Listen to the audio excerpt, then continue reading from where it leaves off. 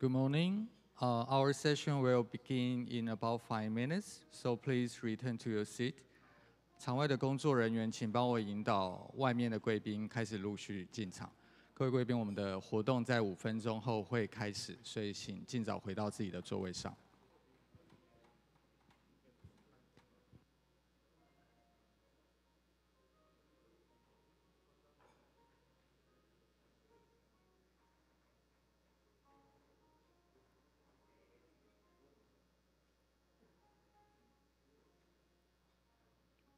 在开始之前，因为我们昨天清场的时候少了一台口译机，所以如果不小心把口译机收到自己袋子的伙伴，再看看自己的袋子有没有多一台口译机，那再还给报道台那边。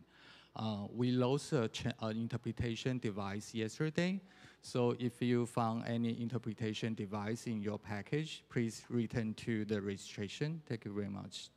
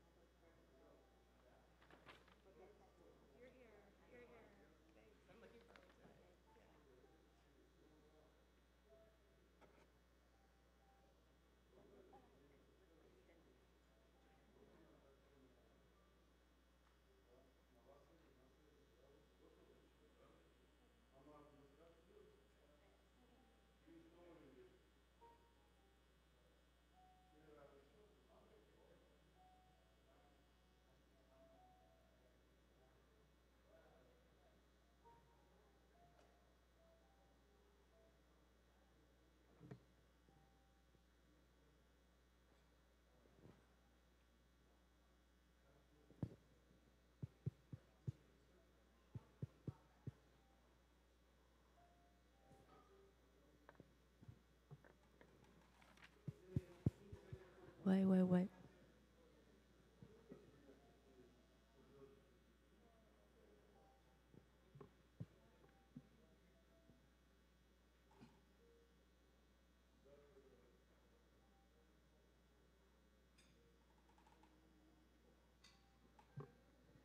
大家早安，我们即将开始2023国会开放与监督论坛第2天的第1场活动，专题演讲开放国会的全球经验。那我们今天欢迎到的是主持人露露，然后以及来自2位国际的讲者。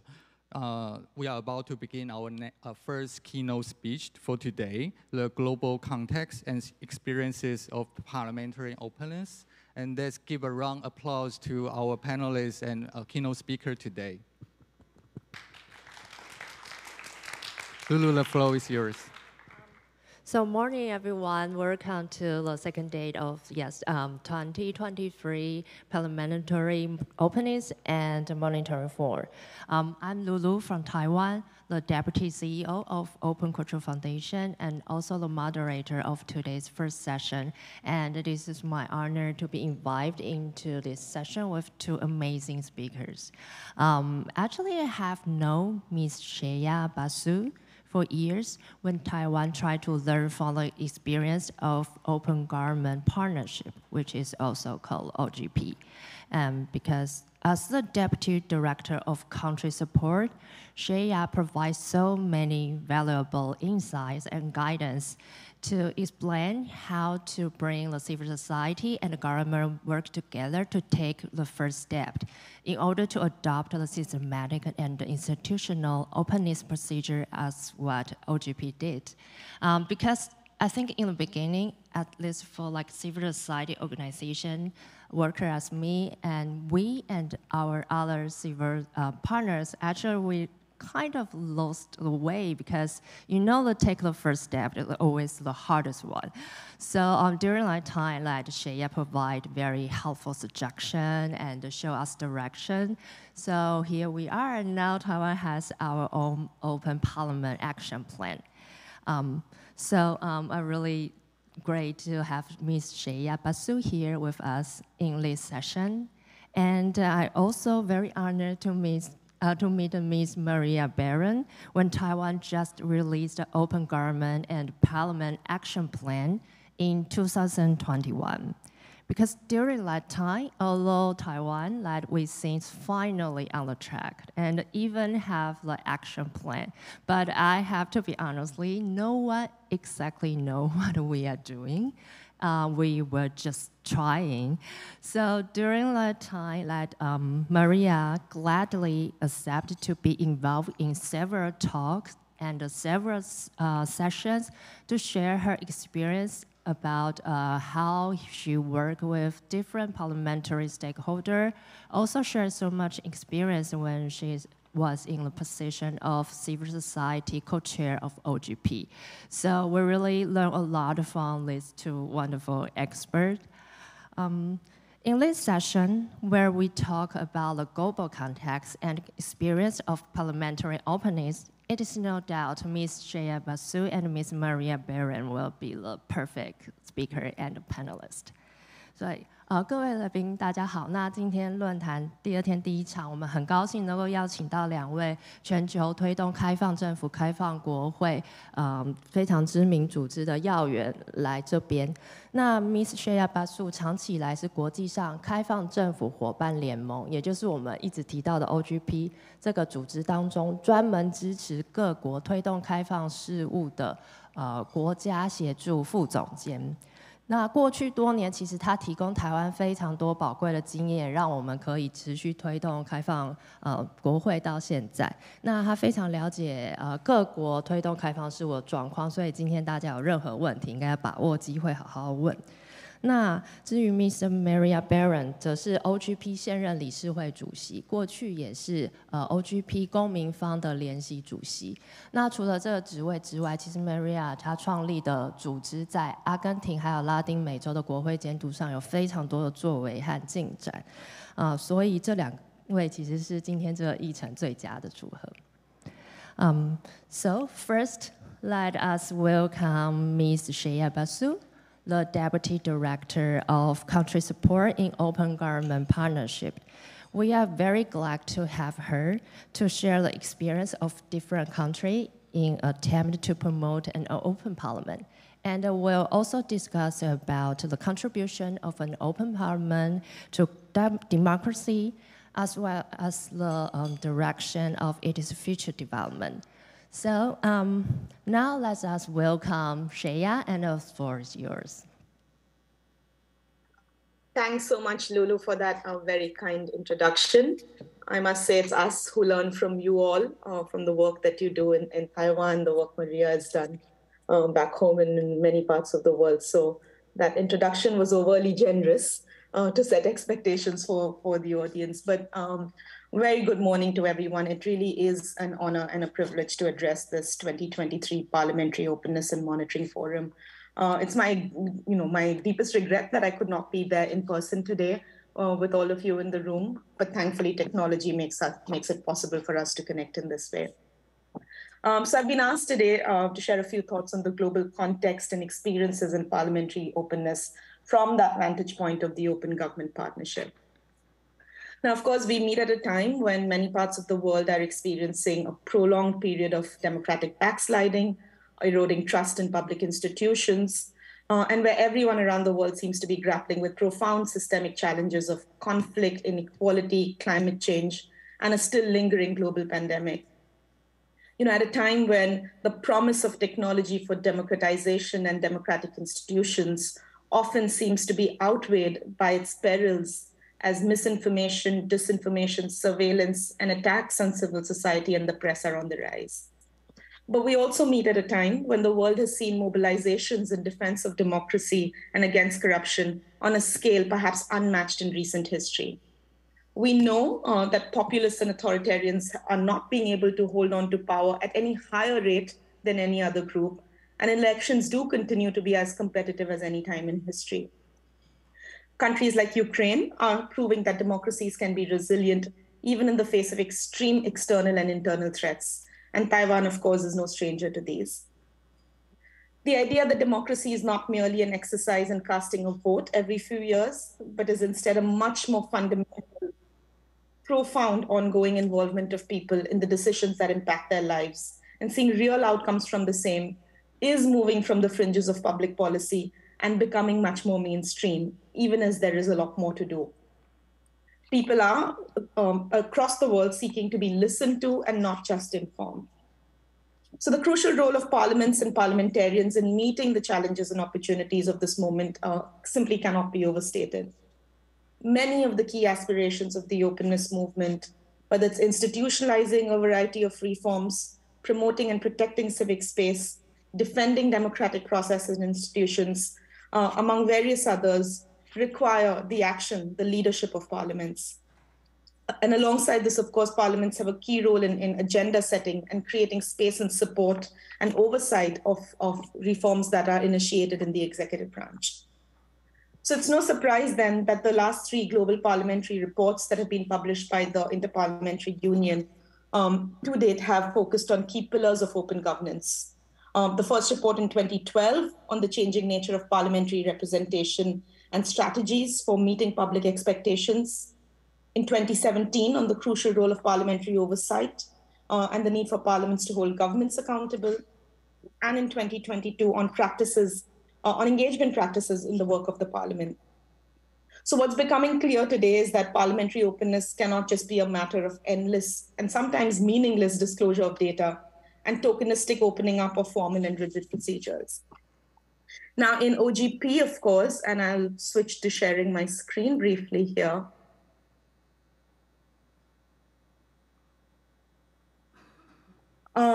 At the Open Government Partnership, of course, parliaments have played a leading role from the very start when it was founded over 10 years ago. And they have enabled the delivery of landmark open government reforms, whether it's whistleblower legislation in Ireland, the right to information frameworks in Kenya or Paraguay, or beneficial ownership transparency legislation in places like Armenia and Nigeria. Concretely, in OGP, we see parliamentary openness manifesting in 4 crucial areas of action that are outlined in our parliamentary policy, which was actually led and shepherded by Maria Baron, who you have in person in the room here. So the real expertise is thankfully there in flesh and blood with all of you in the room. So we see, as I mentioned, we see 4 crucial areas of action for parliaments within the openness agenda. One is in their role as legislators. parliaments can champion open government values by introducing, reviewing, and ratifying legislation for open government, as well as for approving budgets for open government reform. As of about 2 years ago, approximately 10 to 15% of all OGP commitments that are made across the world require legislative action in some form. The second is around ensuring parliamentary oversight, where of course parliaments have a key role in holding the executive accountable for open government reforms and opening up its own oversight processes to public scrutiny. The third on what has been classically the open parliament agenda, where the principles of transparency, accountability, participation, and inclusion are applied to opening up the parliamentary institution and processes itself. And fourth and final, but not in any way less important, parliaments have a key role in fostering cross-party dialogue and support needed to advance and institutionalize reforms and take on emerging challenges, whether it is on regulating platforms and disinformation, whether it's on understanding how regional instruments such as the Escazú Agreement in Latin America can really take root in country processes and reforms. So let's take a little bit of a tour around the world on what this looks like in practice. In terms of legislation, we've seen some really good examples coming out from the countries that we have been working with.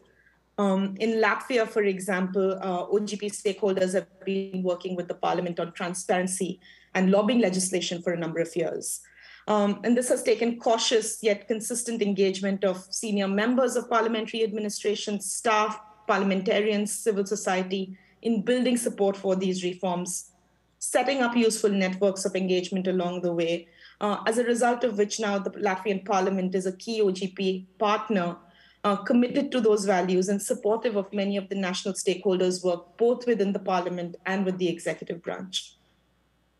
In Nigeria, domestic OGP stakeholders working on beneficial ownership transparency recognize that parliaments would be absolutely crucial to enable legislation that would ensure collection and publication of beneficial ownership information.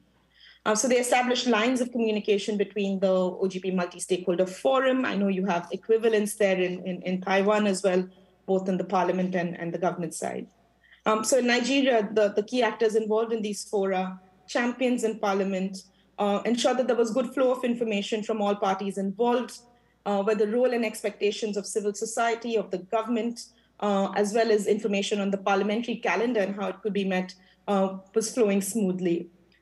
Implementation of the commitment was ultimately successful. Of course, this is always a work in progress type of reform, but implementation is well on track, precisely because the support could be secured for passing crucial legal provisions.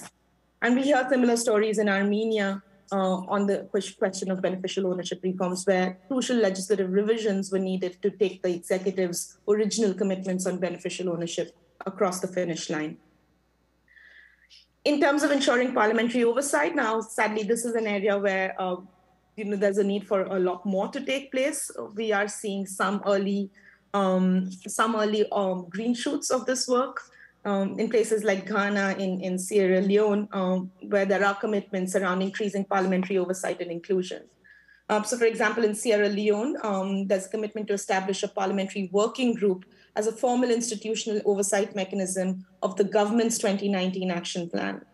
That commitment also aims to increase the inclusion and participation of women and other marginalized groups in such parliamentary activities, as well as matching that through equitable budget allocations and increase in diversity in candidates for public office.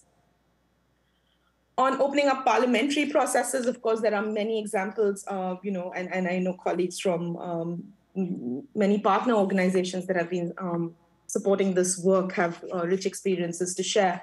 But some of our best examples come from places like Estonia, where the parliament has led commitments to improve their practices of publishing legislative committee meeting minutes online in a timely manner. And as a result, these are now available in open formats on an average within 3 days of these meetings. Delays are no longer common.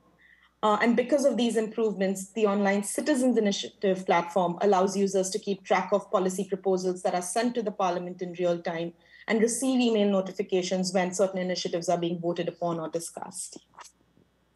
In New Zealand, prior to 2016, citizens were only able to freely access primary legislation online.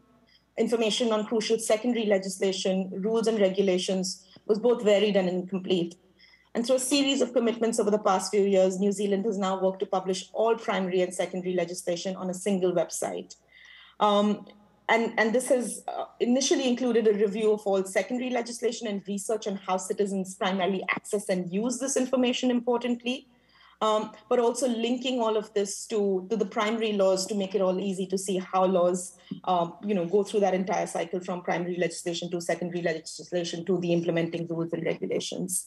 And this is crucial information that's now being used by environmental groups, for example, in advancing some of their advocacies with the Parliament. In terms of fostering dialogue, we are seeing, examples from the Netherlands where tough, tricky issues like transparency of online political campaigns is being discussed within the House of Representatives with the support of organizations like International IDEA. But we're also seeing cross-party dialogues being held around and parliamentary hearings on issues such as gender, political finance, climate agreements. Now, these might not take the form of reforms and legislative changes immediately, but this is a very crucial space for emerging issues that have no set standard recipes for tackling, for them to be discussed within parliaments, but also for cross-parliamentary dialogue across national borders, for lessons to be learned from each other. So what are we learning from all of this experience in OGP from parliamentary openness? First and foremost, that public engagement and collaboration with civil society is mutually beneficial. OGP's own data validates this, where we see that when co-creation is strong, there is greater ambition, there are better results. The Interparliamentary Union also posits that legislatures where there's systematic interaction of civil society groups, where that's the norm, the approach helps to achieve major positive change. And this is important because if there is a second lesson, it is that we've learned that there is no place for complacency. This is work that needs continuous work and investment. It saddens me to share an example from Georgia. It was one of the first countries in the OGP sphere to embrace open parliament, develop its own action plans, institute a cross-party working group within parliament, as well as invite civil society to collaborate.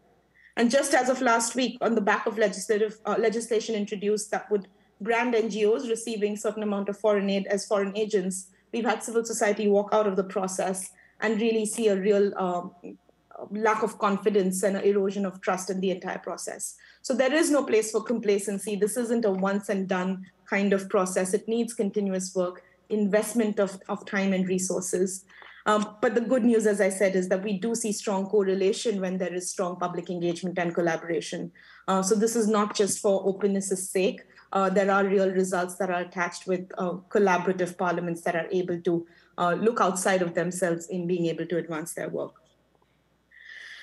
The third, yes, separation of powers is crucial for effective functioning of all pillars of democracy and proper oversight. But there's also a need for joined up action, and as well as this is actually possible. For many years, and Maria can attest to this, we've heard this argument sometimes come from countries that, separation of powers means that, we can only have the government, have its own track and the parliament have its own track, and civil society sort of has to shuttle between the two to try and connect these agendas.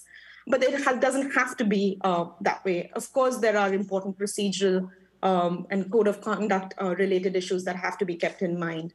But as with the examples that I shared earlier from Nigeria, from Armenia, from Latvia, in places that are very diverse and have very different systems, we are seeing that it is possible for coordinated action. It is possible to have coordinated action. So in Paraguay recently, for example, there is a formal coordination space that has been set up between the Parliament, the National Anti-Corruption Secretariat, and the National Integrity and Transparency Team to promote integrity agendas as a collective contribution to their National Integrity Plan for 2021 to 25. And in OGP, we are seeing evidence that where parliaments participate or are observant and active in the overall national open government or OGP processes, they do help advance co-creation and implementation of commitments at a better rate. So this is what we are now recommending, that wherever these agendas are taking place, that they not take place in complete silos, and that there are complementarities there are complementarities that are explored between what's happening in the open parliament space and what's happening in the executive branch's sort of open government place. Fourth, I mentioned this briefly, while the reforms related to oversight and accountability are incredibly important, this is an area where the partnership and members across this partnership are lagging behind. Effective parliamentary oversight of the executive branch is key to the integrity of democratic systems. And so this is an area where we would like to see a lot more take place in the way of procedural transparency in terms of participation, in terms of ensuring that the institutional strengthening measures that are required for proper oversight and accountability to take place are actually put in place. And that probably leads me to my last and final lesson, John, and this is something that we are also applying as we move forward in our new strategy for the partnership as a whole for the next 5 years. That is that culture change takes time. It's not going to be solved by 2 or 4 year action plans, whether they are from the parliament or from the executive alone. You need longer term strategies. Action plans are an extremely important tool, but not the only tool. Ultimately, the openness agenda, as I said, is about culture change. In parliaments, in people, and how they engage with their parliaments and democratic processes. And for that, you need strategies that build understanding, awareness, and public and political support for this agenda. You also need to invest in the capabilities and skills needed to get engagement and participation right. So we are hopeful, and we would love to support countries around the world doing this work to ensure that the committees or forums that are in place that look after, that are custodians of the open parliament, open government agendas, look at their mandates much more broadly going forward than simply producing and monitoring consecutive action plans. So those are just a few thoughts, a tour of the world, if you will, on what's happening with this agenda. But as I said before, the real expert on the issue comes after me. So I'm very much looking forward to hear what Maria has to say about all of that, because her leadership on this agenda as a former co-chair of the partnership has been absolutely crucial. So thank you once again, and I look forward to learning more through the course of the day. Okay. Thank you, Shreya, for your very clearly guideline and experience from a different country. So without further ado, now let's welcome Ms. Maria Barron, the Global Executive Director of the Argentinian Parliamentary Monitoring Group, Directorio Legislativo, and the current chair of OGP Board of Directors. We are glad to have her to share her experience about how to find emerging trends and the way that parliamentary monitoring could support the democracy. Also, she will talk about working in the regional PMO networks and the different relationships that brings between CSO and the parliament. And also, she will mention some examples of where those networks exist and the possibility of the new networks in Asia.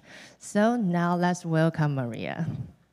Thank you, Lulu, for that generous presentation. And thank you, Shreya, of course, for that very, very comprehensive concepts on open government and open parliament. And I'm really, really happy that you had to make this presentation and not me, because it's, as I know you, it will be a lot more deep than I would make it. So thank you very much. And also I want to thank NDI, WFD, and CCW for the event and for bringing me here from far, far away. And so I would like to talk today about how the experience that we've had in Latin America in creating the Latin American Network for Legislative Transparency. This is a network that we created in 2009/10, and also sort of the journey that we went through up until today, and how this has been with the good and the bad since we tried this idea of collective work. And so the first thing that I would like to say is sort of the context is very favorable for us in Latin America, because all of the countries, or most of the countries, speak the same language, and we share a lot of our culture background. And so that, in a way, is given to us for us to create these networks on Parliament or on any other thing. This is not the first network that exists. And so we had the sort of that web that fortunately we have in Latin America and that exists for many other sort of civil society or democracy issues. This is only just one. But this happens to be the issue of today, and this happens to be that we created it in Directorio Legislativo and a Mexican organization called Fundar. And also, as I was saying, the context gave us the possibility, as there was in Latin America, an organization or a network of parliamentarians. So given the context that an organization of parliamentarians already existed, gave us a lot of sort of push and a lot of energy to create an organization or a network of organizations, civil society organizations, that would sort of have in mind as an objective the transparency of the parliaments. And so, as I said before, this network was created in 2009-10. That's 13 years from now, and as you may imagine, we have gone through really good moments and bad moments. The first, but first I would like to say maybe 4 or 5 things that we had in mind at that moment that I think really allowed us to be here today to tell you the story that the network still exists. And I would say, so the first one that we had in mind is how or who should be part of this network. And now that in Asia you're thinking about creating a network, I think could be a good sort of advice to share. We had in mind that we wanted organizations that were sort of parliamentary focused, really experts on parliaments, but also organizations that had democracy in their objectives and in their missions, and that sometimes did parliamentary work and sometimes did executive or judiciary. So we wanted a sort of a more broad objective of the organizations, and also had in mind that there are other groups that are not civil society organizations that could be maybe teachers at the universities, or maybe students that usually group themselves into sort of tech groups and follow parliamentarians through the social networks or what have it, that usually exist and then sort of sunset in a way. And then another group exists with another objective, but we wanted to have all of them sort of together. And I think that was a good thought that we have, because we created sort of a front of sort of different origin of different organizations in each of the countries that we wanted to be part of the network. At the beginning, we were only 5 countries, and now we're 13. In Latin America. And so that's the first thing that we had in mind, and I think was a good thing that we sort of materialized. The second was sort of, you know, why we would get together, for what. And so we thought that it was a good idea for us to create sort of a knowledge product. And as you may know, that knowledge product that we created is the Latin American Index for Legislative Transparency. This sort of idea of how to measure the parliaments, and in a way to sort of break that rhetoric that we had with the parliament. So you are transparent, so the parliament said, you know, we're transparent, and we said, no, you're not. But this sort of index showed us where they were transparent and where they were not, exactly Do they have a specific resolution or a provision within the parliament, yes or no? Is it implemented, yes or no? Or do they have this such and such information published, yes or no? Where is it? And all that was measured. Of course, the first years in the different countries, the methodology of the index was really contested. But so we know, and we knew then, that the methodology that we chose was one methodology, and we could have chosen another methodology, but the results would be the same. So you have that information published, yes or no? That's the idea that we wanted to show, and to not leave sort of the loose strings to a dialectic exchange. This is really, really concrete. And if you go to each of the measurements, you will see if the parliaments have gone better or have gone worse throughout the years. And so far, we measured this index in 2012, 2014, 2016, 2018, 2021 because of the pandemic, and this year we're going to measure it for the 6th time. And so and we changed the methodology once. So again, we can change the methodology 1,000 times, but the results will be the same. And that we had really, really clear, and we had really strong and tense conversations with parliamentarians about this.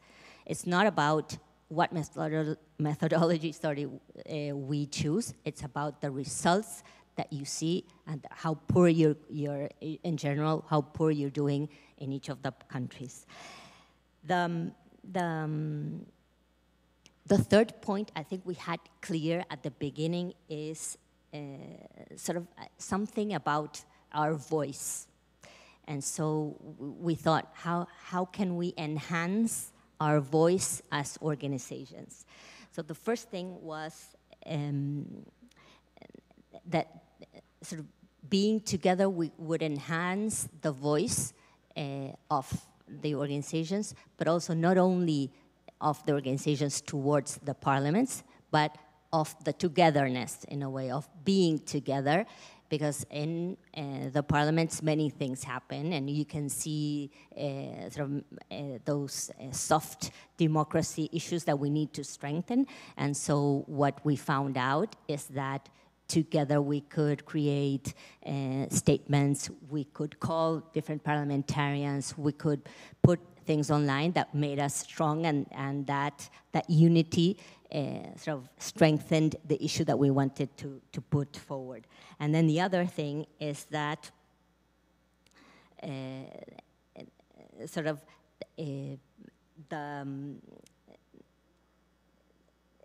was sort of from that was the first one, was sort of from inside to the outside. But then from the outside to us, from other organizations, usually international organizations or international governmental organizations, it was easy to communicate with us because we had one voice. So one voice that gathered all of the organizations, that we could bring, I don't know, information about our different parliaments with a click.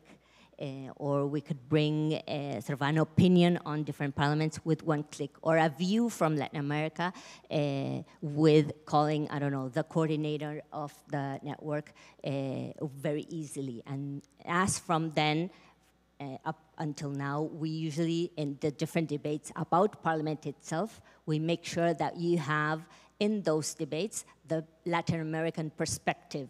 And that is something that gave us, the different organizations that we have today, sort of the strength and the relevance of our voice.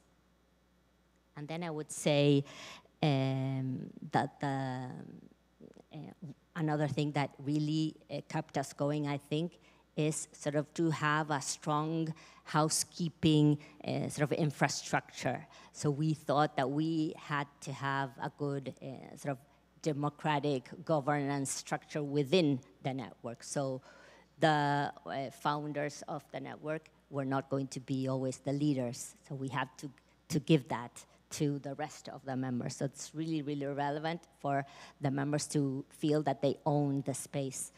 And also one relevant thing, and don't kill me for saying this, but we thought that this network was going to exist if we had funds for the existence of it or not. So if one day we didn't have the funds to make it function, we didn't care. We're going to keep with our objectives and keep it running regardless. And of the 13 years that that the network exists, I would say maybe, I don't know, 7 years we had funding, and the rest we didn't.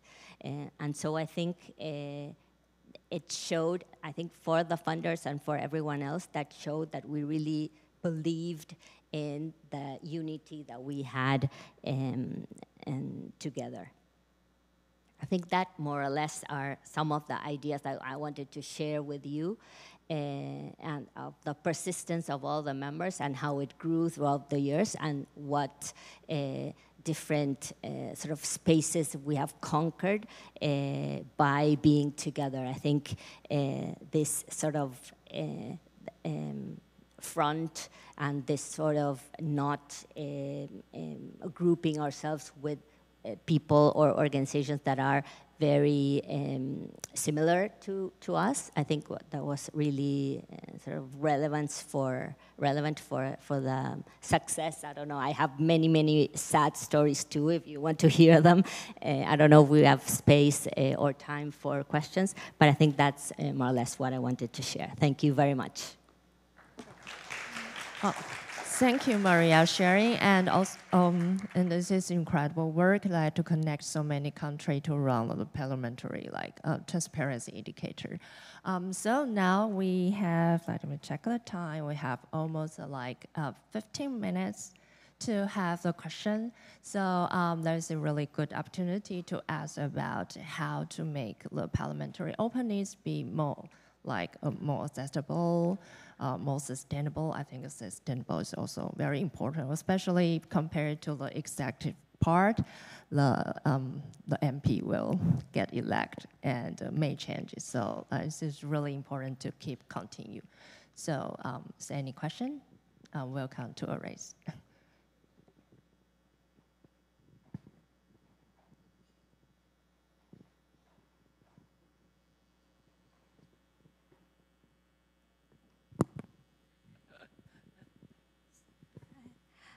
Hello, nice to meet you all. I'm Claire and work in Open Culture Foundation. So we are also the civil MSF in Taiwan Open Parliament Action Plan. So I'm curious about, in your experience, can you give us some advice how to make more interaction, to engage more citizens, to engage in the Open Parliament Action Plan? Because in Taiwan, for now, I think the interaction is a little limited between the legislative MSF and civil MSF. So that means I think in Taiwan civil society, the citizens is unfamiliar with what we are doing for the open parliament. So also we are working hard to push the parliament to open more data and to engage more participation way for the citizens. But I think the civil society is a little don't know how to engage this open access to their daily life. So I think that's my question. Thank you.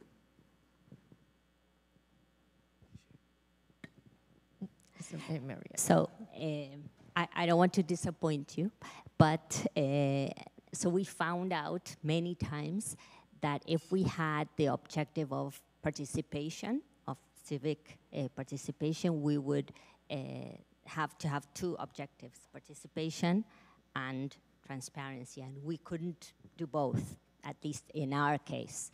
And so and when we involve sort of the public, generally, it's because of something that we've done regarding transparency. And so in the case of the index, for example, and in this case, I'm talking about our organization, maybe not the network itself.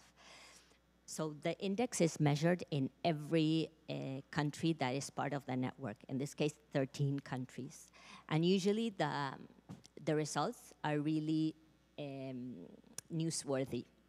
And so usually every 2 years, all of the first pages of the newspapers sort of cover the bad situation where the parliaments are situated today in each of the countries. And in that moment, just to mention this one, is where a lot of citizens get involved. And so there's a lot that sort of spikes the social networks, and they start writing to the different parliamentarians of why this is a situation.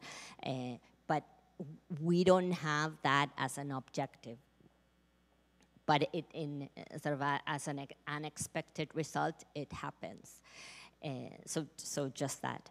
And then so in our organization, we work a lot with universities that are with people that are studying maybe social sciences in general, and that are part of volunteer initiatives or campaigns that we usually undertake, and usually in the social networks, or sometimes doing research in the social networks to get data. But it's not our sort of objective. But as I was saying earlier, there are in many countries those sort of groups of students that that get together, and that usually in my experience is what they do is they divide, I don't know, the 257 members of one parliament into 1,000 students, and I don't know, 30 people follow the networks of one person. And usually, in my experience, that sort of brings a little bit of tension between the parliamentarian and the students or the group of people, because usually they don't, the parliamentarians don't know who these people are or what they want, and there's a little bit of harassment. But that's sort of about it. Yeah, is Shreya, did you want to add anything? I mean, look, I think we have to be realistic in expectations of what that citizen engagement piece looks like. I feel like wherever the conversation, whether on the parliamentary side or on the executive branches sort of processes have gone, where we've seen attempts to have sort of, for example, say in early parts of deciding what will be on the parliamentary openness agenda or the governmental openness agenda. And we've seen a lot of public consultations that aim to reach citizens, done with good intention. But the backup, the foundational work on making sure there's actually political support for this agenda, that there is technocratic understanding of some of these reforms. Unless that work is done, sometimes what it ends up doing is just raise a lot of expectations that are ultimately unmet.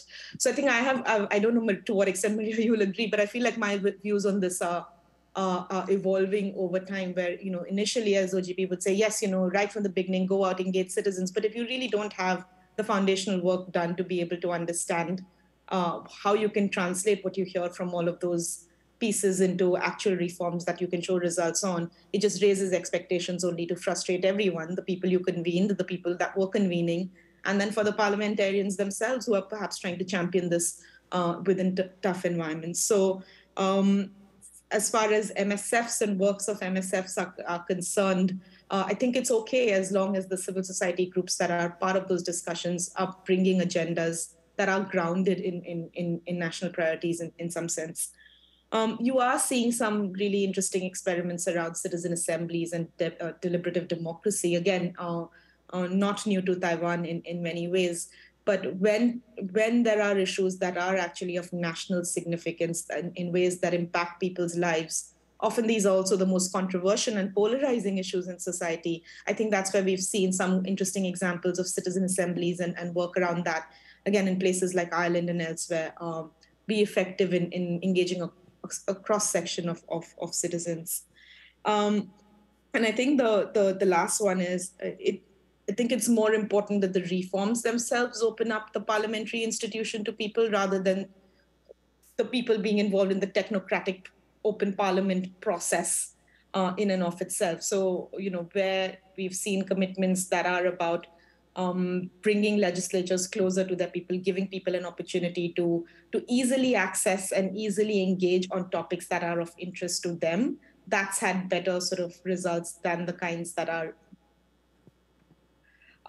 sort of reforms that are done with a sort of a wholesale appeal, assuming people will come, release the data and people will come. We've seen examples outside, I think, of OGP as well. I remember from a few years ago, initiatives from Bhutan where simple things like linking up, remote video conferencing between parliamentarians and constituencies that were in extremely far-flung places being effective. But I think it's in that where you are giving the space for parliamentarians to be accessible and accountable to their constituents, giving ways in which people can choose to engage with things that they most want to be involved in, rather than assume that everything that comes out of this agenda will somehow automatically see a lot of citizen engagement. And then finally, of course, I think it's okay if MSFs remain places where expertise and sort of technical and political work is done, so long as the actors there come in there with the best intentions of representing what are issues of national priorities and not just narrow organizational issues or interest. I just want to say one. And also to derive from what Shreya was saying, I think so many times us organizations, I think, fail to think why, sort of the why we want, or why would we think the involvement of civil society would be better, and in what sense, not to say no, but just to analyze what we think could turn sort of the needle. And there are many sort of answers to that, and there are many examples in the different parts of the world that have gone well, and some examples that stayed the same. And there's a lot of, I think, literature around that. I think one of the best examples that I know of citizen involvement that has gone well is the Panama example that I always mention. But it's very sort of directed into one specific issue that they wanted to enhance. And so what they've done is they've allowed people to bring an idea to Congress, as simple as that. And so you can go physically to Congress and express orally the idea that you have. And there are limits to the ideas that you can bring. And so a person turns that idea into writing. And of course, there needs to be sort of a research in the sense that that doesn't exist already in the plexus of the specific country, and that turns into a bill, and there's times for the parliamentarians to debate and vote on it, and then it becomes a law. And this has existed in Panama since around 1998, 99, and they have around 1.5, 2 of these origin of bills a year. And so that's a lot of sort of ideas that citizens come to Parliament and bring it. But this is sort of, I think, a different idea of what you were saying. This is how to involve citizens in the sort of decision-making process to sort of bring a solution to their lives, as opposed to just participate just because. And because we need people, I don't know, maybe monitoring or maybe, I don't know, sharing ideas in the social networks. I think what the interesting thing of the Panama example is that it really changes the dynamics of the parliament and the production of what the parliament, because each parliament wants to sort of transform with norms a specific country, and that they have transformed it, with the ideas that the citizens bring. I think it's great. But I struggle with just participate because. Yeah, Thank you, Maria, at 8 point. So before we end the session, we still have the time for one more question. So, Thank you so much. I'm Edip Bilal from NDI, North Macedonia, actually. It's not quite a question, but I just wanted to share a little bit of our experience in North Macedonia with our assistance that we're providing to the Assembly of North Macedonia in terms of their co-creation process under the Open Parliament efforts. Some of the things that we have found as challenges, and I really appreciate the fact that Shreya had the time to share some of those points that are perhaps similar, and also Ms. Baron as well, but I think we have been able to identify that we've done a lot of work in terms of assisting Parliament in their technological advances or in their digital transformation with a new website, with an open data portal, with streaming cameras, with hopefully an upcoming Open Parliament TV studio to provide content. We see that it's really difficult to implement technology in an institution that hasn't done it, so to say, gradually, so it's a big opening salvo for them. And maintaining this and making it sustainable for Parliament is really difficult, I think, in the long run. And we're just learning that as we go through this process. So it's really important, I think, for ourselves, and I would love to learn from others' experiences in terms of how to make this sustainable, not only in the technology aspect, but also in terms of making Parliament sustainable, making it an institutional commitment from them, because I think it's temporary for the moment. It's shrouded around leadership that wants this, but I don't think the institution as such is ready to maintain that in the long run. So the other thing that you mentioned around oversight, this is again exceptionally important, but I think the government plays an important role here in creating that dichotomy, so to say, or that relationship between government, a supply side and a demand side from Parliament is exceptionally important as well. And we're having a hard time finding those champions, mainly among politicians, so to say, who would like to drive that ahead. And I think when it comes to technology as such, I think we need to also look beyond technology immediately, because it not only does it help bring Parliament closer to citizens, but it also creates a certain type of divide among others who do not have that technological prowess to approach Parliament and so on.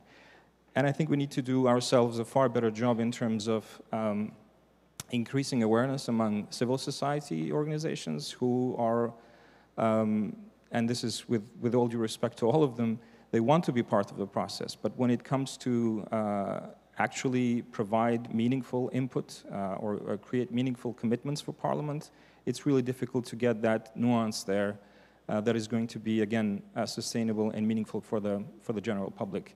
And I think trying to build these partnerships is essential. And we will be embarking on a new co-creation process now, so I would love to chat to Ms. Baron, but also to Shreya at one point in time to see how we can further improve this thing. So any tips on this would be most welcome. Thank you so much. Thank you for your topic. I think this topic is so important. Like, I think especially after pandemic, everybody still want to know is the technology still sustainable for apply in different way. So concerning the time for like Maria and Shreya, you have like 1 minute. Each of you have 1 minute to feedback the topic. Maybe start from Maria or Shreya. I mean for the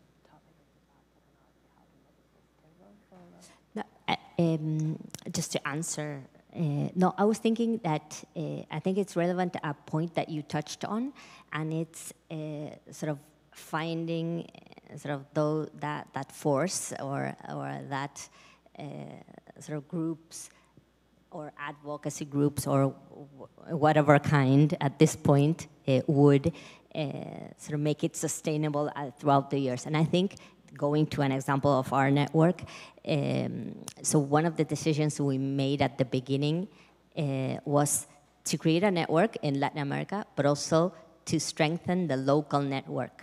So all of the organizations that touch Parliament in a specific country, like I was saying. So the students, the professors, I don't know, the organizations that only do, I don't know, the budget process, but are more on other, finance issues, to get all of the organizations together on the same page. And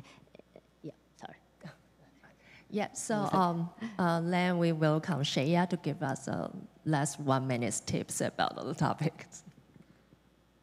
I just want to pick up on where our NDI colleague from North Macedonia left things. I think the first thing to acknowledge is this is hard work, right? I think one big lesson we've learned in sort of there's a lot of merit in sort of the action forcing nature of these 2 or 4 year plans, concentrated activity around, securing tangible commitments, seeing them through. This is absolutely vital, right? We know there are other platforms where sort of things remain at the rhetoric level. But having said that, I think the fact that these things need to be resourced by budgetary resources, the fact that you need cross-party political support, the fact that you need appreciation for this. For me, this goes into a long game, which is about public education. It is about education of civil servants. Now, politicians in many countries don't specifically need to go to a school to become a politician, but I think there is a real education element of all of this that is a long game, that's a long investment.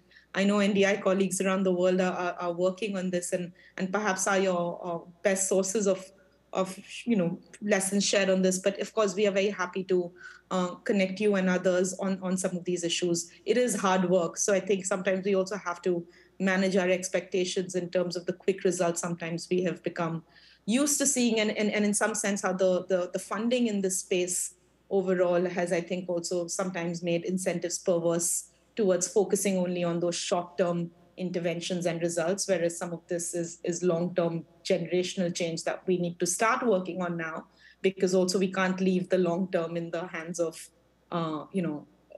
unknowns and leave it to good fortune and luck that things will change, right? Those investments need to start now. And I think part of it is also us collectively making the push to those who are funding in this space to make sure that there is investment in the long game and not just in the short run. But very happy to follow up bilaterally and connect on next steps in North Macedonia. And congratulations on your efforts there, because we've been following from afar. Thank you. Okay, thank you, Shreya. Your last tips. Yes, it's really hard work. So everybody here is like wake up in the morning and come here and start to like have this discussion, because we know this is important no matter how hard it is.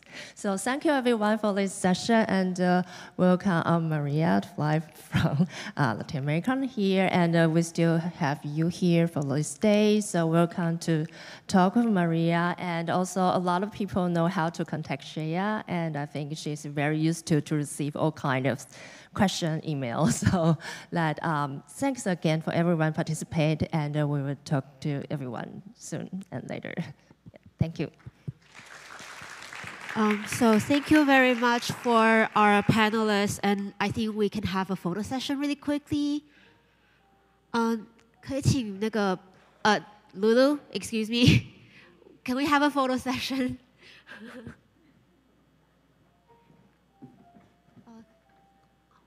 我们可以把画面转到Shreya那边吗？ Oh, she's off. Okay, so it's going to be 2 of you.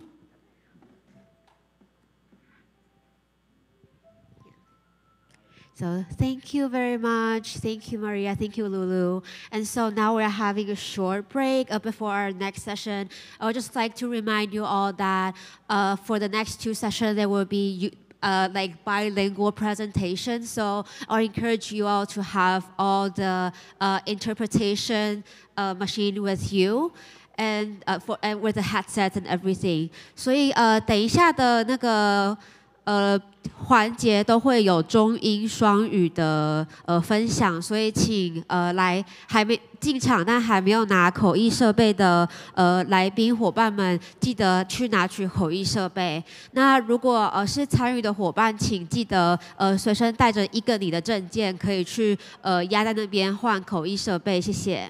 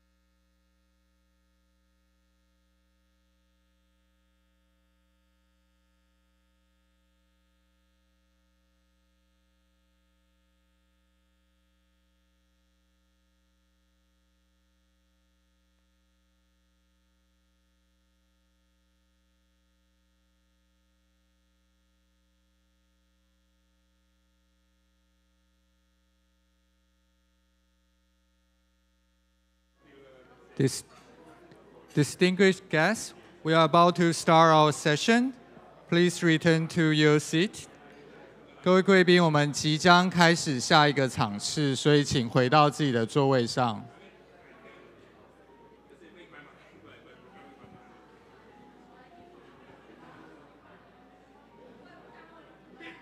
是不是请下一场的讲者 ？Yes.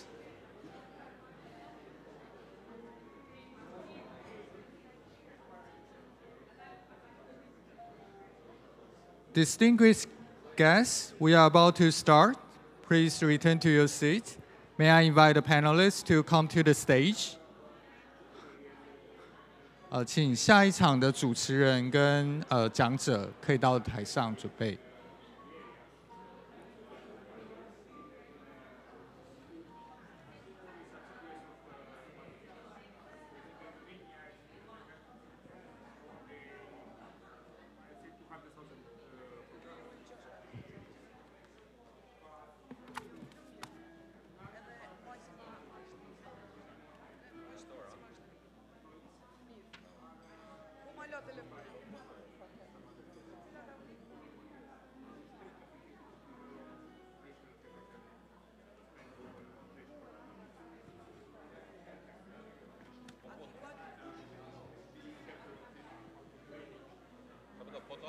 Nice to see you again.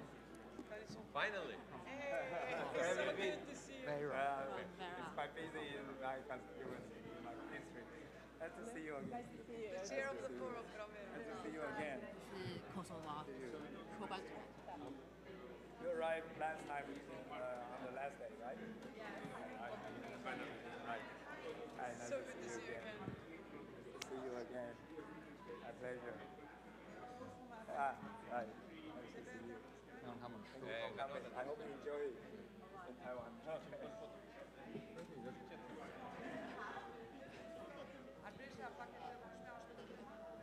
Right. 本来就认识的。对。这一场就是正的。先安排一下。好啊，当面差不多。啊，需要站着。那要不要现在？可以。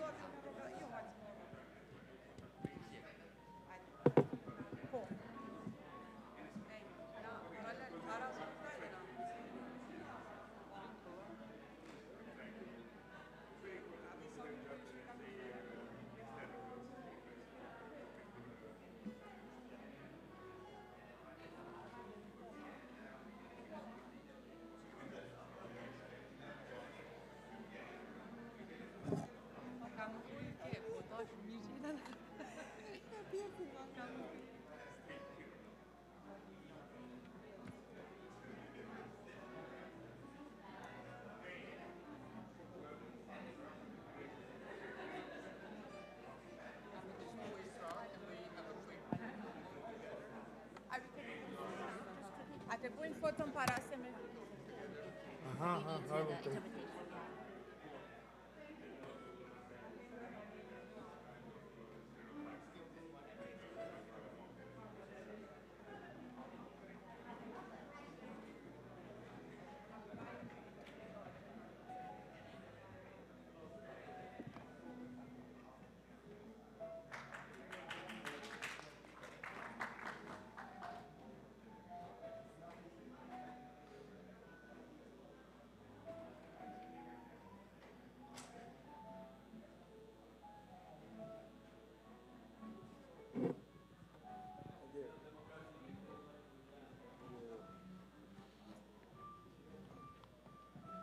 Welcome back. The next session, the topic of our next session is the implementation and expectation of the Open Parliament Action Plan from Taiwan and Kosovo's experience. 我们下一个场次的主题是开放国会行动方案的执行与期望，以台湾、科索沃跟北马其顿的经验为例。那时间就直接交给我们这一场的主持人。Without further ado, may I hand over my time to the moderator for this session? Thank you very much. One after.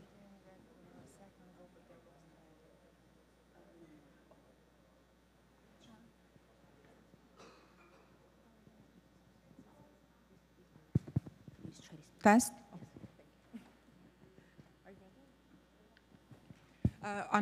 Honorable members of parliament, respected parliamentary staff, and members of civil society sector, colleagues and friends, thank you for joining us in this session. Looking around the room, one cannot ignore the level and the diversity in the audience, so I look forward for the 90 very fruitful discussion to continue the conversation and hopefully to further shed the light on the role of the parliaments in promoting the open government values, but also on the approaches on how to ensure that the parliaments themselves uphold the highest standards of transparency, accessibility, and accountability. Under the OGP umbrella, the engagement of parliaments is strongly recommended to advance the open government reform, and whereas it's up to the domestic actors to determine the form of such engagement, we know that the role of parliaments is essential to introduce, to review and adopt legislation with open government lenses, to hold to the account the executive on implementing the open government reforms, and at the same time to open the parliamentary processes. The discussion today is a continuation from what we heard, very inspiring lessons learned from yesterday, and today we also witnessed an increasing role of parliaments in a broader national open government processes, but today we will focus on the examples from parliaments in Kosovo, North Macedonia, and Taiwan, and with regard to the implementation of the open parliament action plans.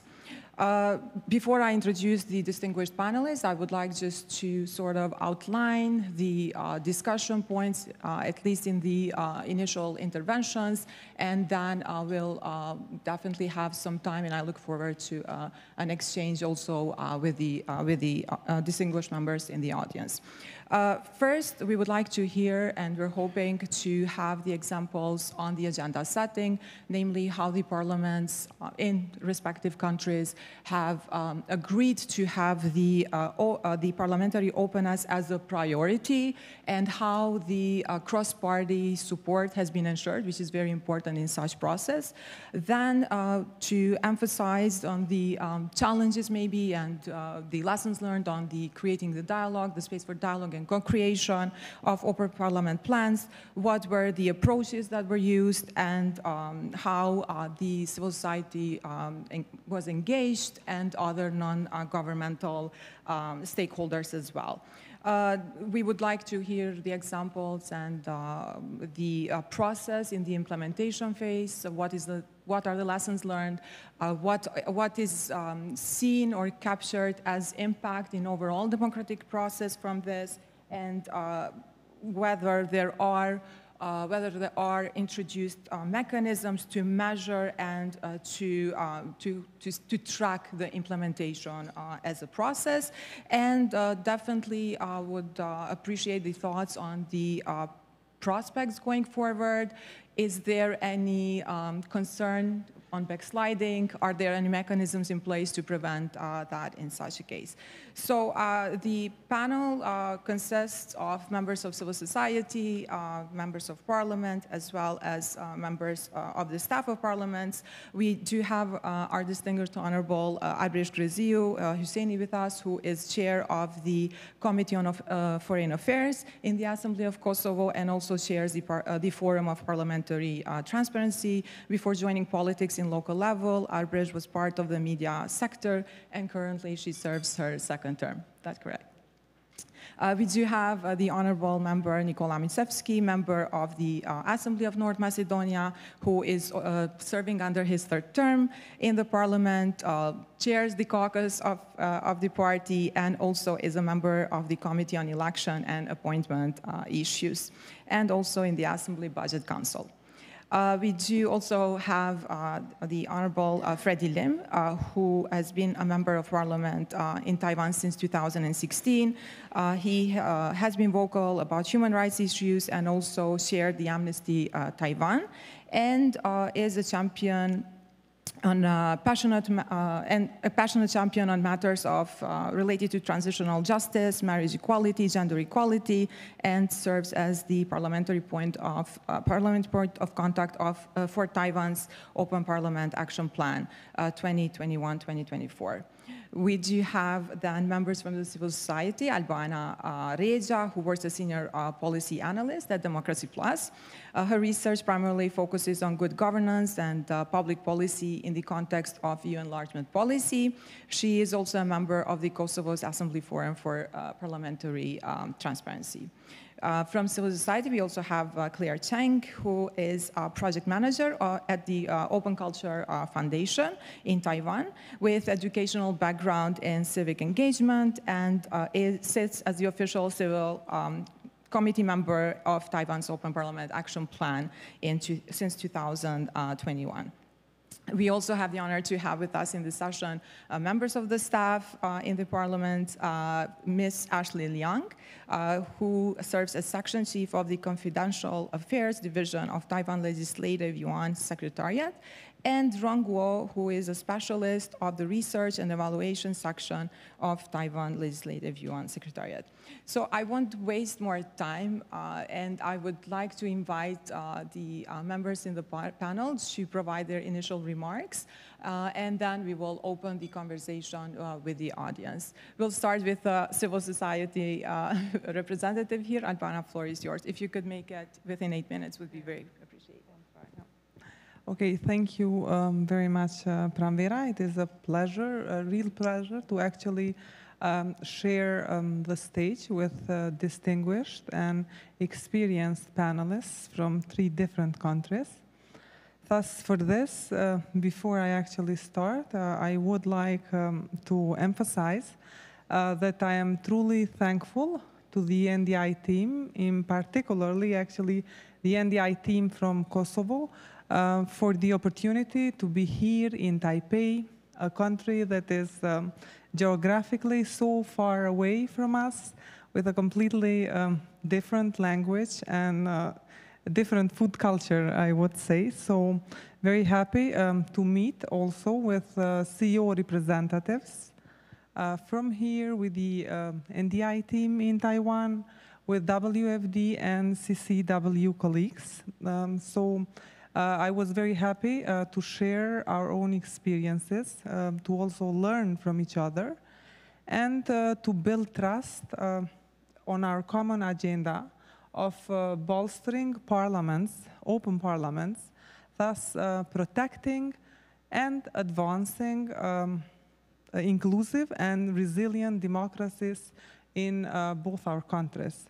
So, going back to the comments or the questions that Ms. Pramvera raised, as a representative of Democracy Plus, a civil society organization that operates in Kosovo, a co-founder actually of the Forum for Parliamentary Transparency, I will try to structure so that it is easier also for you to follow my presentation into 2 key parts. From the perspective of the civil society, so what is the role of the forum and how does the forum actually helps us as civil society members to enhance open parliaments and the core values of open parliaments, as well as how I see from the perspective of the civil society the challenges and the opportunities that we face within the context of the implementation of the action plan that we have just actually adopted a few months before, 2023 to 2026. So first, what kind of opportunities does the forum give us as civil society? I want to emphasize that the forum serves as a forum for discussion and initiation of ideas and activities to further strengthen transparency, participation, accountability, and inclusion for core values for which we've also talked yesterday and today, which are also all 4 considered countermeasures to mis and disinformation. and especially combating the latter is vital for our country, for defending our democracy, as we both, as Kosovo, but also Taiwan, we are subject to foreign malign influence from Russia and China, so it is very important to have these countermeasures in place. So basically the forum gives us the opportunity to meet in an equal footing with members of the parliament and civil servants with full voting rights in order to basically discuss and identify any new activities and interventions that would promote these core values.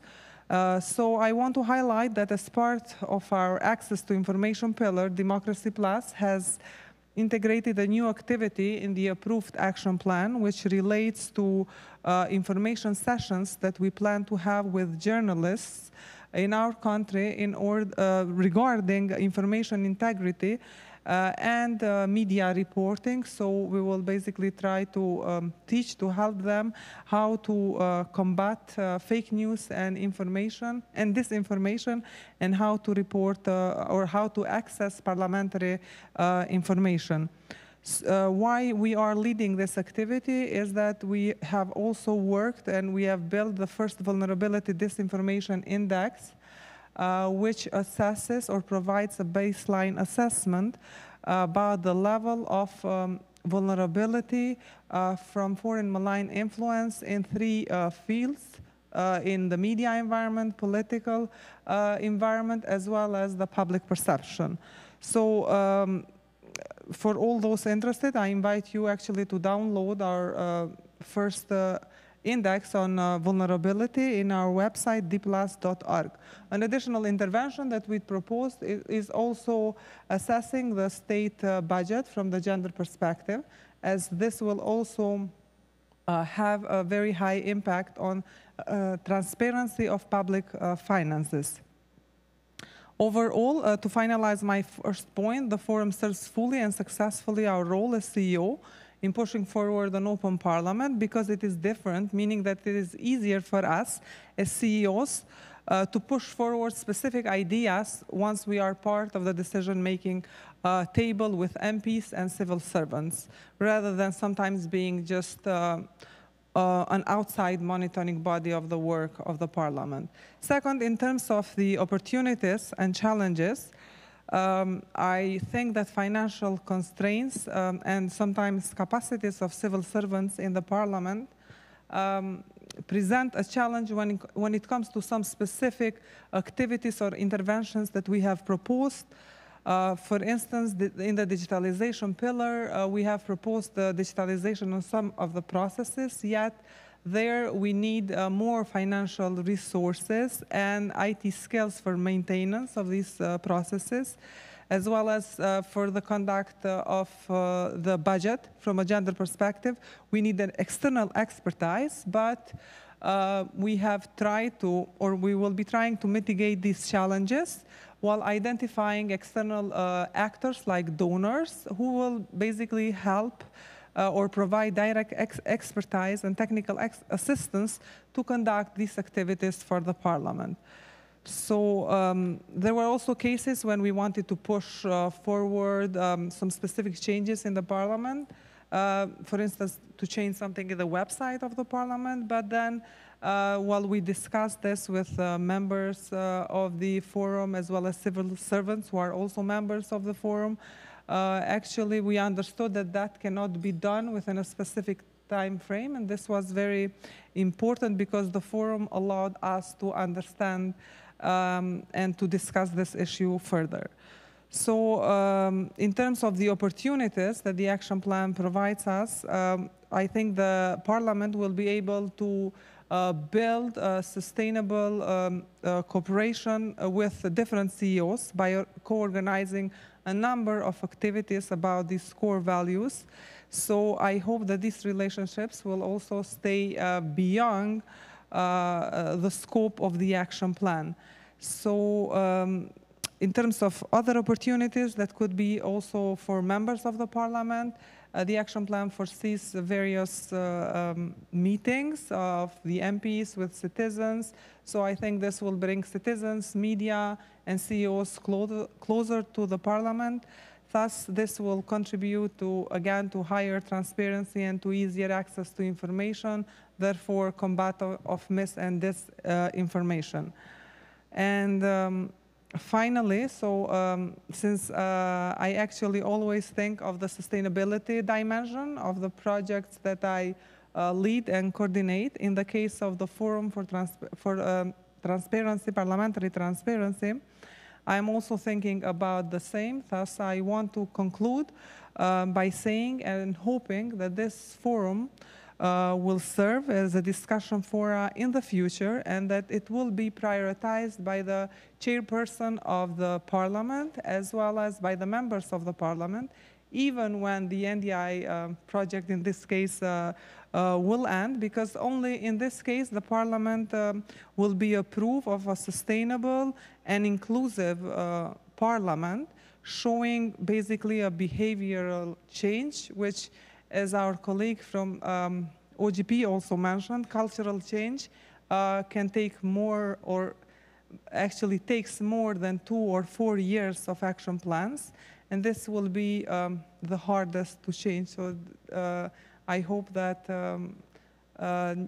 upcoming action plans will be sustainable and supported by the civil servants in the parliaments and, of course, the decision makers within the parliament. Thank you. I hope I was within the time frame. Very well. Thank you, Alban. And now we'll pass the floor to Honorable Crisio. Thank you. It is my pleasure to be here with you today to share Kosovo's experience and progress made regarding parliamentary transparency as one of the main principles of democracy. I am chair of the Forum for Parliamentary Transparency in Kosovo, and together with us we have also Fridon, Driton, and Blerta, which are members of the Forum, and also Albana and Violeta from the CSO section, members of the Forum as well. We make the best team together, so thank you for the cooperation and the commitment. One of the main supporters of the forum is NDI office in Kosovo, which has followed, advised, and supported our work in years since it was established. And today I want to say thanks to NDI for the support on developing capacities and coordination. And of course, a special thanks goes to Ambassador of NDI in Kosovo, Nancy. And last but not least, let me say thanks to a person on behalf of all the members of the forum. It is Afrodita, our program manager of NDI in Kosovo. And she's the person we work the most with. And we know we have made your life difficult sometimes, but thank you for everything you have done and for everything you do with us. Thank you very much. Kosovo is the youngest country in Europe, and in recent years our parliament has become much more transparent and is one of the most transparent institutions in Kosovo, ranked as the second on Western Balkans. Since its establishment in 2001, the Kosovo Parliament has made progress in improving its access to and engagement of the citizens.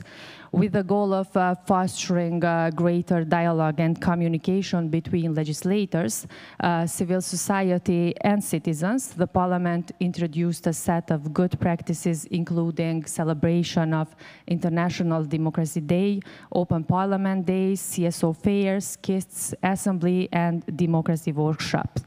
Our parliament is the first institution in the country that opened visitor centers and initiated regular organized tours of citizens. While Kosovo is not yet a member of OGP, as is the case with Taiwan, we both share the goal of internationally recognized standards. We strive to align our action plan with the Open Parliament initiatives of the OGP, key to strengthening democracy in our countries. Kosovo has met many important milestones in transparency and inclusions. In 2015, we became the first parliament in the region to adopt the Global Declaration on Parliamentary Openness, resulting in the establishment of our unique forum for parliamentary transparency, which is composed of MPs, members of CSOs, and assembly staff that serve as an advisory board for the presidency on issues related to transparency. Since then, we have introduced a series of changes, such as upgrading the regulatory framework, developed a set of creative technology-based tools designed to inform the public about legislative business, and also diversified means of direct engagement of parliamentarians with citizens. Importantly, we have developed a culture of the participation of youth. Allow me to quickly list some of the concrete actions we pushed forward through the action plan to promote parliamentary transparency and accountability. Began the regular publication of detailed reports of expenditures to serve as an example for other institutions as well. Approved the information and communication strategy Open Parliament Civic Engagement, which focuses heavily on the development of new approaches for civic and political education, targeting new generations of Kosovars. Endorsed the new regulation for the media and access of the public in the work of the Assembly, giving better access for media to follow the work of the Parliament. Began the publication of the list of the research papers, redesigned its website, which became more user-friendly, and incorporated new tools to increase transparency and engagement with the Parliament. Developed the legislative tracking system, enabling members, committees, caucus, and general public to draft laws at all stages of their drafting process. Created its official Facebook page in an effort to increase presence in social media. Provided training sessions for accredited journalists to build a network and ensure more accurate media coverage on parliamentary affairs. Introduced and continues to conduct town hall meetings to foster more effective communication between citizens and elected representatives. Despite the progress made, we still have work to do to reach the internationally recognized benchmarks. Most recently, we developed and adopted the second Open Parliament Action Plan, 2023-2026. The measures and reforms foreseen in the plan have been identified by Forum, including CSO's members, and enriched with the contribution of the broader audience and other stakeholders that brought to the attention the need to amend the existing principles and norms of parliamentary ethics, as well as establish a mechanism for a proper implementation of the code. Just recently, with the support of NDI, we had the opportunity to learn about the US experience on ethics during a study mission on DC, which encouraged the delegation that MPs must assume a greater responsibility in setting standards and norms on ethical behavior. We will work to further enhance parliamentary openness. We will provide capacity building and educational opportunities for the staff and accredits journalists as well as young students on information integrity. We will enhance our partnership with CSOs and the media. We also envisage a library and a archive accessible for scholars and researchers of parliamentary documentation. We at Kosovo Assembly remain committed to pushing forward the agenda of parliamentary transparency and openness, and we will continue to seek ways to learn and adapt best practices of parliaments in the region and beyond. And at the end, I just want to share some facts with you about Kosovo. In Kosovo, we have one of the most democratic constitutions in the Western Balkan. Kosovo is a country that promotes the principles of equality for all the citizens, and we have a very multi-ethnic society. The vice speaker of our parliament is a woman. one of the leaders of the parliamentary groups is a woman. We have 14 parliamentary commissions. 7 of them are chaired by women. The Forum for Parliamentary Transparency is chaired by a woman. The Parliamentary Commission for Stabilization and Association Agreement is also chaired by a woman. 40 from 120 MPs are women. Our president is a woman. I know that Taiwan's president is a woman. I know that India's president is a woman. Vice President of Argentina is a woman.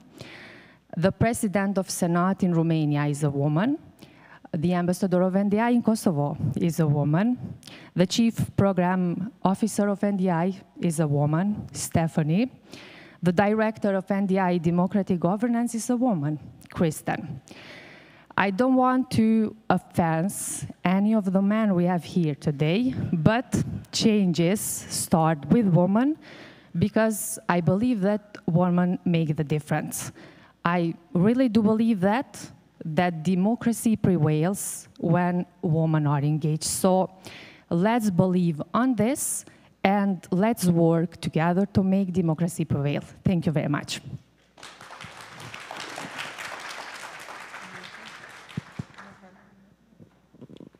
Thank you very much, and especially for this very positive ending of your initial remarks, Honorable Mizewski. Thank you, Pranvera.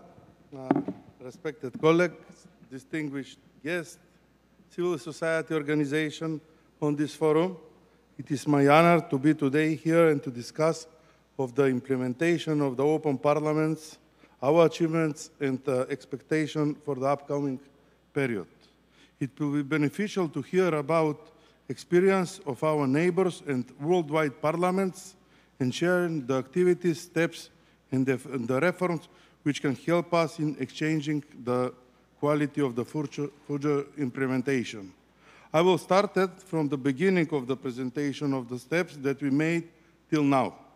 On November 28, 2017, the Assembly decided to establish a working group of the openness and transparency of the legislator to prepare a separate action plan 2018-2020 for openness of the Assembly of the legislative branch of state power organizations.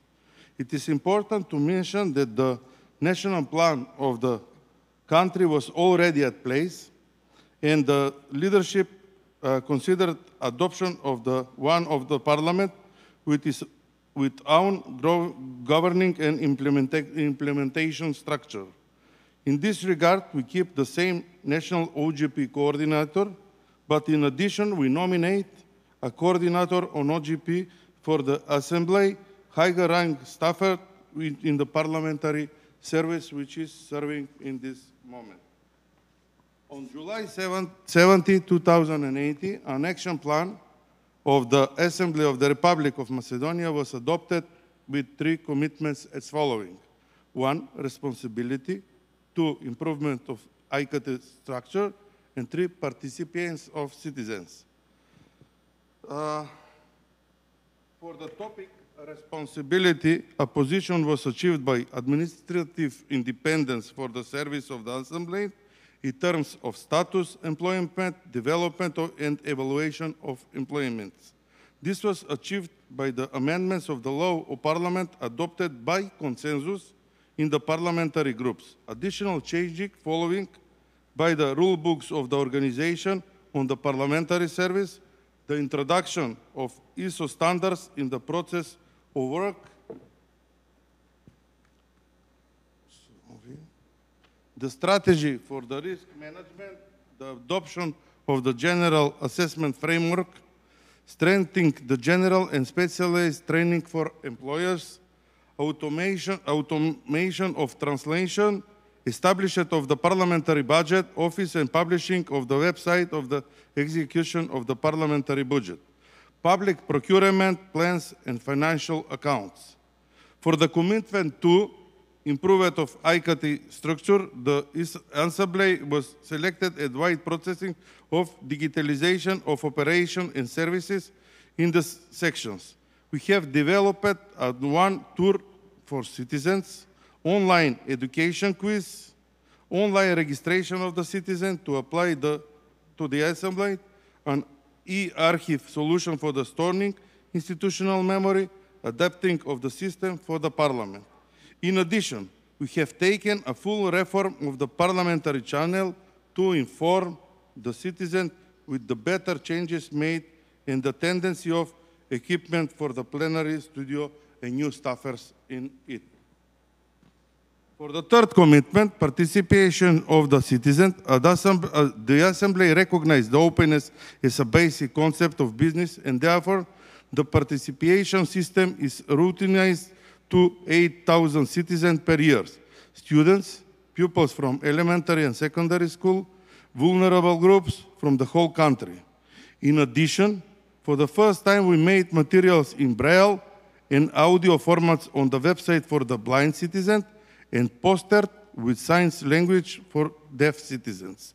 The challenge of this part of the next action plan has the participation of the citizens at the sessions of the working bodies, as well as the use of the rules of procedure for hearing experts in the work bodies themselves.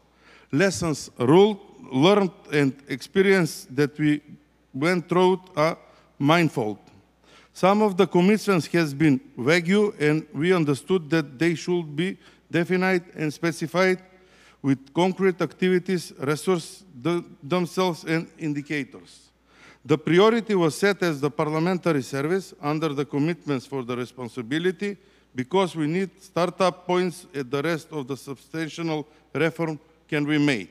Although consulting process took place, it is difficult to locate NGOs that are interested indeed in the reform of the parliament as an institution vis-à-vis their interest only in the agenda and the political struggle. Of course, this doesn't not relate to the partner organization such we have NDI and Westminster Foundation and local partners that monitor the work of the parliament. So maximum involvement of CCOs in the creation, implementation, and reporting of the progress is the action plan is also crucial for our work. The immobilization of the society caused by the COVID-19 pandemic significantly negative has affected of the realization of the action plan in general. Action plan 2021-2023 after an inclusive process of consultation with parliamentary groups, the service of the Assembly and over 90 CCOs are the new Action Plan 21-23 towards the open and government partnership was adopted in June 2021. The new plan has 3 topics and with 12 activities, and we published presentation the funds to finance the activities with Swiss assistance of 500,000 Swiss francs and our own budgetary principles of 135 Swiss francs, shown ownership of the process. The first commitment is Parliament for Citizens with open response and other recovery from COVID-19 pandemic. Given the shock caused by the pandemic, the Assembly has decided to make a new digital tools for the public. An open data portal so the citizen can get most information on a proactive basic electronically. Second, a platform for proposal and invitation from citizens to address invitation and ideas for legislation.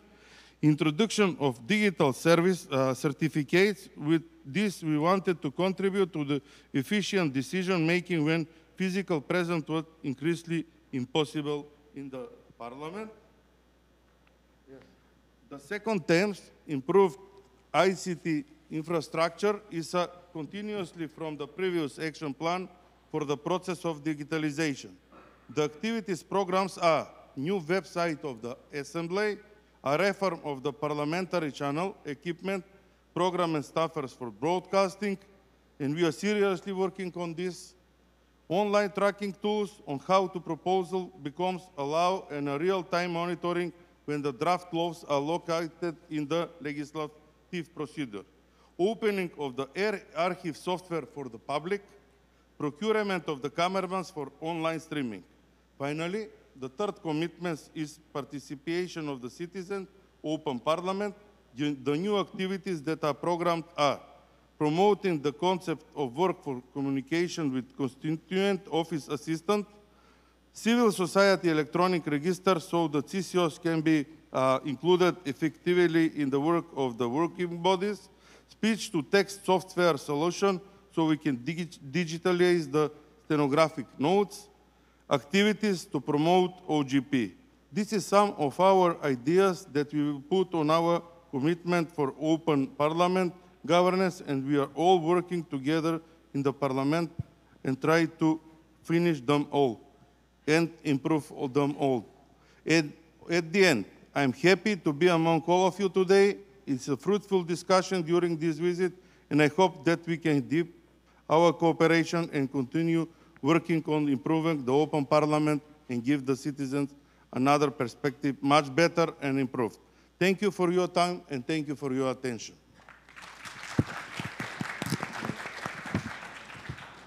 Thank you, and now we're switching from the experiences in Taiwan. Honorable Lim, floor is yours. Thank you, and all the distinguished guests from all over the world. And it's my honor to have you here, especially those who we have met in Copenhagen. And it's a pity that I'm sorry that I can't hang out with you like when we were there, since it's in Taiwan and it's in session in the parliament, and also there's a lot of things in the district, and I can't just not answering my phone. So I think you must be understanding. Thank you very much.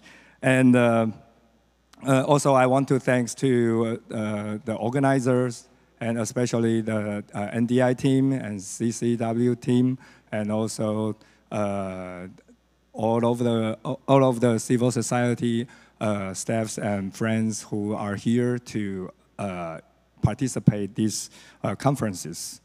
And in my talk today, I'd like to briefly share about the context and the experience regarding the founding of the Open Parliament Multi-Stakeholders Forum and the story we advocate for our first action plan, and also the challenges that we have faced in these couple of years. And as you all might know, that the Open Government Partnership founded and welcomed the membership of almost 80 countries around the world. And the mutual goal is to promote transparency, accountability, and strengthen civil society participation. And all these are the goals that the Taiwanese democracy is constantly working on. Therefore, although Taiwan is yet to be an OGP member state, both the civil society and government actors have been actively participating in many NGO events. During the OGP summit in Canada in May 2019, we announced the launch of planning on our first open government action plan and wish to join the OGP in the future. And a comprehensive open government action plan definitely can't go without the perspective from the parliament. It's not only because the implementation of OGAP needs legislative and budgeting support from the parliament. More importantly, the parliament itself needs to promote the reform on transparency, accountability, and civil society participation. Therefore, I initiated the project of the Open Parliament Action Plan and received cross-party support in May 2020 to bolster the support of the OPAP. Both the Parliament and civil society work together to form the OPMSF.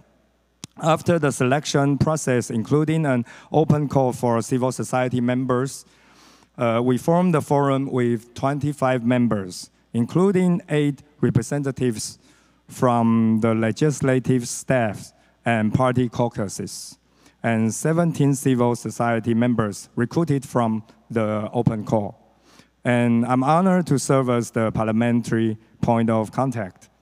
Afterward, we drafted the action plan in coordination between the parliament and civil society, with at least 21 online and physical public forums, 2 rounds of drafting, and 2 public reviews We successfully produced the OPAP after 6 months in March 2021 with 5 major themes and 20 commitments on open parliament. You can, I think you can see the full action plan on our website, and among the commitments there are some accomplished, such as the live broadcast of all meetings in the Legislative Yuan, and full disclosure of parliamentary procedures, and we call V-Taiwan Online consultation platform for petition and advocacy from citizens and more. So some of them are fulfilled and some and more to go. I think our panelists will share more in the details later. So now I want to share some challenges with you. I think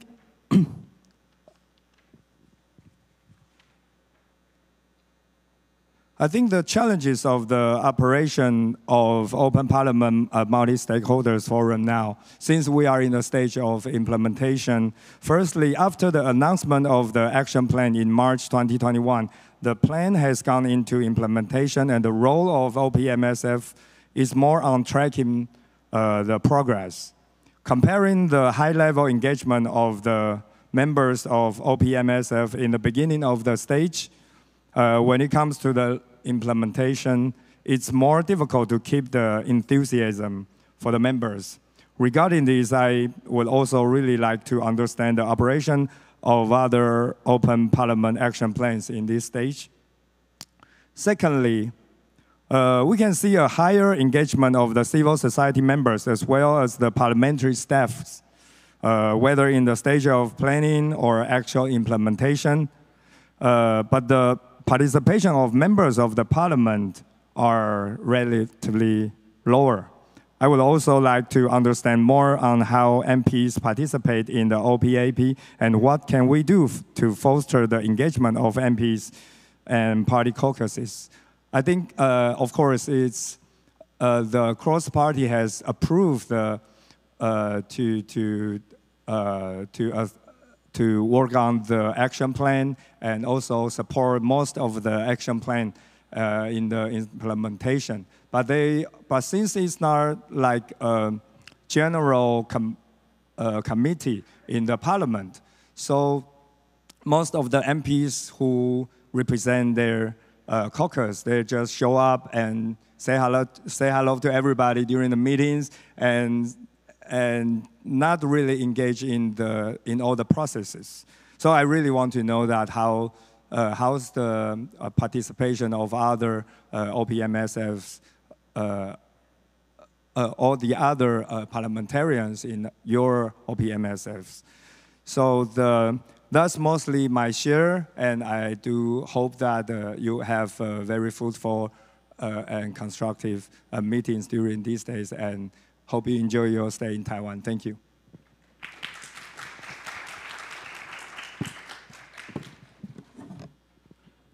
Thank you. And now we will continue with Claire from civil society. Hello. Hello, everyone. I'm Claire. So please allow me to introduce my slides in Chinese so I can speak more fluently. Yeah, so please use the translator if you need. Thank you. 好，大家好，很感谢，就是今天大会邀请，就是我来分享，就是台湾推动开放国会行动方案的一些创举跟挑战。那我是开放文化基金会，那 Open Cultural Foundation 简称 OCF 的Claire。那 OCF 同时担任开放国会就是民间委员的召集人，所以今天的分享会是着重在以民间的角度，我们观察台湾第一次推动开放国会行动方案有什么样的创举，那又遭遇什么样的挑战？好，帮我换下一页。那 Next slide, please. 首先我稍微简介一下 OCF 在开放国会的角色。那 OCF 是致力于推动开源开放的一个文化。那我们认为开源不是只有把城市码所做开放而已，那包括说政府的资料，以及甚至是政府跟公民社会之间沟通的管道，都应该可以去实行开源的这个精神。如果我们把所有的资料和沟通的管道，甚至这些基础资源都开放的话，那政府跟人民之间才有可能去协作，那公司协力才有可能去深化我们的民主。那 OCF 的角色就是把这个开源文化带进公部门，带进立法院里面。那希望去建立这样的开放的对话的机制，让公民团体有一个顺畅的管道去跟立法院表达民间的需求，甚至是合作，一起去促进国会的开放。好，下一页。那就如同林委员刚刚分享的，那台湾的就是开放国会行动方案在撰写的时候是有很强的公私协力的。那在民间这边，就是我们透过几场焦点论坛，那以及说在开放平台上面让全民去 review 这个行动方案的过程，所以我们是真正去收集民间对于开放国会的期待。那也跟立院这边的代表，是由立法院的工作人员以及一些党团代表，是双方去讨论出适合作为台湾第一期行动方案的内容。那目前我们在执行的这个过程当中，那就遭遇刚刚委员分享说，那我们就是在后续怎么样让立院里面的其他人员可以更加参与这个执行的过程。那在民间这方，我们也观察到一些挑战。那下一页。那这就是我们的5大方向的承诺事项。那在民间委员这边，我们为了可以去更好的结合自己关注的议题、我们的背景，去追踪这些承诺事项他们执行的近况。所以在民间委员这边，我们是分成5个小组，去关注这5个方向施行的状况。下一页。那目前我们面临的挑战，那第一点就像是说，在民间委员这边，我们开始就不太能够完全 follow up 这每个承诺事项，他们目前执行到哪边，那又遭遇什么样的挑战，是民间委员这边可以提供一些支援跟协助的。那第二个挑战，对不起，上一页。第二个挑战是说，我们发觉就是，开放国会行动方案比较限缩于在立院跟民间 MSF 之间的互动而已。那对于一般的公民社会来讲，民众是对开放国会这个 keywords 还感到很陌生的。那对于我们在做的国会行动方案到底是什么，那甚至是比较少有概念，也缺乏动机去参与和关注。那第3个挑战也是如同刚刚分享的，那立院党团这边比较偏于低度参与。好，下一页。好，那为什么我们就民间委员这边，我们去年的时候决定从就是第1个挑战来着手解决，所以等一下的分享会是跟大家就是分享说，那我们是怎么样去着重在这个问题，然后又是怎么样去解决这个挑战。那为什么民间委员从就是一刚开始在制定行动方案的时候很高度参与，但是到后期执行的时候却开始不太能够追踪呢？有2个原因。那第一个原因是因为就是其实在台湾这边民间委员是非常的由下而上去参与的，所以我们甚至是自己去讨论说我们要怎么样的治理机制才可以去落实去实践开放的这个精神。所以我们制定的机制就包括说，民间委员在这个4年为1期的开放国会行动方案当中，我们还是会去公开遴选不同的民间委员，不同的民间代表来担任这个委员。那也意思就是说，现在我们在第3期的这个任期当中，其实几乎已经没有从一刚开始筹备撰写行动方案就参与至今的民间委员。那这也就是让说，现在的民间委员可能不一定完全了解为什么当初我们会跟立院讨论写下这样的行动方案。那我们究竟是希望可以达到什么样的愿景？可能是跟第1期的 MSF 有一点落差的。那在立院这边呢，他们也因为可能一些业务轮调的机制，导致说现在立院执行的窗口不一定也是当时跟民间沟通撰写行动方案的窗口，所以不一定完全了解当初的脉络。好，下一页。那第二个原因呢，则是说，我们是每2个月召开一次开放国会的大会。那在大会上面，民间跟立院的 MSF 会去对齐目前行动方案执行的进度。那在去年的时候，我们会拿到的资料格式会是像图示这样子。那对民间委员来讲，我们平常就是也有自己关注的议题。那在每2个月一次的大会上，这样的资料格式会让我们就是很困惑，因为像就是上面就只有呈现说每一个承诺事项，它目前是处于已完成还是办理当中。但如果要获得更多的资讯，我们会不知道怎么开始问起。因为当中就是这个承诺事项，它究竟执行当中是不是有卡关的地方呢？我们没有办法在资料上得知。那在2个月一次的聚会当中，我们很难直接进入那个脉络，然后具体的问问题。那同时也发现说，可能是因为立院的窗口也换过，那不一定了解当初在撰写行动方案的时候的默契，所以有时候会发觉立院的窗口会比较像是把民间的 MSF 当作监督者的角色。那也就是说，民间我们希望是站在合作、双方对等的角色来一起沟通、讨论怎么样可以把这个行动方案最好的落实。但在立院这边，有时候会比较像是报告我们什么时候完成，我们什么东西已经完成，那我们什么东西在办理当中，而比较缺乏情谊沟通的这个互动方式。好，下一页。那所以呢，就 OCF 跟就是其他民间 MSF， 我们在去年的时候开始着手去研究怎么样解决这一个问题。下一页。好，那我们研究发现呢，其实开放国会在去年以前，我们对于运作顺利的经验是比较奠基于第一次在撰写行动方案的时候，公司协力之间非常顺畅的这个经验。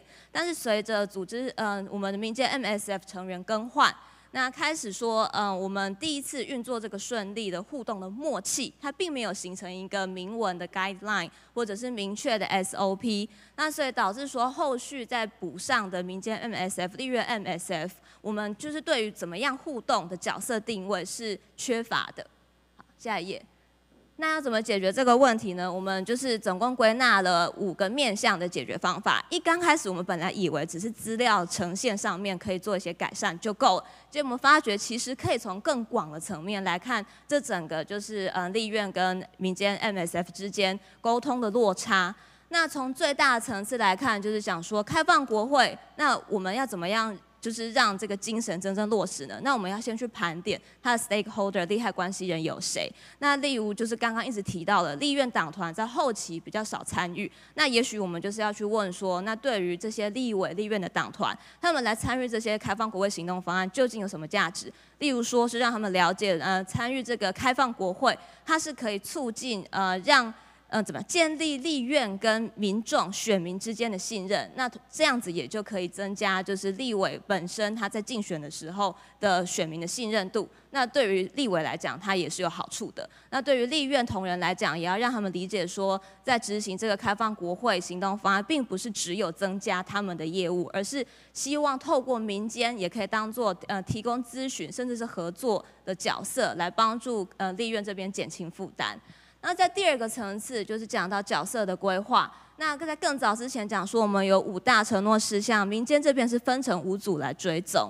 那就是我们在分组里面的时候，是不是有一个像小组长的角色，可以先统合组内成员对承诺事项的理解，然后再跟立院这边有更强力的互动呢？这是第2个层次在讨论的问题。那在第3个层次呢，也就是说承诺事项，那一开始制定的时候，我们应该是有怀抱一些愿景，但是随着就是我们民间委员会更换，那我们也希望公民也可以多加关注的话，那也许我们就需要把它更清晰的表达出来。例如说，把开放国会的就是立院的一些议事程序做成一个试读教材的话，那这个承诺事项是为了达到什么目标呢？可能是例如说，让公民团体有一个系统性的，让一般民众可以把立院的就是精神容纳到生活当中的，例如这样的子目标好了，我们需要把它确立出来，才可以确保说在立院执行以及说民间在追踪的过程当中，我们行进的方向是一致的。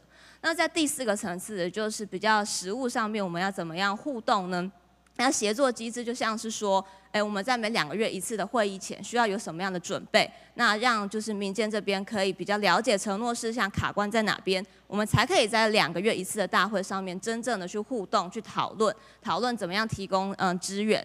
那最后的资讯记录追踪工具就比较是真正实践上面，我们可以着手去现在开始做的。那所以帮我换下一张，下一页，不好意思。那所以我们就是先从比较好起头的地方，包括说我们追踪工具的格式该怎么改善，以及说刚好我们下周就是2个月一次的大会，那我们就邀请各个民间委员的小组在大会前可以先组内讨论，确定先对齐一遍，就是现在民间委员对每一组承诺事项大家的期许，希望达到的目标是什么。下一页。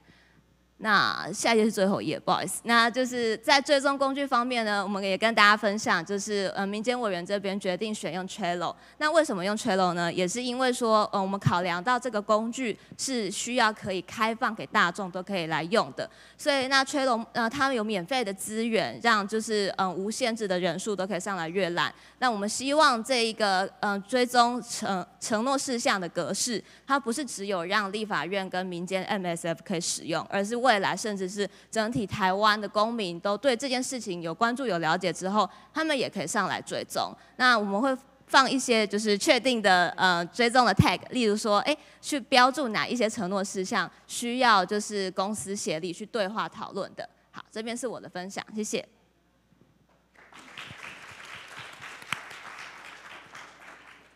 Thank you, Ms. Chang.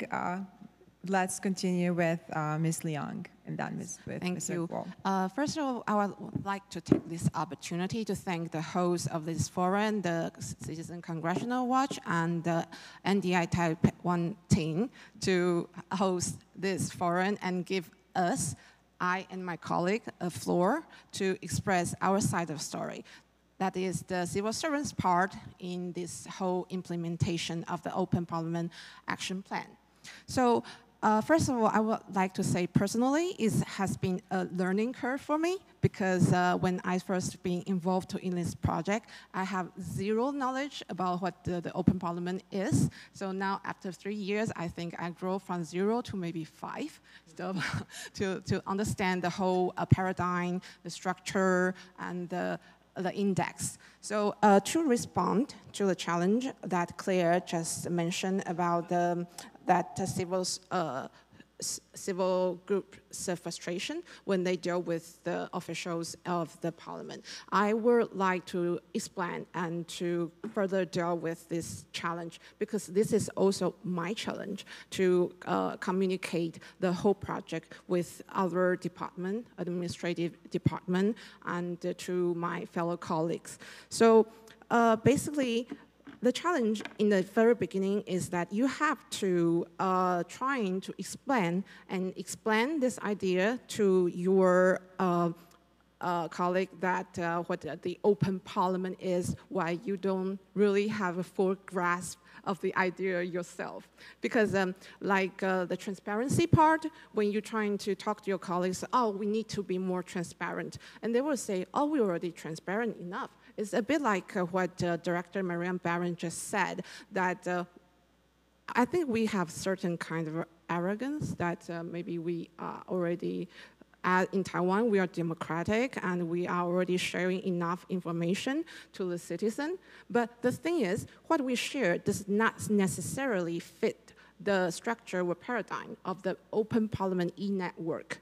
So you have to keep that in your fellow colleague understand that this is really for your benefit as well. Because when you keep saying that, oh, we are already transparent enough, we are open enough, and we have enough civic engagement, but in the civil group's eye, you are really not. So if you want your effort to be really appreciated, then it's really for your own good to work and to co-create with the civil group. But the thing is, we do have some initial resistance from other departments because this is our first time. You have to give them time to let the idea simmer, to kind of let them understand that it's really not to adding your workload pointlessly is actually for a good cause. And when we communicate with the civil group, we want them to understand it's just take time. It really just takes time to convince. And it's not like they are lazy or they are reluctant. It's just you need then to understand this, to share this enthusiasm. I think to that then know this is for the good cause and to actually really will kind of level up the profile of the legislative yuan. To that then share this vision is very important. So basically I want to say, to respond what Claire said, yes, I think we can work on to how to trying to enhance this enthusiasm, both on the staffers side and the civic group side. Okay, but also I want to stress that to launch this action plan really given us, as the legislative yuan, both the MP and the staffer, a better chance to make connection, which we wouldn't make otherwise. Like last year, because the NDI Taiwan team, our OPNS group have a kind of a chance to have a delegation to go to the 2021 Copenhagen summit and to have a face-to-face exchange with the member of the Kosovo parliament, which has never happened before. And now we again have this opportunity now in Taiwan. And also because the NDI Taiwan team, we have the chance to have the interaction with the civil group from the Indonesia, from the Philippines, and Papua New Guinea. And this kind level of exchange, which will deep down to the staffer level, is never happened before. So this is what the opportunity that involving this project have given us. And as the lesson learned, I would say that it's really about using the right language. I think this is really our first time to trying to do this to promote the idea of the open parliament. Maybe in the next cycle, that since the 2025, we can make the concerned department to be involved in our OPNSF meeting earlier on, so they will understand more that what they are expected to do. And then they will have a kind of a face-to-face interaction with our civic member of the OPNSF, and then maybe they will be able to know that it's really very exciting. Like, it will be a very exciting process to make a good progress in the parliament. So that is what we have learned in this cycle of the implementation of the Open Parliament Action Plan. Yes, thank you.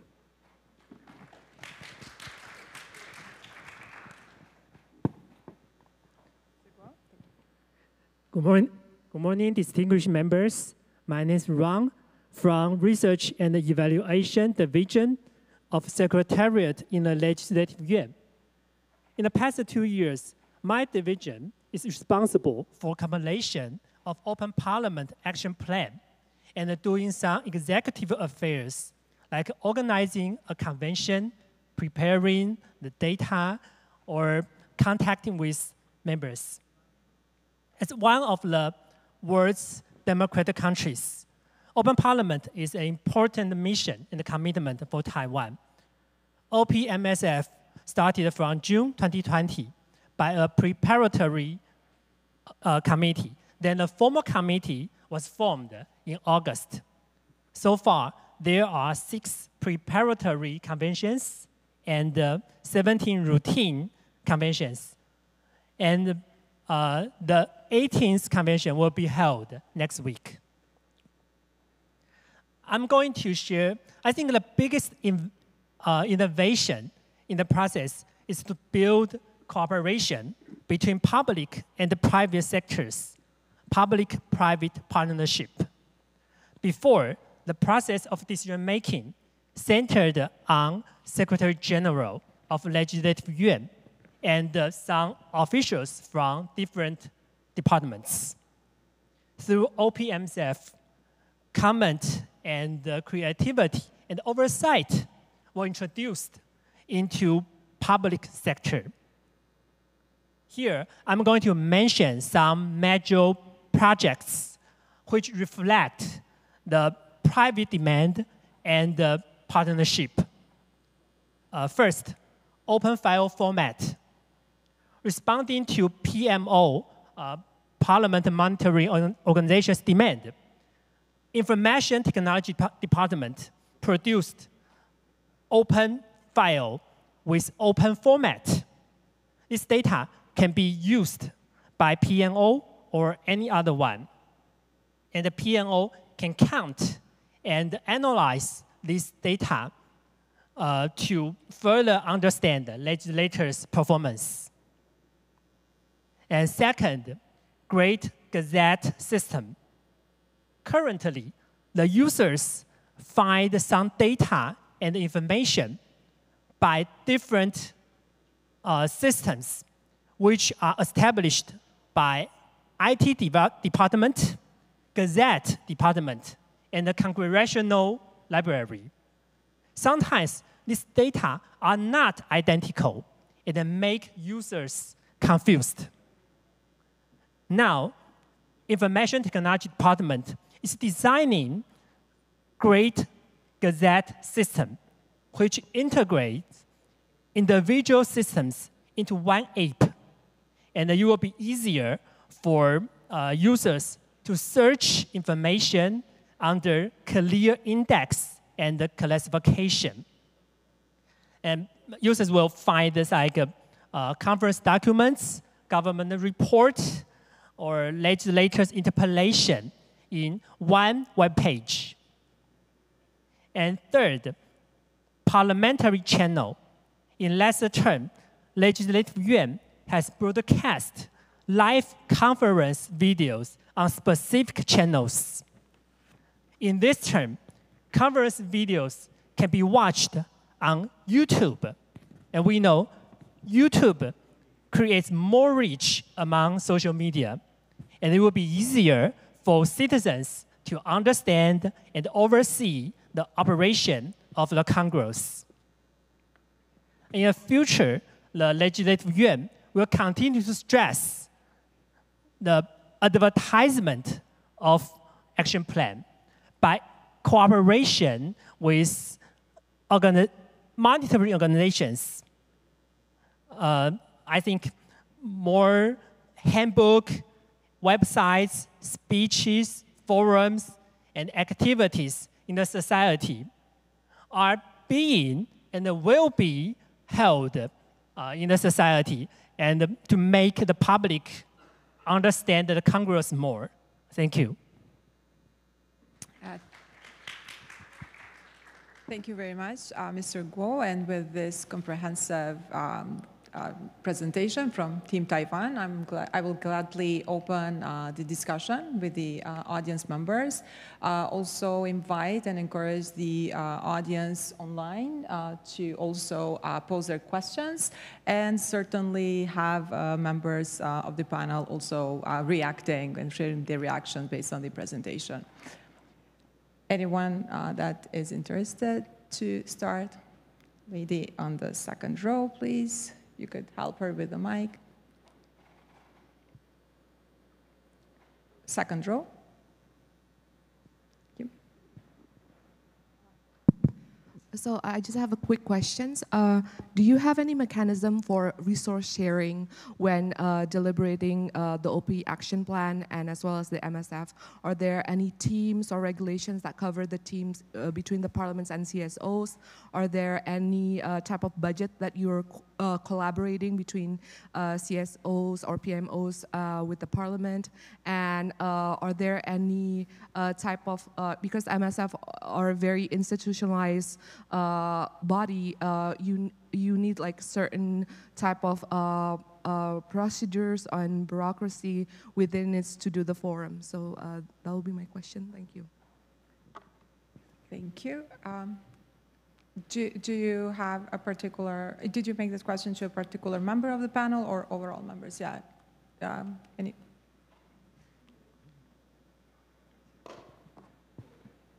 Yes. Well, the institutional support, I have to stress that this implementation and the regular meeting of the OPNSF is highly endorsed by our DG and our speaker. But somehow, like what I said before, our parliament is still an establishment. And as an establishment, there are some bureaucratic hinders that will hinder our effort in trying to make this into a very stable or kind of institutionalized thing. So yes, we are talking about a civic group and talking about maybe the second one, maybe not being able to be supported in the next session because our speaker can change, our legislator can not be elected. So I have to say that so far we haven't really established a kind of a permanent working team to make sure this action plan will be launched every 4 years. But we do have a budget that is up to like $1 million Taiwanese to keep the OPNSF functioning. And this is from the budget of our department secretariat. And now is the kind of the department who is in charge of the whole project. But otherwise, yeah, this is kind of the thing we could work on with our civic member and our distinguished members that to make it to be sustainable. Yes, thank you. Thank you, and Albana also would like to answer. Thank you. So our Forum for Parliamentary Transparency in Kosovo does not have like a specific budget dedicated to all and covering all our activities, but the meetings and the discussions are all facilitated by the NDI team. Also, when we have various events, they are financially also supported by the NDI team. However, as I said, one of the challenges that we might be facing for some of the activities that we have foreseen in the coming year are of a financial nature, but the way that we plan to mitigate these challenges is by identifying various CSOs and various donors who will support specific activities. So it's not going to be a donor for all or a CEO for all, but we've identified, depending on the nature of the activity, the CEO or the donor who is going to support that specific intervention foreseen with our action plan for 2023-2026. So, yeah. Thank you, Albana, and Mr. Ritsevsky also. Thank you very much, Pranvera.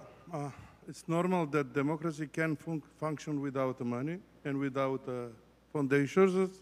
So all of the parliaments, especially in our country, in North Macedonia, we are working with some organization. NDI is one of the biggest that help us every day, and they have also their office parliamentary support program, which is also with NDI and Swiss Embassy.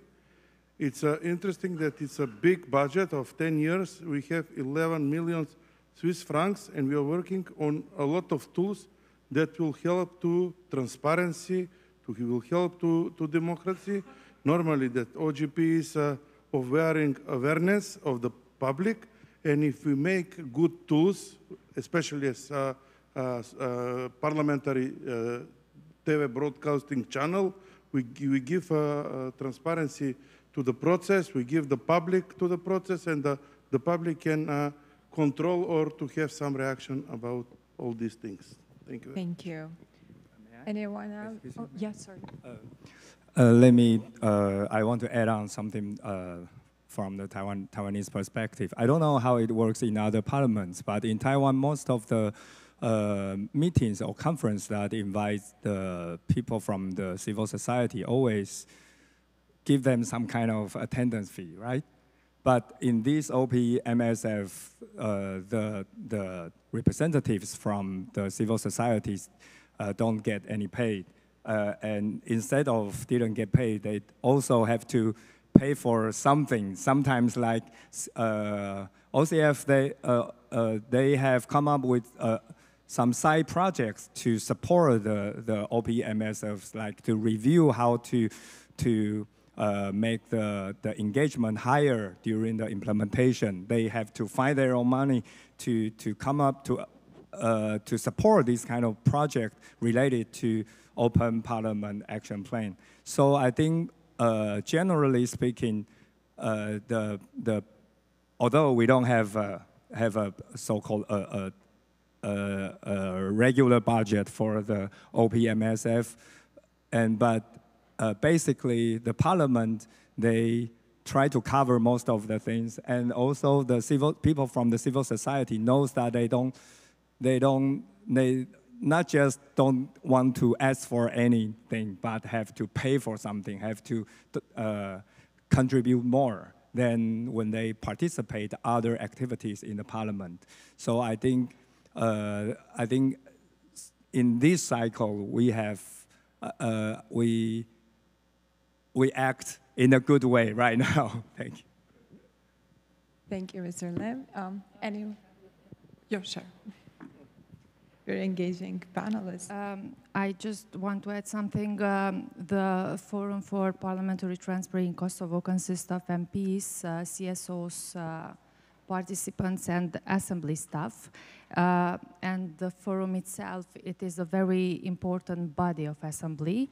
So we try to use the budget of assembly as well in most of the cases, but since assembly have partners such as the CSOs we work with, sometimes we choose to divide what we want to cover, what we want not, or if we want the participation of some of the CSOs. So we, let's say, don't have that specific budget, but we do everything in the assembly space. We use assembly facilities, and of course, we use its budget in the most of the cases. Thank you. Thank you. Anyone else in the audience that would like either to make a question or share also the experiences from the capacities that there are here today? Please.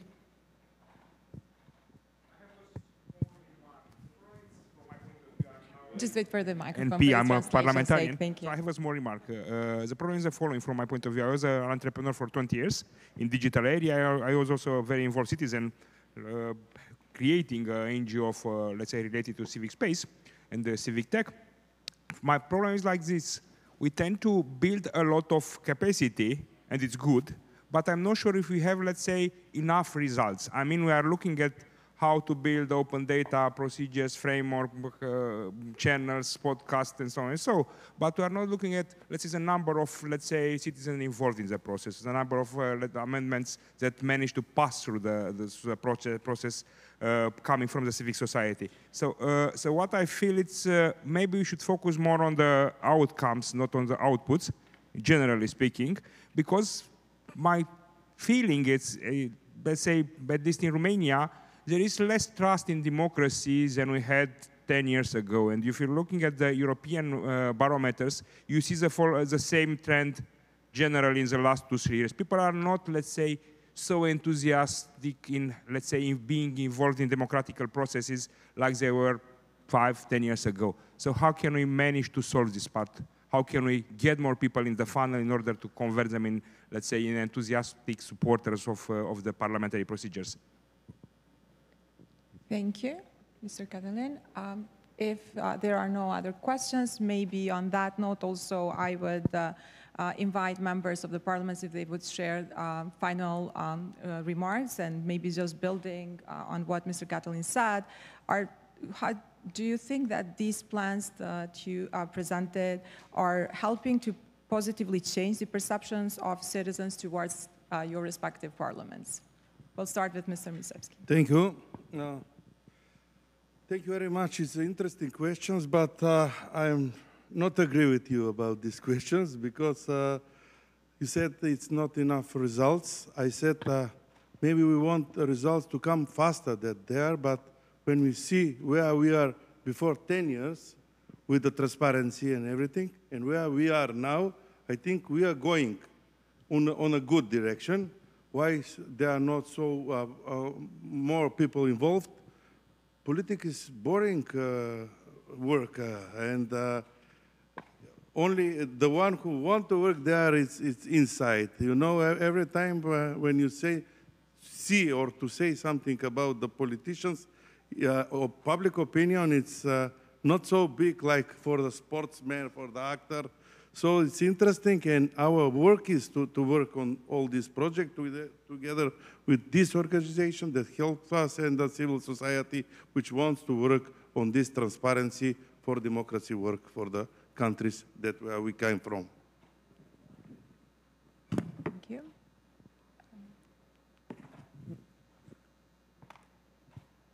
Hi. In my opinion, is that we have discussed this kind of question with the citizens before. We want to introduce what open parliament is going on in Taiwan and ask about their feedback.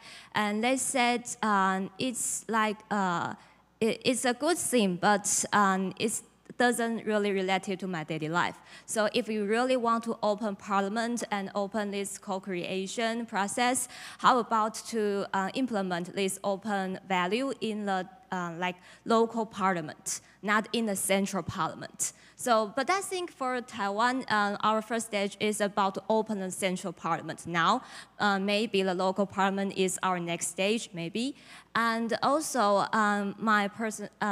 personally, I get some feedback from the first panel today, because before I'm really curious about, we open many data in Parliament, but how can we find the citizens to engage, to collaborate with the Parliament? And I really agree with the panelists shared this morning. It's like we need to find a specific topic, issue that really make citizens interested, so they will be motivated to utilize this data. So maybe for us, we need to find, we have opened various data sets, and what's the related CSOs or individual citizens interested about utilize it, maybe in business, or maybe to make some civic tech projects to engage, for example, to make our voting system more transparent during the voting session.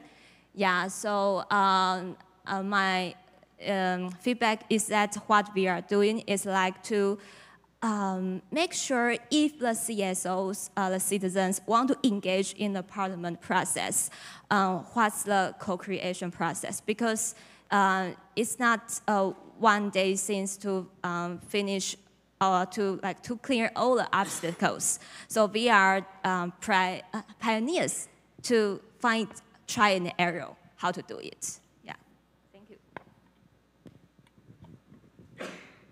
Thank you, Ms. Chang. Anyone from the panelists that would like to, Mr. Guo? As a representative of the Legislative Yuan, I think it, of course, big progress and innovation for the government, because before the private members cannot enter the Legislative Yuan to discuss the vision. Now, people come to the Legislative Yuan to discuss the vision, even the concrete project. And I want to mention open data, just proposed by our guest. Before, the users can just view the website, but now some open files, open data were sent to the organization, a monetary organization, and they can use that to easily understand and analyze the operation of Congress. It's a progress, I think. Thank you. Thank you. Mr. Lim? Yeah, sorry. sorry about my voice. But I really want to share that, like Claire just said, that we have discussed that in our regular meetings about how we let more people want to use all those data that we have open for the citizens. But then I found out that there's a bigger question, because we discussed this similar questions in all different kinds of meetings about how to make the public engage in the public affairs, in all those issues that we hope more people to discuss on. So I want to share that, like back in 2014, when there was sunflower movement in Taiwan, although those data in the parliament was not transparent or open enough, a lot of informations are on hard copies, on papers. But it was, in that momentum, it was very easy to have a bunch of volunteers to write down all those, to type in all those informations in computers and analyze how your parliamentarians vote and how's their attitudes on all different issues. And people citizens really care, really discuss. And now we have all these informations. Yeah, online. You don't really have to hire anybody to type in anymore. But people just don't care in these couple years. So I don't think it's a question of the Open Parliament Action Plan. It's a general question, and we need to think through. Ms. Liang, do you have anything to add to that, or I can switch to Ms. Liang? No? No. And then I would like to give the floor to Honorable Cresio. Yeah, actually, we have here a member of Forum, which is also MP, Driton Selmonai, and I know that he was a member of the CSOs before becoming MP, and also Driton is one of the first members of the Forum since it was established like more than 10 years ago. And he explained us a lot how it was 10 years ago and how it is now. And we clearly can see the difference. I don't think that people don't want to be involved or don't want to be engaged. I just think that the situation have changed a lot. Like if we compare it with 10 years ago and with now, we see that there is a huge change in between. The parliament, for example, before 10 years wasn't that open that it is now, and I'm specifically talking about Kosovo. People there then, 10 years ago, were more eager. They wanted more transparency, more accountability. They were seeking for democracy. They have it now because our parliament is completely open. The plenary session are open. Media representatives, CSOs representatives can come inside and be there through all the sessions. Also, the committees meetings are open as well. Everything goes online, so they can just see and know what's going on, what's happening all the time. I don't think that they are not interested, they are not involved. I just think that the digitalization process made that difference because they now can have everything. If they want to know how much I have spent, they can just go online on the website of the Assembly and can see everything about me, everything about the others MPs. So I just think that the situation have changed a lot because of the digitalization process, but I think that now people are even more engaged than ever in all the processes that are related with the Assembly. Thank you. Thank you, Ms. Cresio. Last remarks from Juana. Thank you, Pranvera. So I wanted to say that at a time where information disorders are present highly. It is not easy, of course, to establish and to maintain deliberative democracy, but we are trying like really hard, and we are persistent as civil society towards promoting these values. And we're not talking about a specific strategy or a specific law. We are talking about values such as transparency, inclusion, and participation, which take a lot of time to be ingrained within the institutions and for citizens to be active and involved. So what I'm trying to say that these values are not just ticking the box, but we need a cultural change among people, which really takes time. And we have just adopted the second action plan, and we will probably need, we will have additional action plans with the support of the NDI team until we really manage to change the behavior of the civil servants, of the people, and of all the political elite in general. So it takes time. It's about values. Thank you.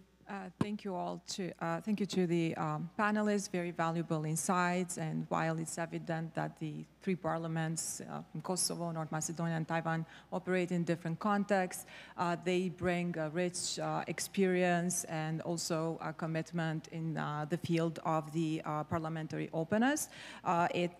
The principles remain the same, and it speaks for a public commitment on the side of the parliaments and genuine efforts to open up parliamentary business to citizens, cross-party consensus for initiating a dialogue with civil society, media, and other non-governmental stakeholders, well-structured and functioning multi-stakeholder forums where parliamentarians, civil society representatives, and staff and other stakeholders have clear prospects on deliberating on equal footing, and ongoing communication and consultation with the stakeholders, and what is more importantly, recognizing the importance of tracking and evaluation process during the implementation of the Open Parliament plans. I also hope that this was a useful discussion for the audience, and you will continue the conversation as we head out for lunch. From NDI perspectives, this was definitely useful, and our teams across the globe are taking notes and will utilize this information in our work where we try to make the parliaments more open, more accessible, and more accountable to the public. Thank you all for your attention.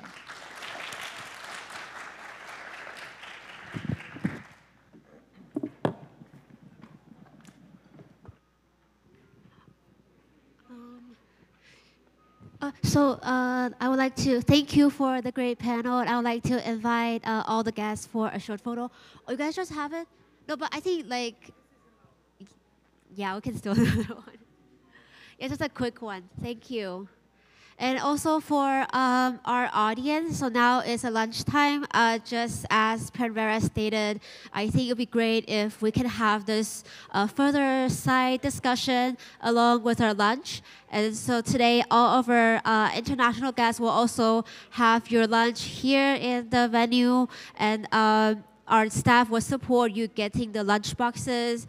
Just as we said last time, if you are vegetarian, you will have a green badge on your the badge. So please reach out to our staff for your special arrangements. 所以今天各位参与者跟昨天一样，请到这个服务台去拿，请到报到台去拿你的午餐餐盒。如果您是素食的话，会有一个绿色的点点贴纸在你的名牌上面。那请依照原本的安排去拿取你的午餐餐盒，谢谢。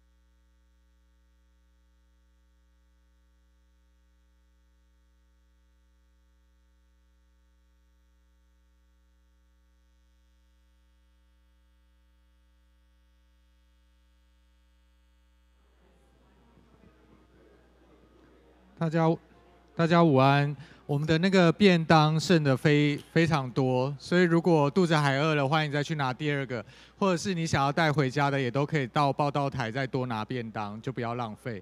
所以如果大家肚子还饿的，鼓励大家多吃一点，谢谢。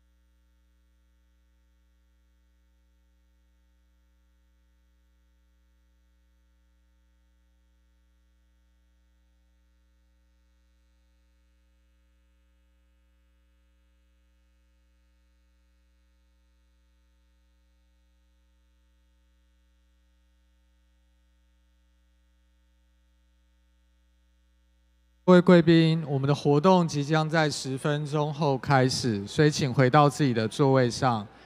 Distinguished guests, our next session will begin in 10 minutes, so please return to your seat. Thank you.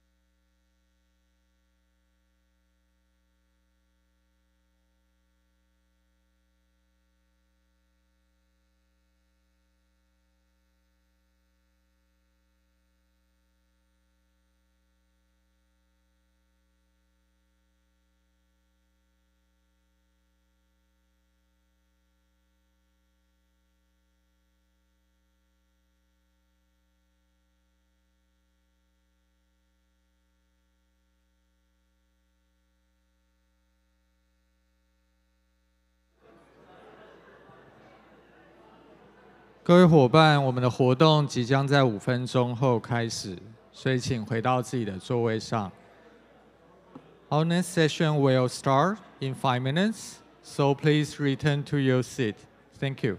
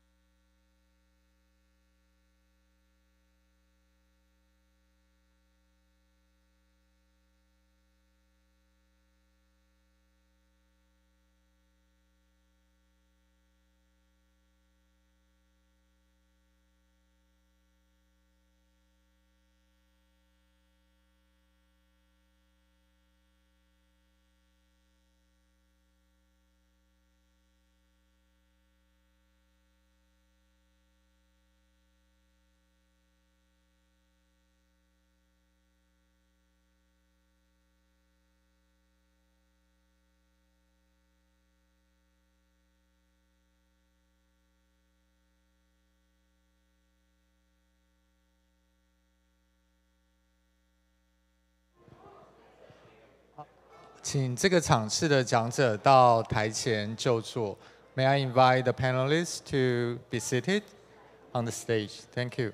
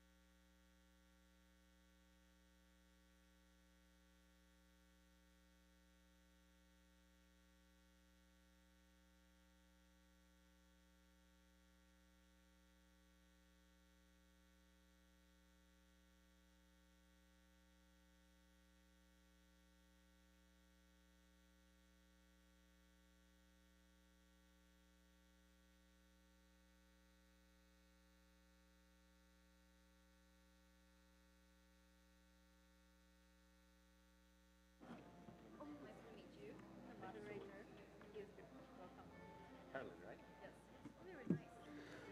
我们即将进行本次国际会议的第6个场次，如何增进国会开放工作的支持与社会影响力。Our topic for our next section is how to increase the buy-in of public and the social impacts of parliamentary openness. Let me invite the moderator, Dr. Jen, to the floor is yours. Thank you. Okay, good afternoon, everyone. 大家午安. Okay, so we are session 6. It's a session right after lunch. So I hope that you can still maintain your spirits and wait for our very exciting talk from 5 speakers today. My name is Herdin Qian. I am from a university located in the southern Taiwan, called the National Pingtung University of Science and Technology. My background is political science and sustainability science. So I do work on SDG questions and also promote citizen participation in various topics.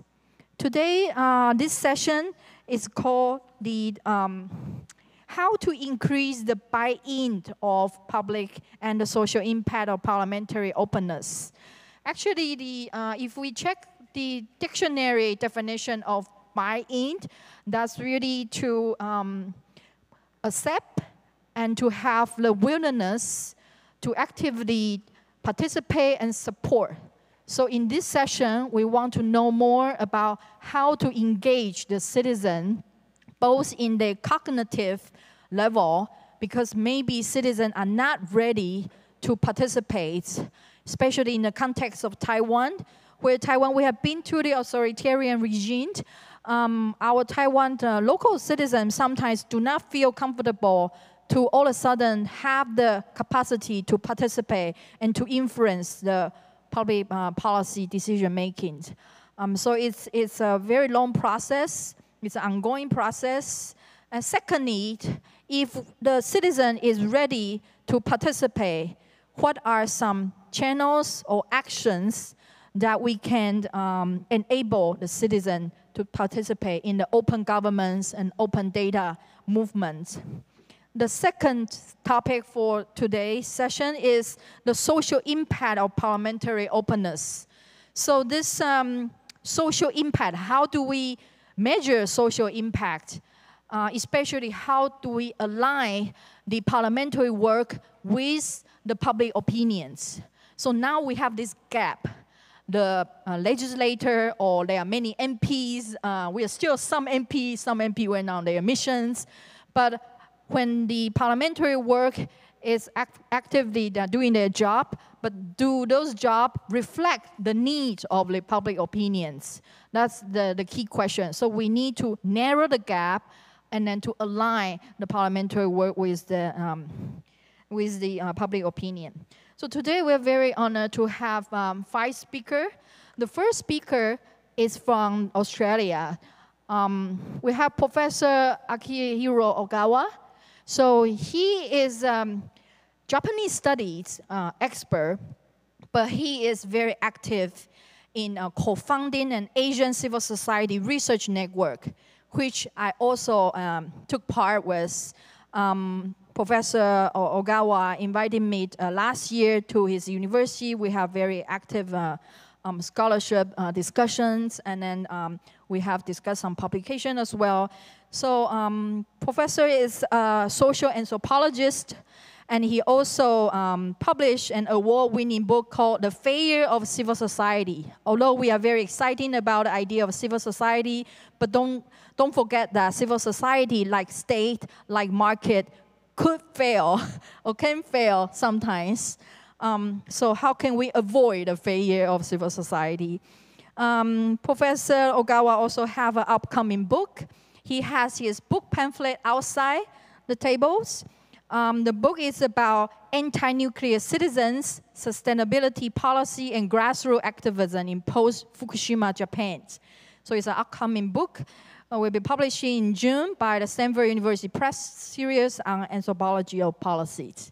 So we're very excited to have Professor Ogawa here. The second speaker is from the Republic of Kosovo. It's our member of the parliament, our MPs. But he's also a very active member for the Forum for Parliamentary Transparency.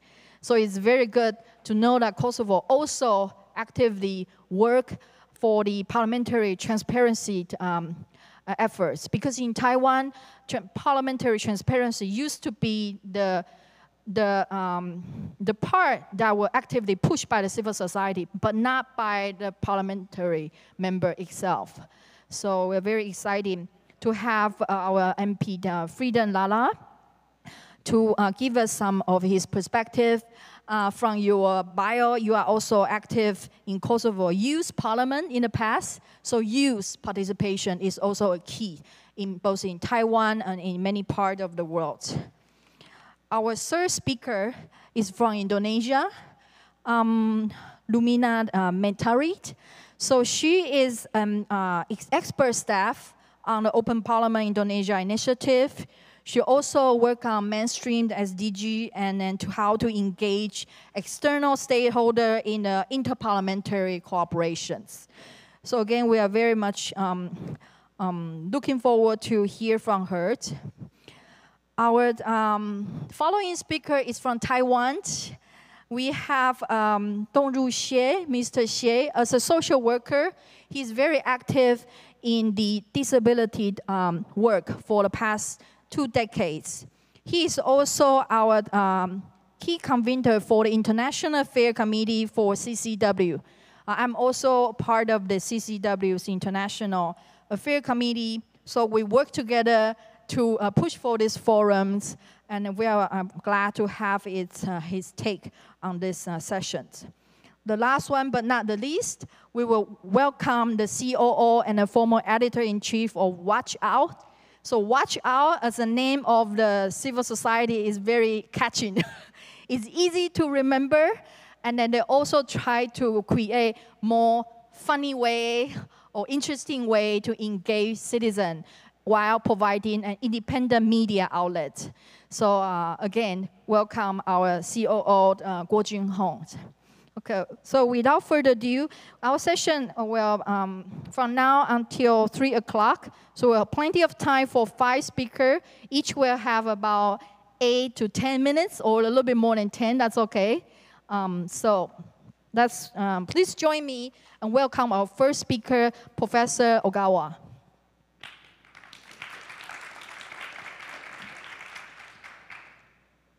Okay, thank you very much. So can we expand? I don't know. Okay, good. Okay. It's coming, right? Okay. Okay. So today, yeah, thank you very much for having me. Yeah. So today I prepared a short presentation titled Establishing Platforms for Communication and Democracy. That's based on the what I heard yesterday, yeah, and also this morning. I changed a lot, actually, based on the discussions, presentations. So, yeah, as Helen mentioned, I'm a professor at University of Melbourne, chair in Japanese studies. I'm a social anthropologist by training, research into civil society, social movements, policy making, democracy, public sphere. That's not usual for anthropologists, I think, but I'm an anthropologist. And then today I'm coming here, just a moment. Yeah, next slide, please. Coming here in my capacity of a chair of Asian Civil Society Research Networks. You can see here the link, Google later, not now. And this is a very unique researchers group specializing in civil society in Asia. 40 plus scholars from 21 countries participating, and Helen, I mentioned, she's a part of a network. And we are very actively publishing, now preparing 4th volume based on the conference in December in Melbourne. And then, yeah, first one and second one, third one. And I would argue this forum is actually part of a transnational civil society or social movement against the rise of authoritarianism and undemocratic regime. That's a scholarly perspective. But moving a little bit, next please. One consistent question I'm observing, exploring, is how citizen access policy making to participate in democratic governance. To solve this problem, I need to clarify the relationship between the state and society, where civil society could be used as an analytical lens. That's why I'm doing civil society research. And civil society is an arena, or I would say this time, a platform where grassroots citizens have access to public affairs via policy making. And also, it's a new and effective forms of accountability, public governance, and also innovations. And then, having said that, I would like to propose 2 keywords to address this panel's question agenda. One is communication, and the other one is democracy. So along with one more keyword, a platform, I highlighted yellow. Many people here actually talking about yesterday or this morning, space. I'm using the platform in the context. So communication, next please. Next slide, yeah. So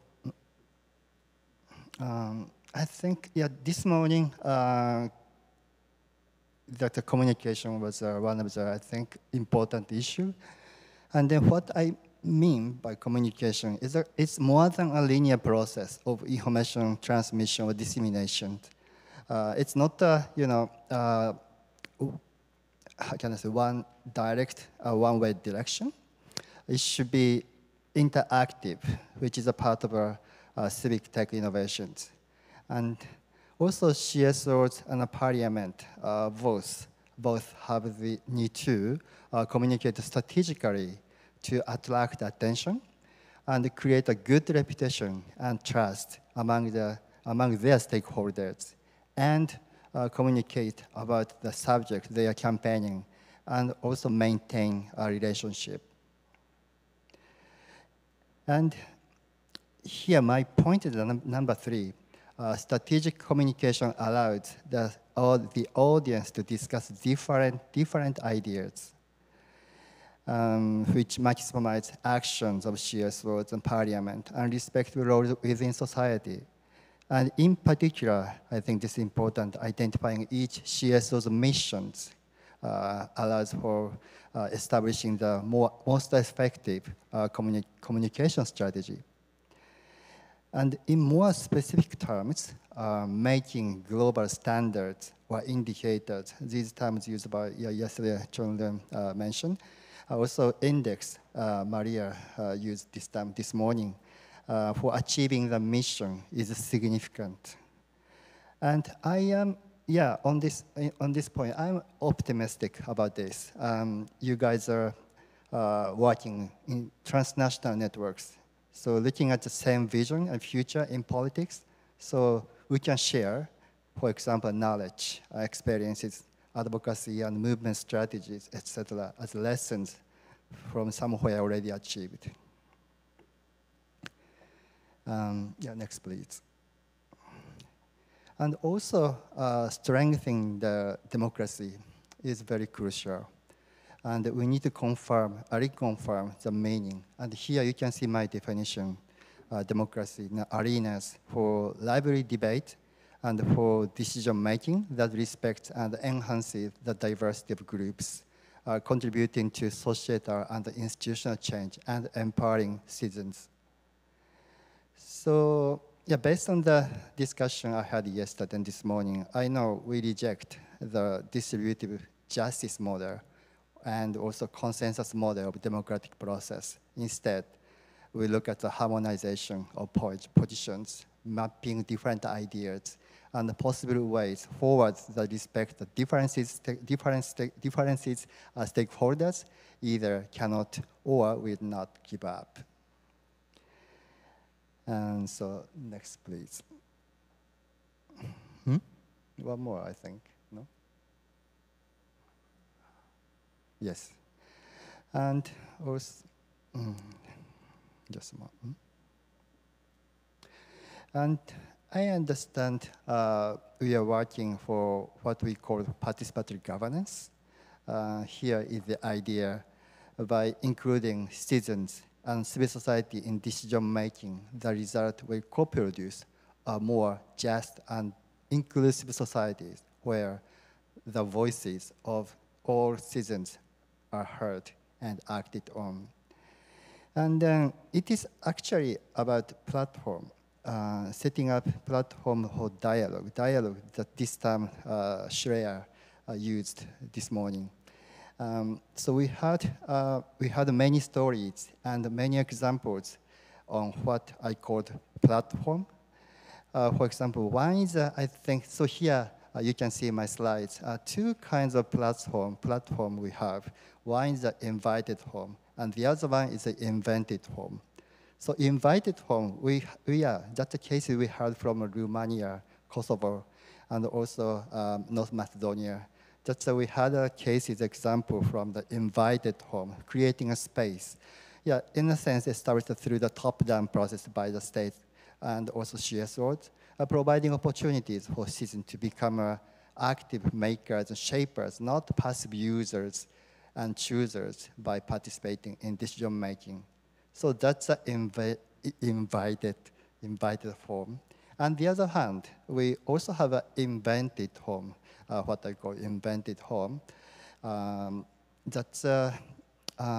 It's more like social movements, citizen-led, grassroots-led forms of participation, civic and political mobilization that are largely demonstrated by collective, performative, sometimes loud actions, functioning in confrontation with the state authorities, often unwelcome by the states, and invented process and primarily challenge dominant power relationships. So I think these two platforms, invented, that's both necessary for strengthening democracy, which should be sustainable and should be resilient. Right? So I don't say, this is a superior or inferior thing. That we need both kind of a platform for dialogue. Maybe I finish here. Communication, democracy for platform. That's my suggestion, proposal to think about further. Thank you very much. Thank you very much, Professor Ogawa, for proposing 3 keywords, communication, platform, and democracy. Especially, he pointed out that we can have top-down invited space or bottom-up invented space. So for citizens to be able to participate, I think we need more diverse of different space. He also mentioned about strategic communication. So we must have some kind of strategy to engage citizens. So now with that, let's move on to our next speaker. It's our MP from Kosovo, Mr. Frieden Lalat. So maybe we can learn from the Kosovo experience of how citizens can engage and what kind of space you have. Thank you. Thank you, Herlin, for opening our discussion. And after Professor's academic presentation, I'm going to try to perhaps answer some of his research questions through explaining some of our practical steps that we have conducted and are doing in Kosovo Parliament. First of all, I would like to thank the National Democratic Institute for gathering us once again to discuss these important thematics nowadays. This time in Taiwan, I believe that in times of rising authoritarianism around the world is just the times that we gather more in these types of forums and discuss on how do we open our parliaments more, how do we encourage our citizens to be more active in daily political processes, and how do we deepen our relationship and partnerships with civil society organizations in order to strengthen our democracies. And in line with this, I'm really happy that I'm able today to talk on behalf of the Assembly of the Republic of Kosovo and share our experiences that we have in our country regarding the open parliament and transparency. So my name is Frieden Lala. I'm a member of parliament from Kosovo, as well as the member of the Parliamentarian Forum on Transparency. Kosovo, next slide please if you can. Kosovo is one of the youngest democracies in the world, gaining its independence in 2008. However, Kosovo progressed with rapid steps, developing its democratic institutions, liberal society, and representative democracy. Today, Kosovo is regarded as a successful example in state building, multi-ethnic society, rich in multiculturalism and diversity, adhering to fundamental values of a democratic world. Next slide, please. Just recently, last week, the 2023 annual Freedom in the World report by rights organizations Freedom House has ranked Kosovo as third on the world in regards to progress and improvements in conditions for political rights and liberties. This is a historical achievement of Kosovo. Besides being ranked third in the world, we are also ranked as the first in the region, namely in Western Balkans. And moreover, over the years, Kosovo has also been progressing on fight against corruption, rising in Transparency Corruption Index, jumping 17 places just last year in 2022. Next slide, please. And of course, as a parliamentary democracy, the parliament is the core institution that promotes transparency. The Kosovo parliament is regarded as one of the most open and transparent institutions in Kosovo, but not only, because some research shows that the parliament is also one of the most transparent institutions in the region. All of the parliament activity is completely transparent, accessible to the media, to the civil society, as well as to the general public. And yes, so now I'm going to show you 3 pillars. If you can just press next, please. One more time, and the final time. So these are 3 pillars that builds the whole process of opening in the Assembly of the Republic of Kosovo. So in the one hand, we have, of course, the political will, so the will to push forward processes and enact documentation that serves as a guide in the transparency process. On the other hand, we have the dedication of the administration, the hard work of the administrative staff, and of course, a big part in this process is played by our partnership with international organizations such as National Democratic Institute that has been always supporting to our work. So one of the main documents that we enacted throughout the years is the statement on partnership between the parliament and civil society. So the document was adopted in 2014 as a commitment to increase public participation in drafting, reviewing, and implementation of legislation in the Assembly of Kosovo. It advanced cooperation between the institution and civil society through regular cooperation, increased exchange of information, and as well as joint activities, and also developed and implemented the necessary procedures that guaranteed public consultation, including civil society, in the affairs of the Assembly. The very next document is the Declaration on Parliamentary Openness. If you can go to the next slide, please. So this document was adopted the following year in 2015. The declaration serves as a guide for the Assembly in terms of transparency and public access to its work. Is also a call for civil society organizations for parliamentary monitoring addressed to parliaments for a greater commitment to transparency and civic engagement in parliamentary work. And also, the declaration obliges Parliament to actively engage citizens and civil society in parliamentary and decision-making processes. In the same day, in 2015, so the document is all up online, so everyone can have access and read about it. So in the next slide, please.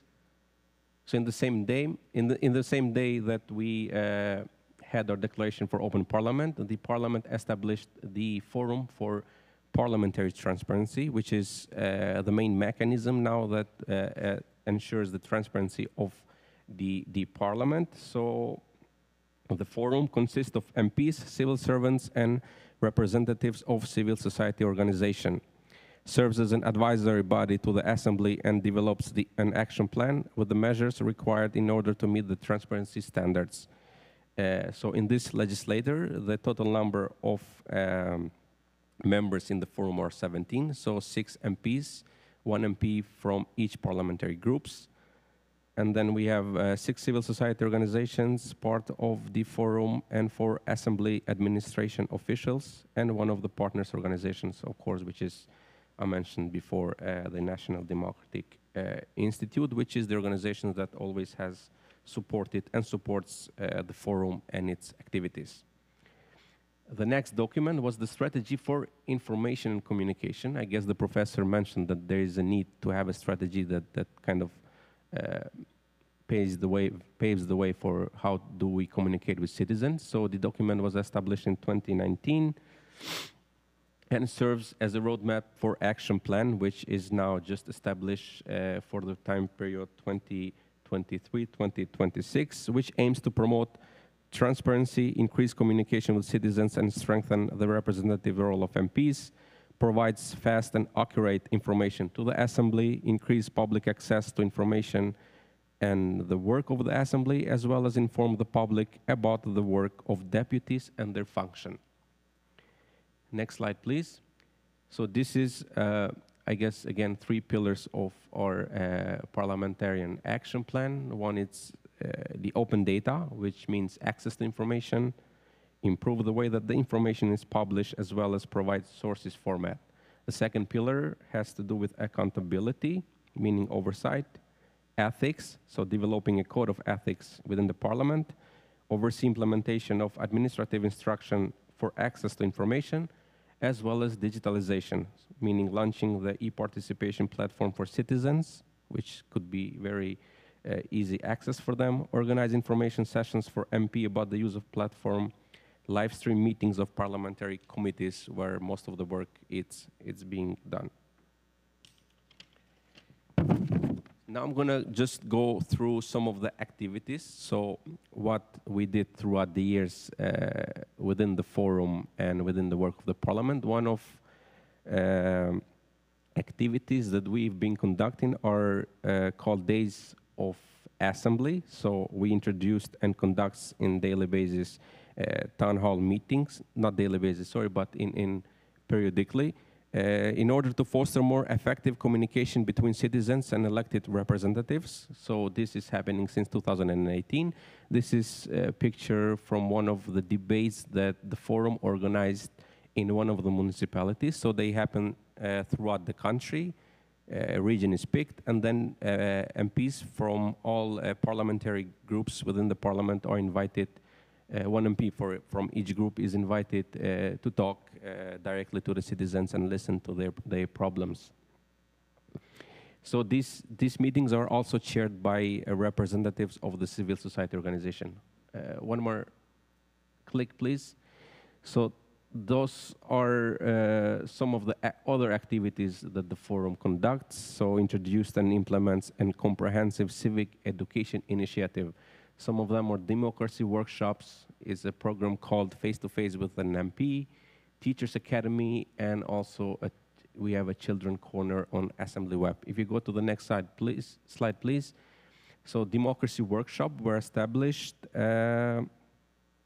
designed as a civic education program for primary and lower secondary school children, through which they gain knowledge about democracy, parliamentarism, law drafting, and active citizenship, the role of the media, human rights, and various topics depending on the meetings. If you can go to the slides. So now we're going to see some, if you can press next, please. Some of the drawings that comes directly from the children who's been part of the workshop. So if we ask them what democracy means, they draw the house and the key. If we ask them what is voting, so they're showing their understanding about the processes through drawing pictures. Next slide, please. If you can, yeah. So until now, we had around 400 workshops with children all around Kosovo.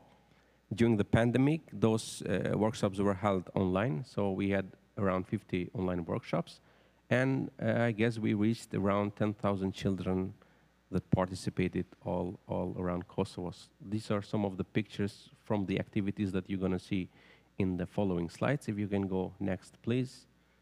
Thank you. Those are also some of the drawings. So on the right, we have a class settings. This is within the parliament. So basically within the parliament, we design classes for children. when administrative staff and members of parliament can go and talk with them and answer the questions for them. And this is another drawing that they did for how the parliament, like the plenary session looks. Next slide, please. And Assembly for Children. So basically we have also a corner into the website of the parliament that is dedicated to the children. So basically all these democratic processes are explained through videos and other means in the more basic language that children understand these processes. So if you go to the main website of the parliament, there is a corner that you can see with all materials that has to do with these activities and target the young generations. Next slide, please. So this is another drawing that children did regarding the building of the parliament. If you can go next. So this is another program within the forum that we conduct periodically. This is a program called Face to Face with an MP. So basically, deputies, not only deputies that are member of the forum, but also other deputies are invited in classes of civic education to talk with children. So this happens in various schools throughout Kosovo. One MP goes to a certain class and talks about democracy, talks about the basic concepts, and also it's an interactive kind of settings where children ask all the questions that they are interested to know about daily politics or about what's democracy, what is this and that, and whatever they are interested.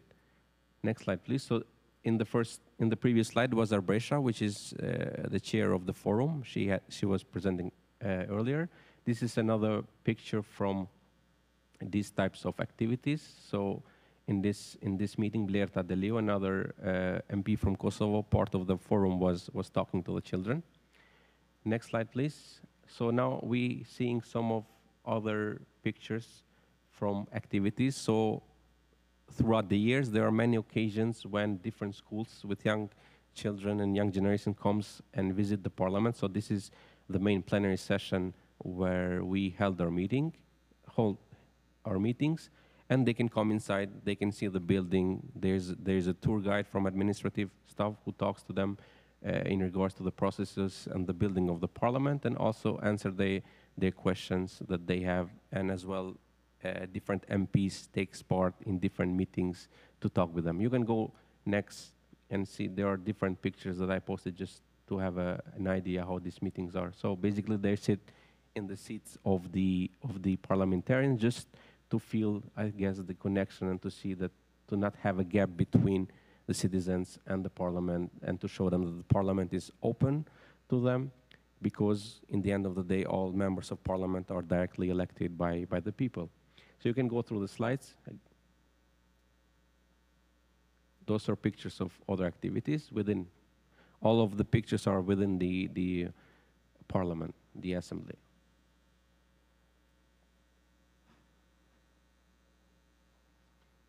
So these are some of the other initiatives that we took until now. So one of them, we have a corner within the building which is open for visitor centers. So basically the general public, they can come to parliament. There are a lot of information, Declaration of Independence is there, a lot of pictures and information about MPs, and they can talk to administrative staff. They can see this place, and also they can have a tour regarding the building of the parliament. We issued an administrative instruction on publication of assembly documents. So basically every document of the parliament is out there for the public. We developed an MPs platform. So within the website, there's a platform that you can have information regarding every MP, and there is also a link that anyone, any citizen can ask direct question to an MP in whatever he is interested. And we also developed the legislative tracking system. So all the laws and the administrative documents are online, and the citizen can track the process, whether it's working within the committee, it goes to the parliament. So in each step, everyone can have access and see the drafting, see the process of implementation until it comes to the final vote to the parliament. So these are some of the initiatives we have been doing throughout the years. There are also other initiatives like Days of Diaspora. During the summer, we open Parliament for Kosovars who live abroad. They can come for 3-4 days, visit the Parliament, talk to MPs directly. So it's something that we're doing just to be more and more close to the people. And other activities that I didn't mention everything. So the last slide, it's after this, I guess. So this is the last one I finished. It's a picture from one of the activities with this little girl.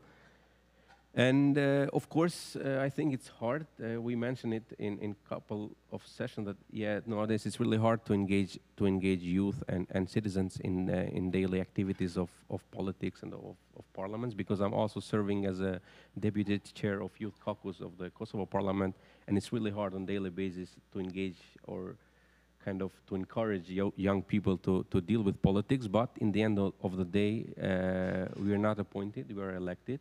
So basically working with the people is our daily job. And I think for us it should come naturally that we are interested just to find institutionalized ways how to engage citizens, because being engaged with them also for us means that we are doing our job better and also gets direct insight from those people that you ask the votes with.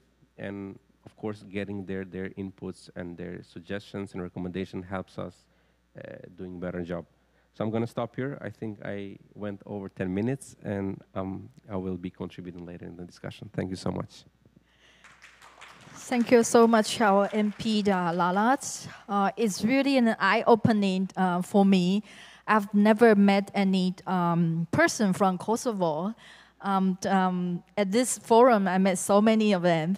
And then it's very exciting. It really changed the whole image of Kosovo for me. And it's amazing to see such a young democracy can do so much. Taiwan, we were democratized if we count our direct presidential election in 1996. So we are maybe 12 years older than you in terms of democratization experience. But I think you do much, much more than us. And then especially your MP spend so much time, and you're so willing to get in touch with the people. I think MP in Taiwan, they are so busy with the media, with all the other questions that posed by the media or by the opposition parties. They spend less time with the people or with the young children, with the education.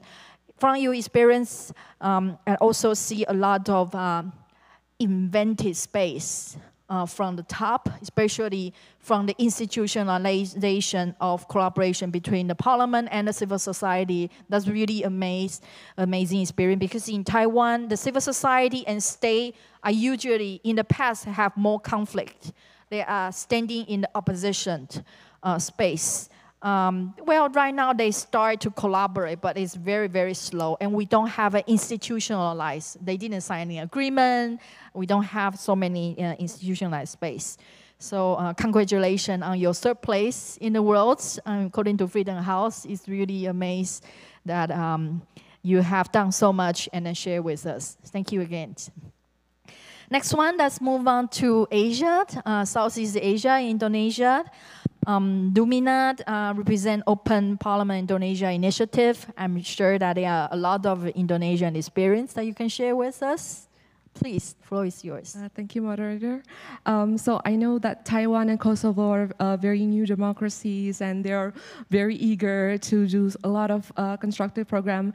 And from my perspective, we are the old democracy. So in my presentation, I would just like to ask what happened when the euphoria is over, when everything become bleak, and even in the context of Indonesia, because we have a very high population demography with many backgrounds and archipelago and people in our country, it makes a more complex sense of politics and parliaments and how we engage with our citizens.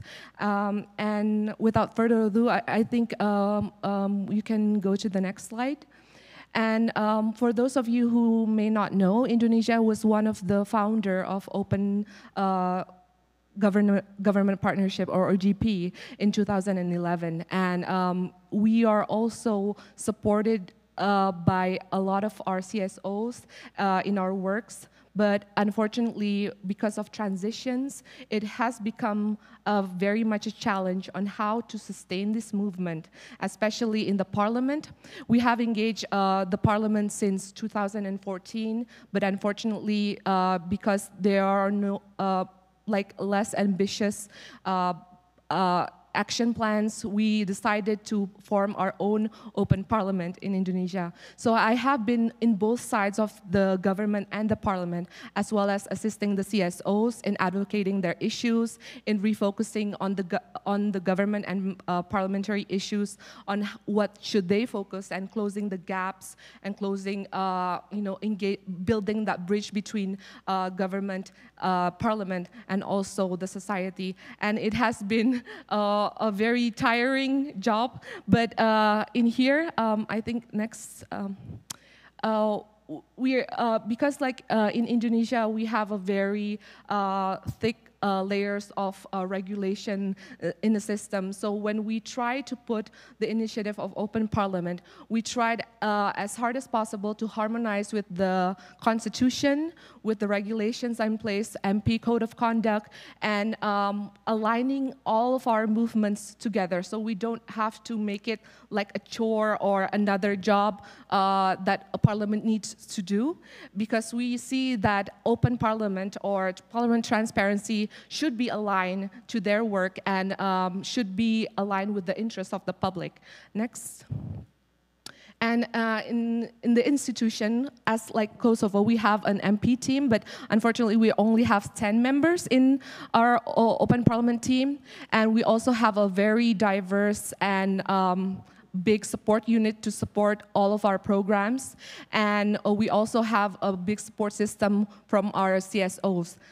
So we have been trying to form a more institutionalized multi-stakeholder forum with what I said before when I was asking the questions to your MPs about how we should form a sort of like resource sharing, budget sharing, and really trying to form that co-creation culture between parliament and civil society.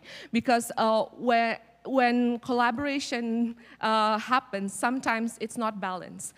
Sometimes the engagement are fragmented. So in here, we are trying as hard as possible to map all of the stakeholders, map their interests, so that we can align ourselves with the priorities of our parliament. Next. And here are just some of our CSOs, PMOs, and partners that support our group, including NDI, WFD, and also the Open Parliament e-network. We have been trying to build some priority issues on Open Parliament, not only on transparency, but also on public participation, even like nuanced themes of anti-hoax, participatory budgeting, and oversight as well, because I see that a lot of parliaments tend to neglect the oversight components and the budgeting components of their roles in the parliament. Next. And there are a few key issues and challenges that we face. So if you see that Indonesia is one of the most active social media user in the world, in Twitter and Instagram, we can cancel everyone within our site. And it has become a very effective policy, charging media to force changes in key policies. And that's what happened in many of our bills that are very high controversy and also very low limited participation. For example, we have the omnibus law on employment, the crime bill, and we also have the anti-corruption bill that have been garnering that kind of anger and frustration of the public of why are there no space for the public to actually participate. Even though we have put in place in our constitution, in our regulation, a way or a space for them to participate, but when the public give their comment, there are no guarantee that the MP will take that to account. There are no guarantee that their MPs want to, put the public concern into their arguments or into their debates. So what we were trying to do in Open Parliament is to advocate that value more, because it's not the matter of what platform that we create, of what application we create, or what kind of public participation that we create. If the MPs do not take our word for it, that will be one of what's the point of participation? And the second thing is, one of the key issues is, I think every parliament has faced on transition, leadership changes, political will, dynamic of the support system. I know that Friedan have mentioned as well about sustaining that kind of movement in the leadership when there are changes, when there are egos in the politics where they want to make some kind of initiative for themselves, and then when they don't have the same mindset, it can become very strenuous to sustain that kind of openness values across along the lines, and it may become one of the key factors why our civil societies and also our citizens become less and less resilient towards what the parliament are working. So they have a very high distrust on the parliament, on the elites, because they are already tired doing demonstration. They are already tired questioning MPs, trying to advocate over and over again, and they're met with like a brick block.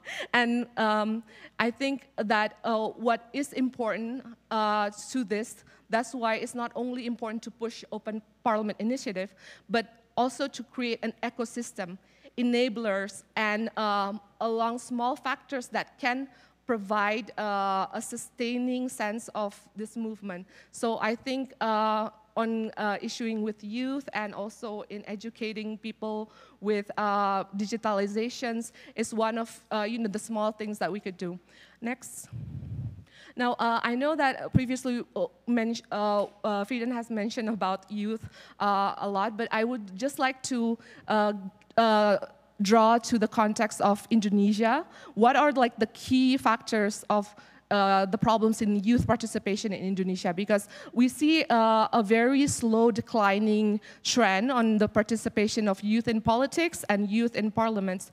And these are the three key factors that we found from many studies. The first is tokenism, when we see like a lot of MPs and political parties only put the youth MPs or the youth political leaders as like tokens. Oh, they're just young people. They can be the face of the party, but they don't bring real issues of youth. Not a lot of our youth MPs brought issues about youth unemployment, for example, or sexual education, or any types of education that are critical to kind of that youth issues. And that creates an apathy within our communities and youth communities, because they don't feel like there are people who are representing them, and they don't feel like they have a space, because most of the youth that represent them are just tokens or the children of other MPs or other elites, and then they become more and more powerless and voiceless. And the third thing, because I think this is context, a very tight context with Asia, there's a big type of gerontocracy, or a very, I know it may be a bit ageist, but it's like how the old mindset or old parliamentaries dominate the narrative in the politics. So next, as you can see, next slide, please. As you can see, there's like, this is a very, very critical diagrams that I've shown you. For example, like in Indonesia, the number of youth overwhelms the number of older generation, and yet the representation in politics are very small compared to how many they are. So, and these numbers keep declining more and more, and where the older generation of MPs and political leaders tend to still hold power. So that's why they're very small components or small political leaders that actually drive the issues on youth and youth participation. And I think youth participation is critical to bring more changes, to bring more digitalization, to bring more optimism and reform in our parliament. So that's why it's one of the key factors if you want to drive the change and if we want to drive that ecosystem of openness. Next. And what are the strategies that we proposed? I've mentioned about galvanizing the youth, and we also would like to address the gaps between parliament and public, because I see that parliament sometimes have a certain expectation of what the public needs, right? They seem to think that the public want to see them in foreign conferences like this, or to give handouts, or to attend social gatherings. But what the youth really needs from our surveys and our PMOs are that people just need data. People just need information or legislation that are tangible to their rights or to their needs. When doctors need to know legislations regulating on hospitals and health and so on. So that can be like a challenging thing that we have faced, because in technology, MPs think that they should, this technology should cater on their work or on their electability, on their campaign and politics, rather than what they should serve to the public or what they should give back to the public and what the public really demands. And the second thing is, we need to put more regulations and procedures for public participation, because quality control in public services and parliament is very essential, I think, even in every democracy. I think in Indonesia it's very critical to monitor the quality, the measuring of how we want to our MPs perform and serve the public, and also ensuring accessible information, because not a lot of our society are literate, for example, or have a high degree of comprehension and understanding of legislations and laws. So breaking that down that information, breaking down those terminologies into more simplified and consumable terms might help them understand. And because participation cannot work without transparency. Participation and public engagement cannot work if the public doesn't understand what their MPs are doing, what their rights are, what the laws are. So this is breaking down the law terms, breaking down the formalities, and helping the public to understand. It may help. And also involving the public on the technical, procedural, and the parliament work. I think this will be explained next. So we have involved a lot our public on, for example, in redesigning our website. It's not up yet, but we have been involving them in the UI UX in the UI UX research of our website, because we see that a lot of, because we have a diverse type of society, we want to know what are the most practical and accessible way that they can access information. We modeled like the UK Parliament, New Zealand Parliament, Australian Parliament, which one has the most accessible and easiest UI UX experience. So we surveyed on colors, we surveyed on fonts, and we involved the public in building those applications. And I think that that is essential to letting people have more ownership on the services that they use and the services that the parliament provide. And we also have public forums, we also have medias, we also have a lot of ways and channels across the parliament for public participation. But the problem is there's no monitoring, there's no measuring on the quality of that participation. That is still something that is very political in a sense, and we want to make it, through Open Parliament, we want to make it more measurable and based on the index, for example, for the International Association of public participation to get public empowered and involved in a sense.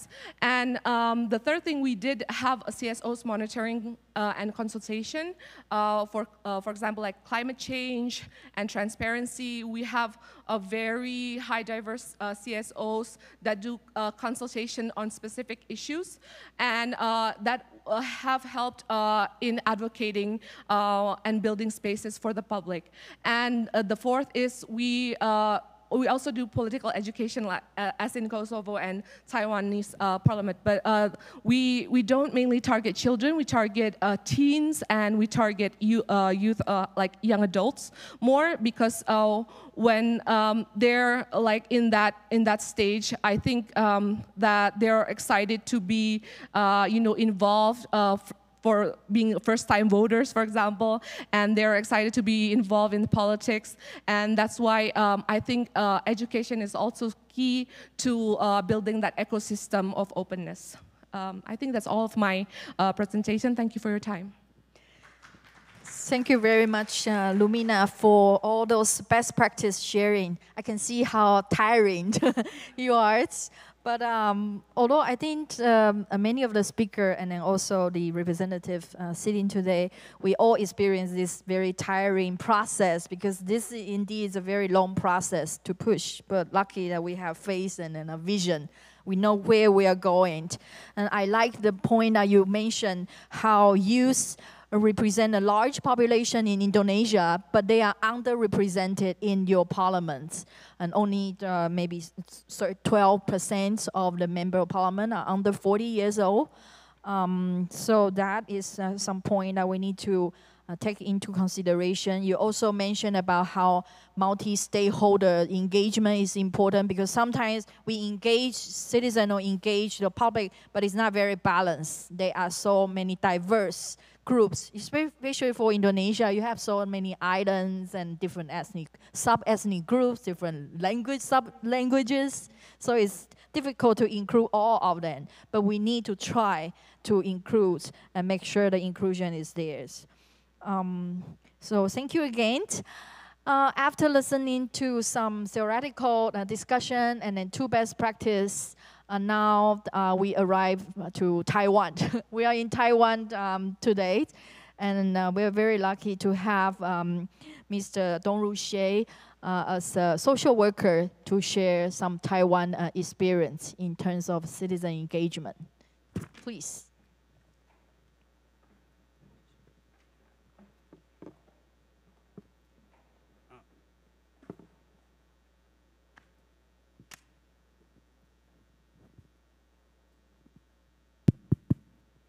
Okay. Dear Herlin and the speakers and everyone here, good afternoon. I'm Dongru Jeffrey Xie. Jeffrey is the English name we used. Taiwan, we always try to find an English name to learn English. It's a name named by my sister, so she called her Jackie and called my brother another J. I forgot what J. Okay, I am a social worker. As Herlin tell you that I did my job on disability related social work, but that was about I left my office about 10 years ago. So accumulated my service is now more than 30 years. So I need to show my slide. Don't you have my slide?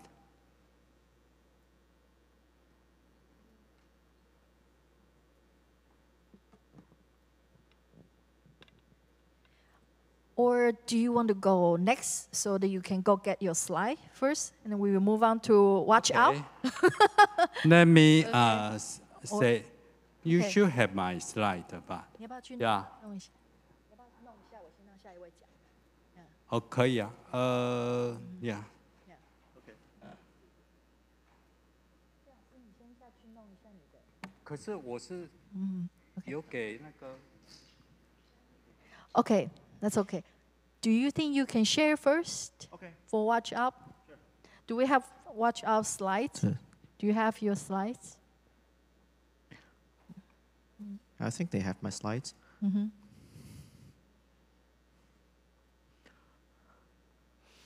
Okay, maybe you can introduce yourself while you're having. Okay. Yeah. Good afternoon, everyone. Thanks CCW for inviting me. I'm glad to be here. I'm Hong Guojun Hong. I'm the Chief Operating Officer in Watch Out. And actually, I'm still working on to do this presentation in English, but I think I'll just present it in Mandarin later. So please, for everyone who uses English, and you can wear your, OK， 好，接下来我就会用中文来跟大家分享。OK， 好，那我们接下来这个，因为我们今天这个主题其实叫做增进国会开放工作的支持与社会影响力。我觉得这其实里面有很多的一个 factor 可以被拆出来看，增进国会开放工作支持跟社会影响力。我觉得其实这个像是卧槽我们或是像今天的主办单位或是非常来参加的朋友，我觉得都会必须要持续的去提醒我们自己说 ，OK， 我们现在在做的工作是不是把手段跟目的搞混了？我们也许在做的是一个国会开放工作，但是我们为什么要做国会开放工作？是因为我们希望透过这件事情，让整个社会变得更好。那有吗？如果我们持续在做，却没有把社会变得更好，那似乎就有点本末倒置，手段跟目的并不相符。所以我们也是不断的抱持这样的想法去做我们的工作。好，下一张有吗？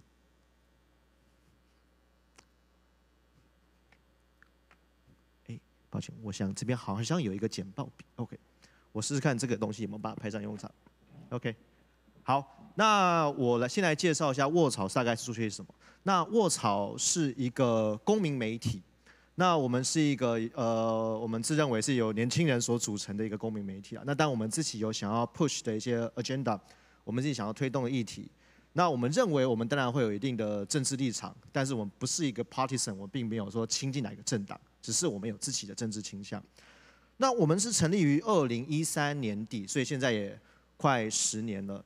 那也是因为很幸运的，2014年初有318或是太阳花运动在立法院发生。那因为我们非常关注立法院的议题，在那个时候我们就一炮而红，被大家所认识了。那我们具体到底在做些什么呢？那我们其实在做的就是，我们希望降低公民参与政治的门槛。这样的话，就是大家都可以越来越有意愿去了解政治，去关心政治。为什么？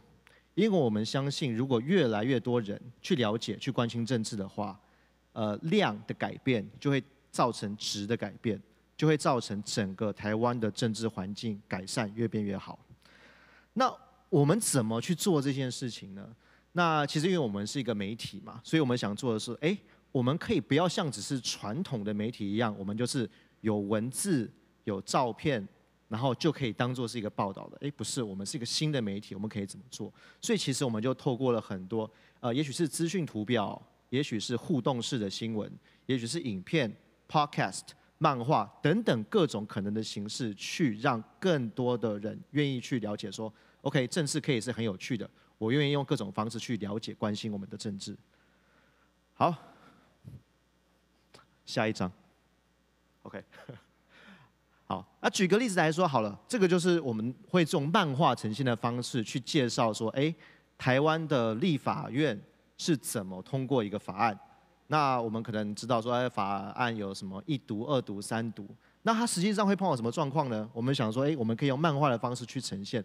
如果你今天这个漫画的主角，你本身就是一个被写出来的法案提案好了。你需要经过哪一些关卡，你才能够过关3读通过，成为一个真正被这个立案的法案？所以我们透过漫画的方式，让大家去觉得很有趣，我可以设身处地去了解说，原来这个是一个立法的过程。下一章。那我们有做一些政治议题的新闻，像我们也通过一些互动性新闻，像这个是在讲台湾的历史过去发生的事情，像228，我们透过互动地图的方式，去大家可以回到当时的时代，去了解说台湾的历史上发生哪些事情，就好像很像你在寻找 Google Map 上面有哪些好吃的餐厅一样，只是现在你的收集的这些聘点不是餐厅，是当时的历史事件，但你就可以连接起来你现在的生活的地点跟当时的情境。下一张。然后或者是一样是在讲台湾过去发生的历史，像白色恐怖啊、戒严时代的时候有发生哪些事件，然后我们用一些比较互动新闻的方式，让大家可以去玩，讲完可能不大这个尊重，但是去体验说，如果你到了那个时代，你可能会不会成为戒严时代的受害者？好，下一张。这个我们试试看有没有办法播放，请点。好，很好。好，没有声音没关系，我来帮他做口白。那像这个就是我们在做介绍说，台湾的投票的系统，我们有政党票，我们有立委票，我们有总统票，但是其实这个规定说实在并不是每个人都知道。那我们就用动画的方式去让大家了解说 ，OK， 你要投票了，你可能选总统很重要，你选立委很重要。那还有一种东西叫做政党票也很重要，这个政党票会造成什么样的效果？谁会因此而选上？然后政党会因此受到什么影响？我们就让透过这种比较有趣的方式，让大家愿意去了解政治。对，那他也会比较谨慎的选择他的票要怎么投。好，下一张，谢谢。那刚刚在讲的时候，有点像是好，那是卧槽，我们自己在做这些东西，我们做一个媒体，自己做这些专案。那我们如果只是自己做，那好像不一定有办法那么直接的造成改变。所以我们会也在想，就是说，好，我们是不是其实如果我们想要造成改变的话，造成刚刚提到的社会影响力的话，是不是我们可以直接跟公部门合作？那这是我们跟立法院有开始做一些合作。麻烦帮我下一张。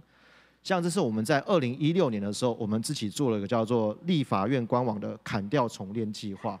为什么呢？我相信这可能过去很多的不管是国内或是国外的一些朋友，肯定有类似的状况，就是说，像国会它会有很多丰富的资料，那说实在的，他们也并没有公开。但是呢，他们都被放在一些很隐秘的地方，有公开啊。你如果问他，他说有，我放在哪一个连结档的里面。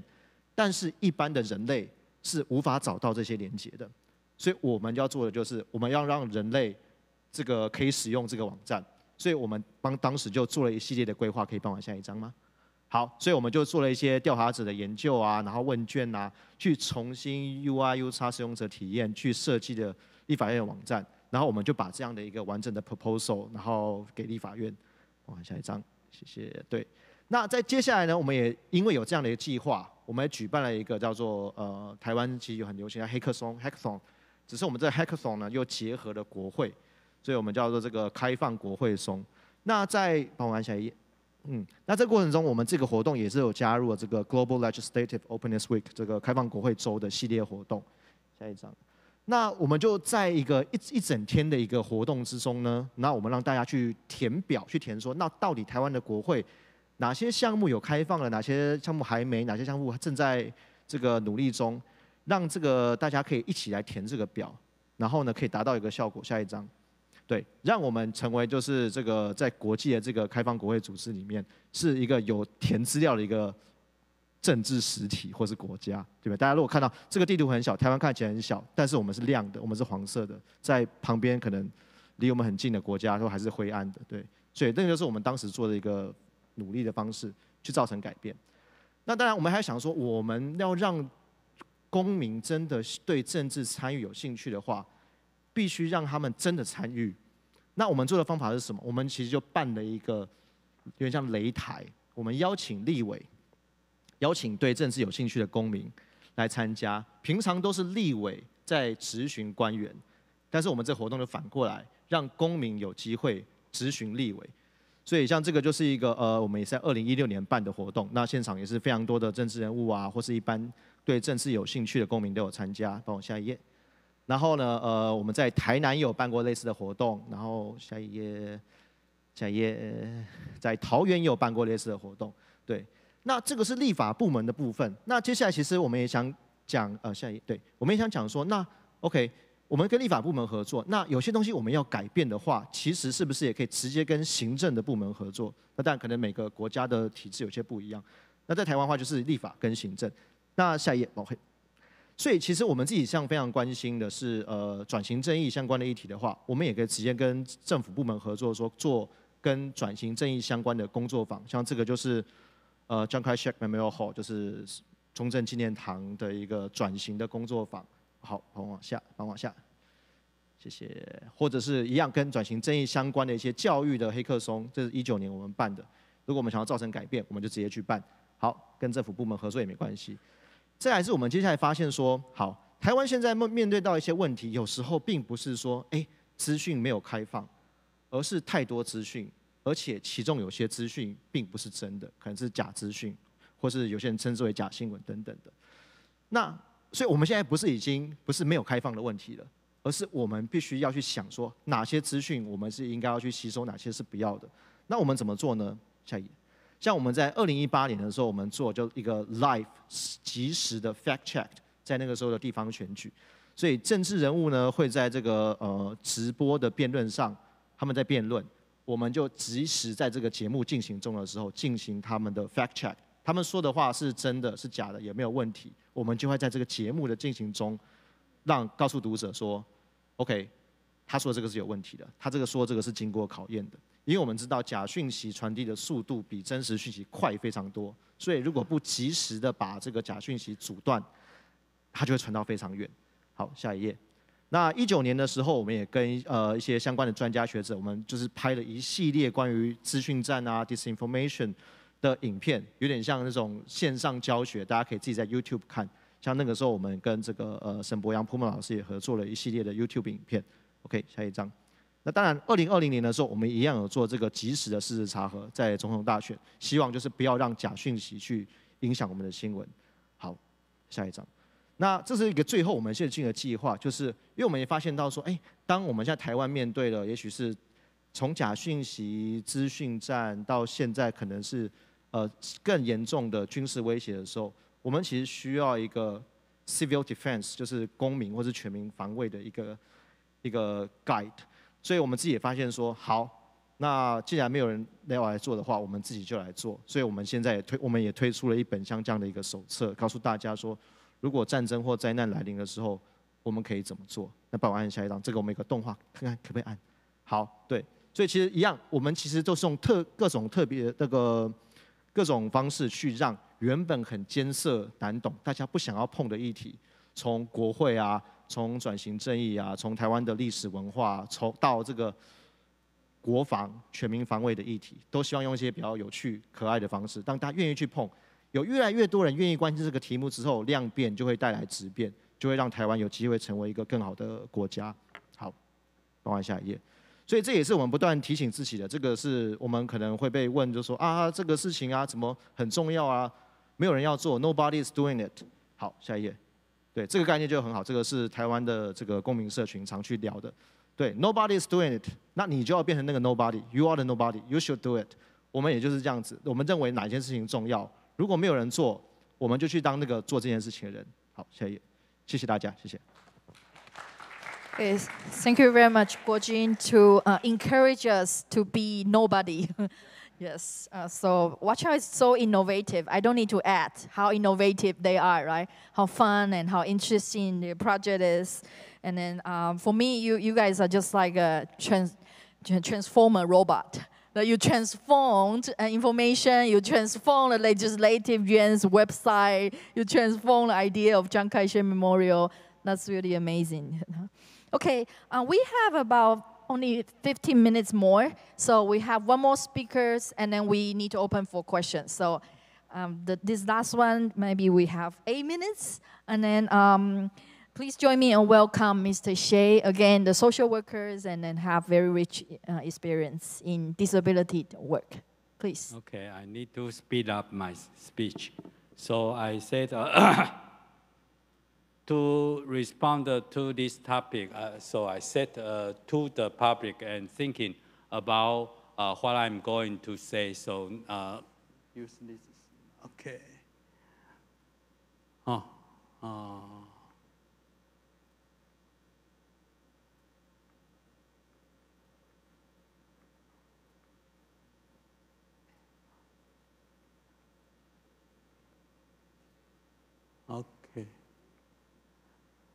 Okay.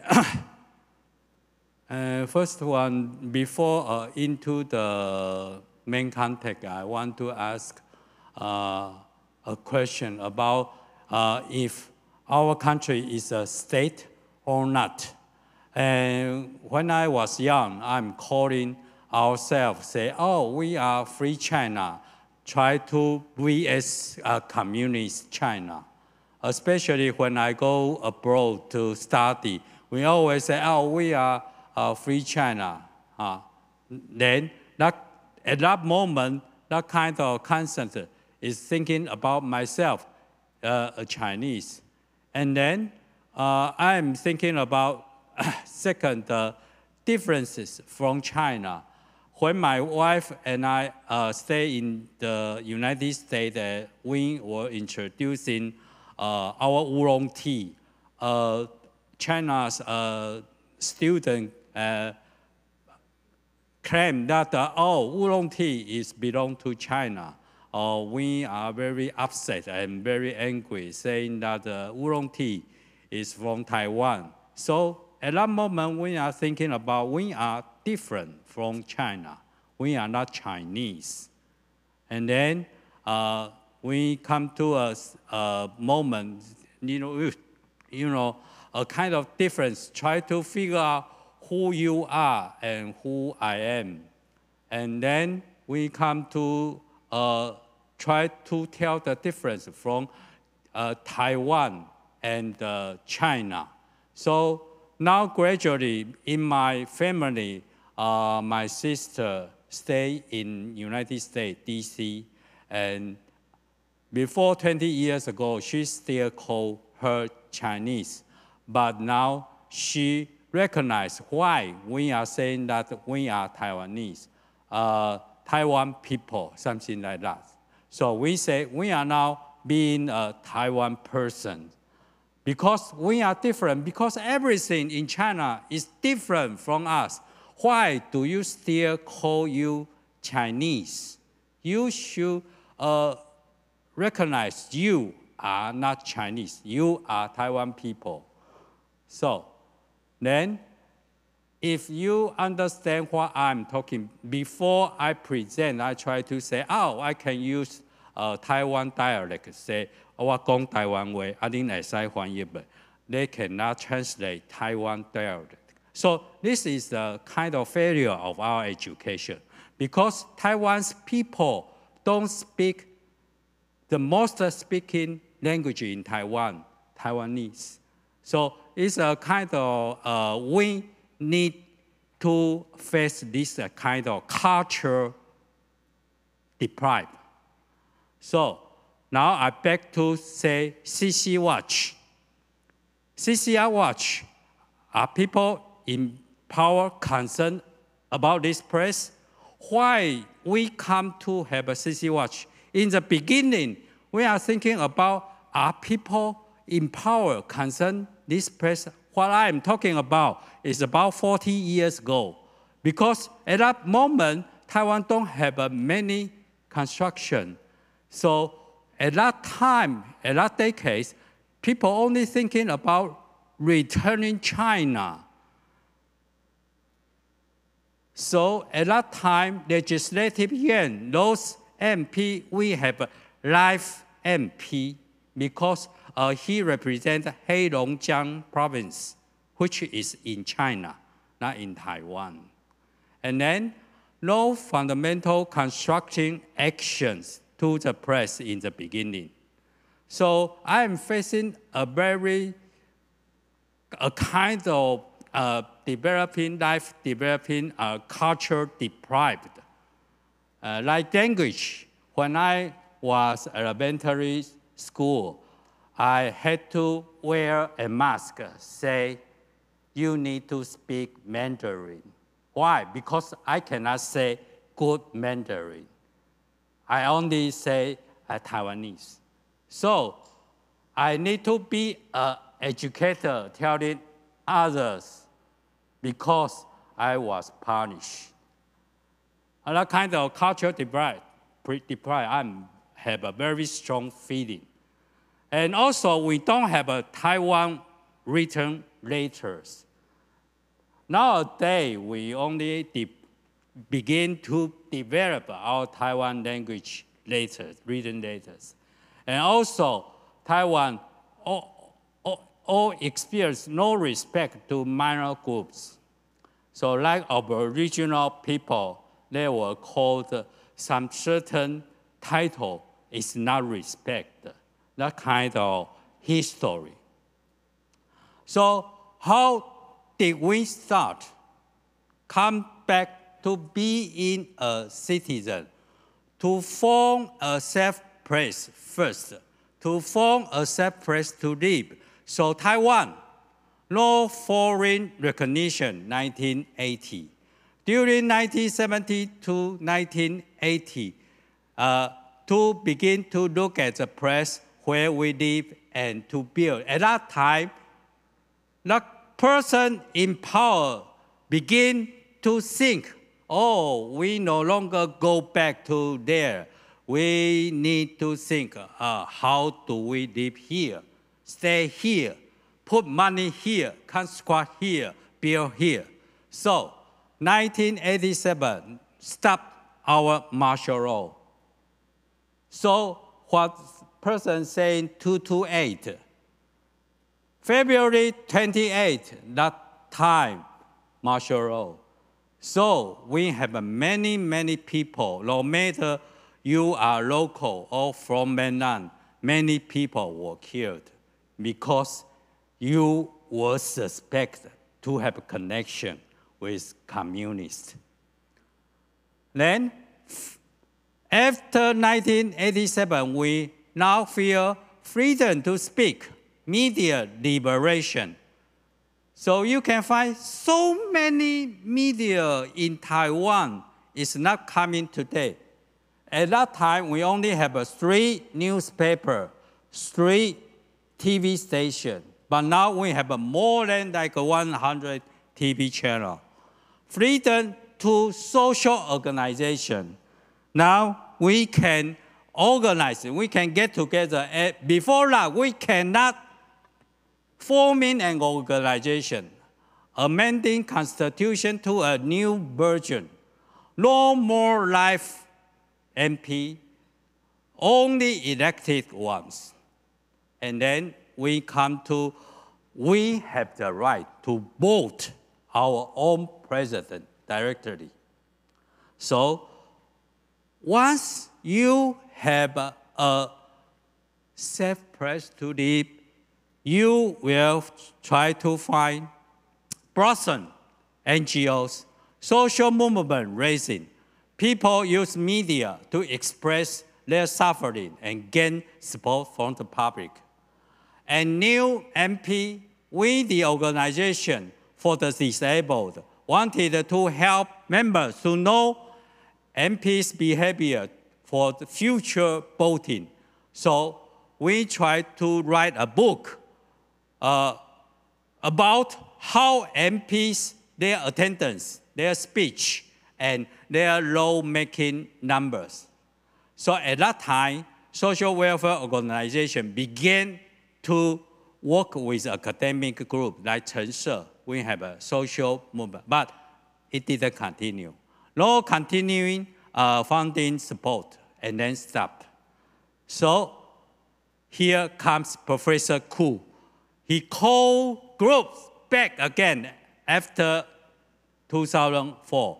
So CC Watch was established as a formal association under his leading to watch Parliament. MP now, we can check their attendance.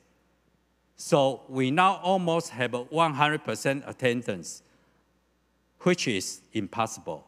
So the definition of attendance is another question. I don't have time. Law-making progress allow watching in person, IVOD wireless channels, 22, 23. Lawsuit, we were sued by MP because we said his performance is not good. So he pressed a charge to the court, and our Mr. Gu went to the court to defend. He lost. Okay, multiple ways to promote the public to know the parliament. So back to the board, the public, how do they know? We show you about the board game.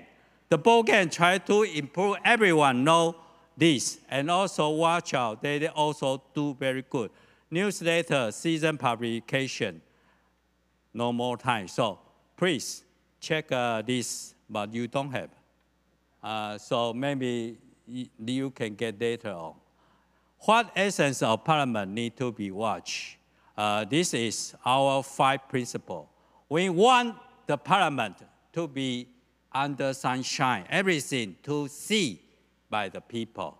So party and party negotiate. We want to watch what they are talking about. Public aware, commonwealth, self-discipline. MP, they need to discipline themselves. However, they don't have a very good self-discipline. We still need to watch them. Effectiveness, civilization, that's all.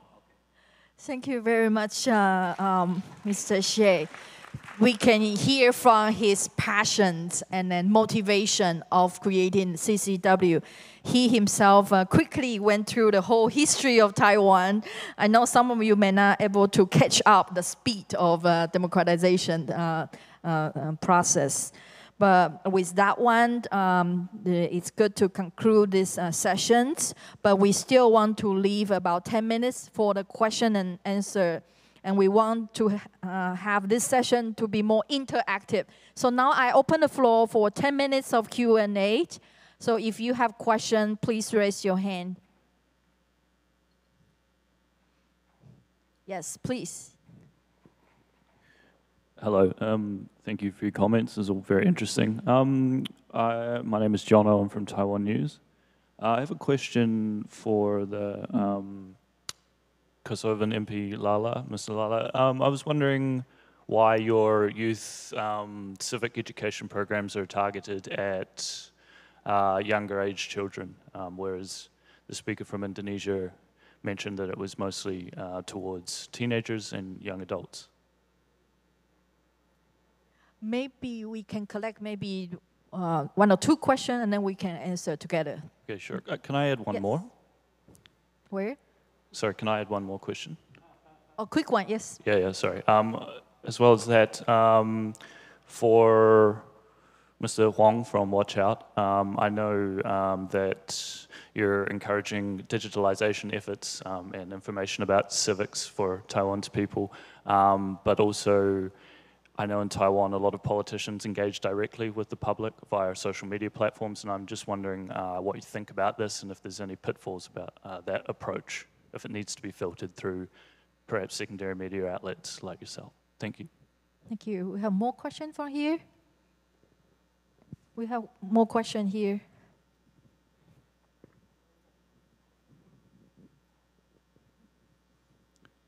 我是龚东猛曾建元哈。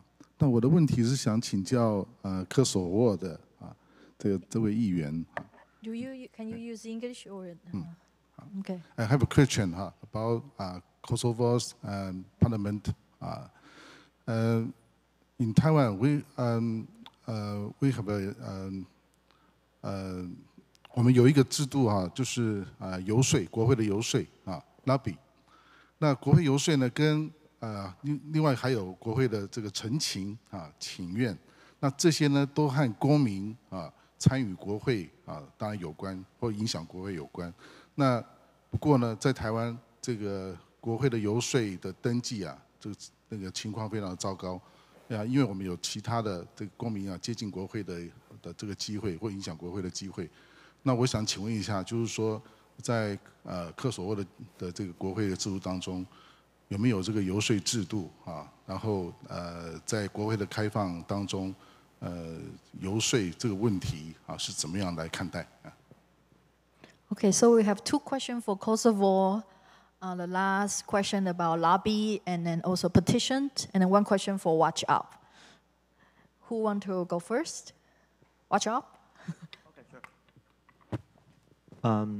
Sorry, I believe the question is that it's about like if the politicians they have their own media, which is the platform, like a social media platform, how and why Watch Out exists, right? Kind of like that.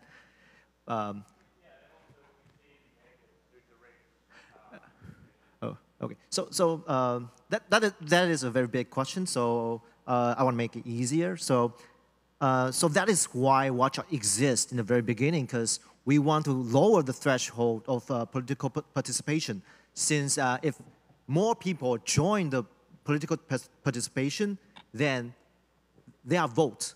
There will be pressure for the politicians, because if there's like a million people who listen to or watch Out or watch our news, and only about like 10,000 people listen to certain politicians, then the politician will have the pressures of, okay, I have to see what are those civil groups, maybe like Watch Out or like CCW, what are they doing? So maybe I have to shift the policy and how I legislate or amend the laws. So that is why we want to make the politics news easier to access, that then more people will willing to understand and participate in political era. Okay, move to Kosovo. Yes, thank you. I'll start from the second one. No, unfortunately, it's not regulated in Kosovo as well. We've been discussing this for quite some time, whether it should be regulated. Perhaps it will be much easier, because there's no specific law that address the lobbying process. But how do the interest groups do it? There are various ways, but one of the ways that I can think of now is that the work of the parliament is conducted in 14 different committees. Each specific field has a committee. So the NGOs or the groups that are interested and the committee works in their field, they are allowed to follow every week the meetings of the committee. And usually, if there's a specific law that kind of affects their interest within the field that they work, they are open. They are free to make meetings with the chairperson of the committee, and also try to contact personally each MP to raise their concerns or write letters to them or ask for their support when the law comes to the parliament for voting. And regarding the first question, we do have youth activities. I mentioned I'm deputy chair of the youth caucus, which is not a formal caucus, but it's out of the goodwill of the MPs to work for the issues that affects the youth. But why I mentioned maybe more programs of the children is that I believe that, or we believe that as earlier that we work with young generation, we kind of close the gap, which is the parliament and elected officials or parliamentarians are something abstract. So within the civic education classes, teachers can come with children and see that even that members of parliament are citizens of the city. They can talk to them, they can see the parliament, they can sit in our seats, so it's easier for them to understand the processes at the early ages.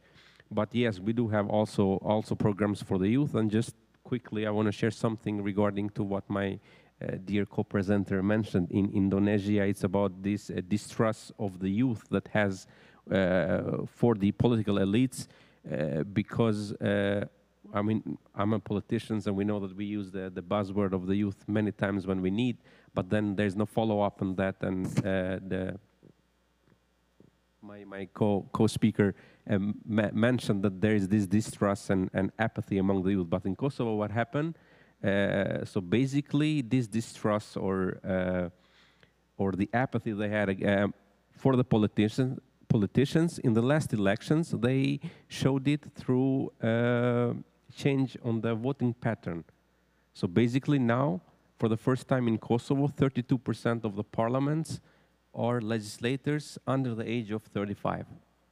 So if we compare with age limit of 40, what you did, maybe perhaps 40% of the parliament are like young people until 40 years old. So this is a way that they chose by electing legislators that are younger at age, of course, wanting them to push forward the laws that affects and create more opportunity for the youth.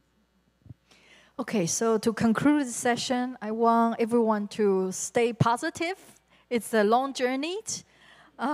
So please join me for a photo to conclude this session. Thank you very much for all the 5 speakers. So thank you very much for the moderator and the panelists for this last panel. And so we'd like to have you guys for a photo session, please. Yes, thank you. Thank you very much. And I'd just like to let you guys know, now we'll have a bit short, like not a short, longer one, a longer tea break, and hope you guys will have some time to exchange your thoughts before we end. And at 3:30, we will come back for the closing session. 所以现在我们会再有一个茶叙时间到3:30。那3:30，再麻烦大家准时回来参与我们的闭幕仪式。谢谢大家。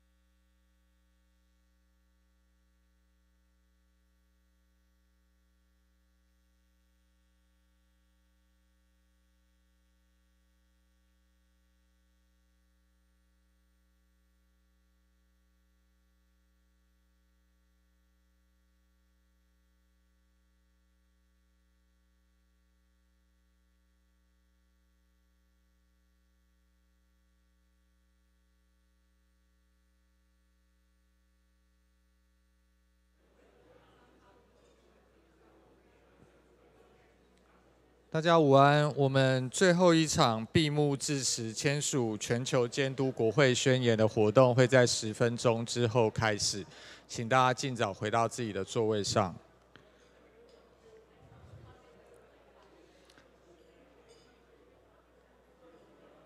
Distinguished guests, we are about to start our final session, the closing remarks, signing of the joint statement.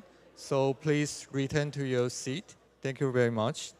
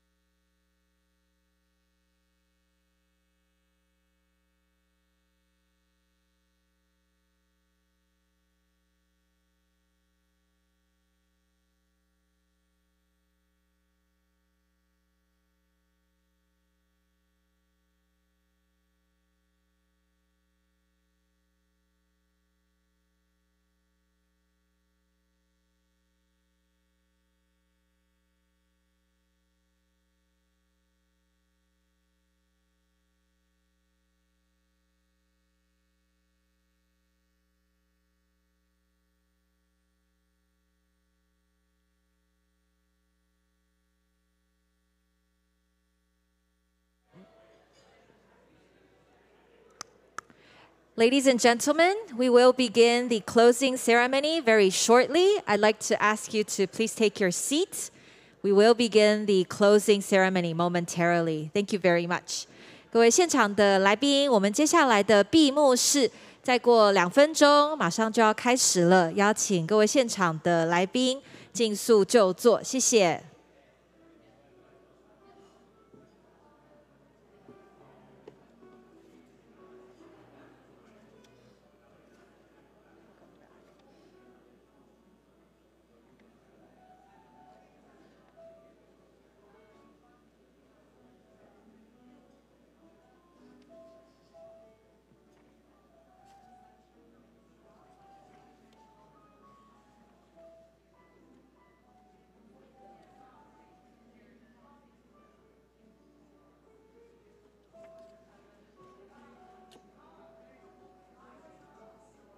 我刚说2分钟。好的。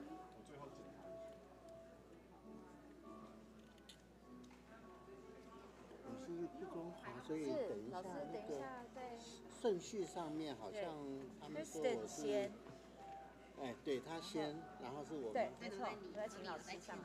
对，你给我几分钟？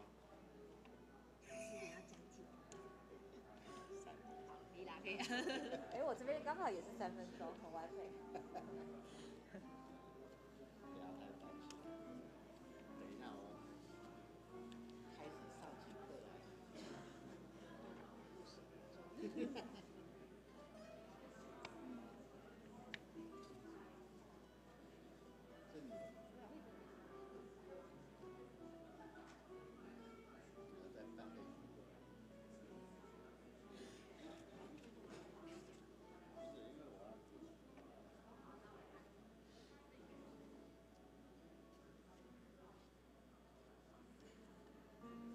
也在了哈，对，有在，他在这边。好的。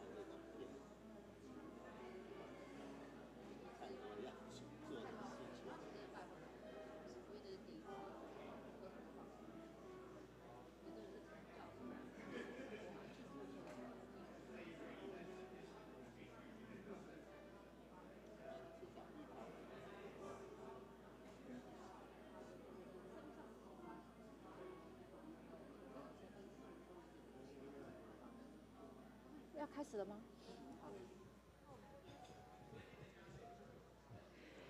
Ladies and gentlemen, dear guests, welcome back to the forum. So after 2 days, we have come towards the end of the Parliamentary Openness and Monitoring Forum. I hope that you have enjoyed the sessions and also connected with potential partners to work with going forward. And to wrap up the forum today, I'd like to welcome Ms. Kristen Sample, Director of Democratic Governance of the National Democratic Institute, to briefly recap what we have covered and also share some highlights from the past 2 days. So please join me to welcome Kristen.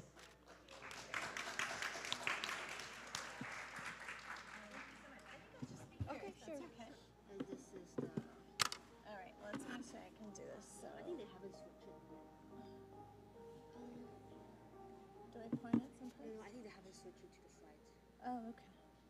If you could ask them to do that.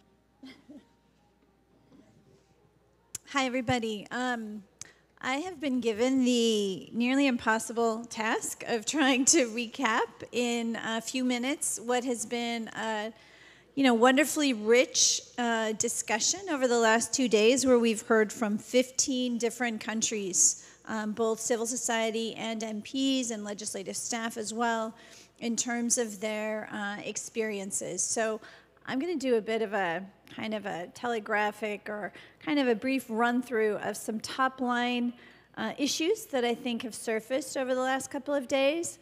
What I think has been really important to note is, a lot of the presenters have gone into deep detail in terms of their specific practices or the models they've developed, the techniques, the tools. And I know that we'll all be able to stay in touch and dig deeper on some of those if there's specific models or tools that you find of interest. Okay, could you do the next slide, please? I only have 3 slides. I'm going to be brief, I promise.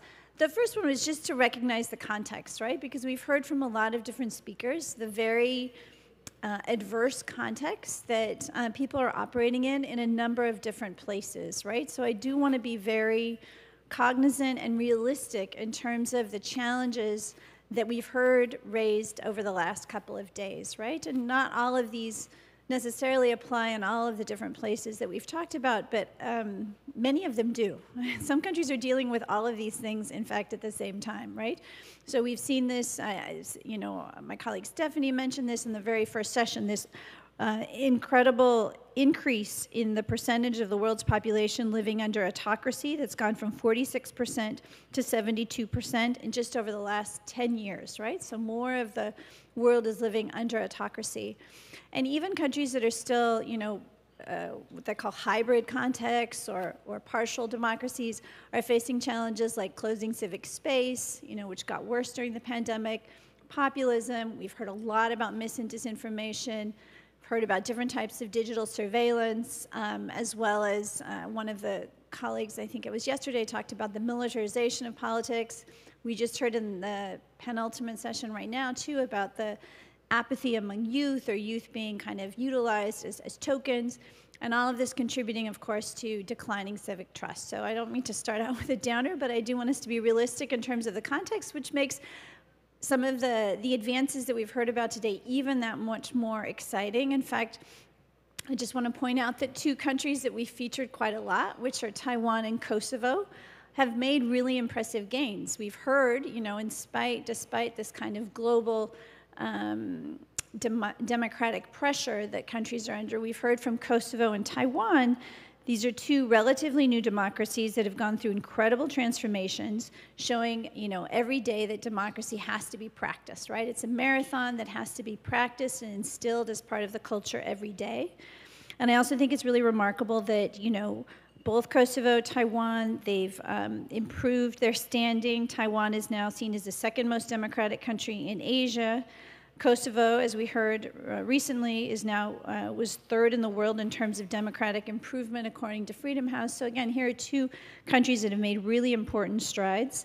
And even though they're not OGP members, they're not members of Open Government Partnership, they are modeling those practices, modeling those norms and principles in the way that they work, and they've become open parliament champions within their respective regions. So kudos to both of those 2 countries, and I've learned a lot from the different presenters we've heard from Kosovo, Taiwan, as well as from the other countries. So if we could just go to the next slide. So I just have, again, kind of top-line lessons, and I'm not going to go into detail, but I just wanted to, as we've been picking out what people have been talking about, as I mentioned, we've seen some very important progress. We've heard about some key advances in all of the different countries, and it seems like in most of the contexts we've heard that there's more information out there, right? There's more information available than there was, for instance, 10 or 11 years ago when OGP was founded. We heard about some really interesting alliances between the PMOs, Parliamentary Monitoring Organizations, and the MPs. In fact, we heard people say, don't demonize each other, try to build trust. The PMOs should be discerning. Within a parliament, they can find parliamentary champions. They should try to identify and cultivate those parliamentary champions. We've heard, too, about people saying that it's really important that the PMOs and the MPs keep in mind that openness often is perceived as a means to an end, right? So how do you show that openness pays out dividends when it comes to people's daily lives, when it comes to those tangible improvements that they want to see in the day-to-day? NDI's former chair, you know, who passed away last year tragically for us because she was so beloved, Madeleine Albright, used to say people want to vote and they want to eat, right? So people want democracy, but they also want to know that democracy is going to help them solve their critical challenges and make for more prosperity and more security for their families. Coalition building. I learned a lot from people in terms of hearing about the coalition building that happens at national level. CCW has 40 member organizations. Directorio Legislativo has worked to build broad coalitions in each country that has students, professors, good governance organizations. So a lot of interesting experiences on coalition building at national level. A lot of diversity too, though, in terms of the PMOs and how they balance. Some of them are more of a collaborative partner with the parliament. Some of them might be a little more at a distance, more of a watchdog role. So there is a lot of diversity there too, I think, in terms of how assertive some of the PMOs are and how they've chosen to maintain a relationship at greater or less distance from the parliament. Regional networks. It's been also, I think, something really interesting to hear from Directorio. We heard a little bit from the African context yesterday as well about how regional networks can be used to build democratic solidarity, operating across a diversity of contexts, permitting some comparison. We've seen those regional indices, for instance, that are really interesting as well to kind of help countries and MPs compare themselves, their country's standing with other countries when it comes to openness and transparency. Tying in with that, these are, again, these different instruments, tools that different PMOs have adopted in terms of indices and scorecards, which are really interesting in how they can help to spur on more progress, how they can be an incentive for MPs, for instance, to do better, right? I think we heard from a few Taiwanese who said, I think they used the term that they're scared of CCW's grading system sometimes, and they pay close attention, and when they get a poor score on CCW's scorecard, that it makes them do better. Sorry that my eyesight is so bad. Regional networks and opening the parliament to citizens. Great experiences we've heard from Kosovo, for instance, about how they're opening the parliament to youth and to other diaspora groups, really opening the parliament, making it clear that it's the people's house. At the same time, not just opening and expecting people to come in, but being very proactive in getting MPs out to the public, meeting in their districts, meeting with different constituencies, and developing feedback loops. I've heard a couple of different presenters talk about the importance of feedback loops. It's not a one-way communication channel. It's not just about being open and transparent to the citizens. It's also about listening to the citizens and course correcting, right? Or adjusting your policies, adjusting your communication strategies, taking into account the feedback that you're getting in. So feedback loop's really important. I think it was in Indonesia too, we heard how important it is to mainstream openness and transparency, right? This isn't something that exists in a vacuum, but it has to be reflected in the code of ethics, in the rules of procedure, in the budget, in the communication strategies, the broadcasting, and all the different facets of parliamentary business. Again, it can't exist in isolation, but it has to be mainstreamed within the way that Parliament does business. If we could just go to the last slide, please. Thank you. Let me see. Inclusion, okay, good. Inclusion too, we heard that from Kosovo and from others about how parliaments need to be open to everyone, right? Again, has to represent a diverse range of interests, represent people. We heard especially from Kosovo this morning about supporting the equal participation of women and men. We heard about youth examples, different ethnic groups, making sure, again, that if Parliament, through inclusion, is going to be able to legislate in ways that meet the needs of the diverse sectors of the society, and also doing it in a very deliberate way, because we also heard with the technology tools, it's important to make sure that those technology tools are overcoming the digital divide, right? That they're being rolled out in ways that are accessible and user-friendly, again, across different types of sectors of society, and really taking into account the needs of underrepresented groups. Speaking of technology, I think we heard a lot of really interesting examples of how sure, technology is definitely part of the problem when it comes to social media and some of the disinformation. We've heard about the surveillance, for instance, but we did hear about many examples where folks are using technology in positive ways, you know, from the broadcasting of proceedings from a number of different parliaments, the MyVote platform, the legislative tracking tools. We heard that legislatures can do better, though, because many times CSOs have to do this painstaking sort of scraping of data, whereas really it's the responsibility of the legislatures to put the information out there in a way that is searchable and that is consistent with open data standards. Media, we heard too, some interesting experiences, again, doing communications in new and innovative ways. I think we heard that most recently just from Watch Out too, to be creative in the types of messaging that goes out there, especially if we want to reach new populations or young people in particular. Advocacy, I'm sorry, these really aren't in any like logical order, kind of jumping around here, but also the role of advocacy that a lot of PMOs are playing.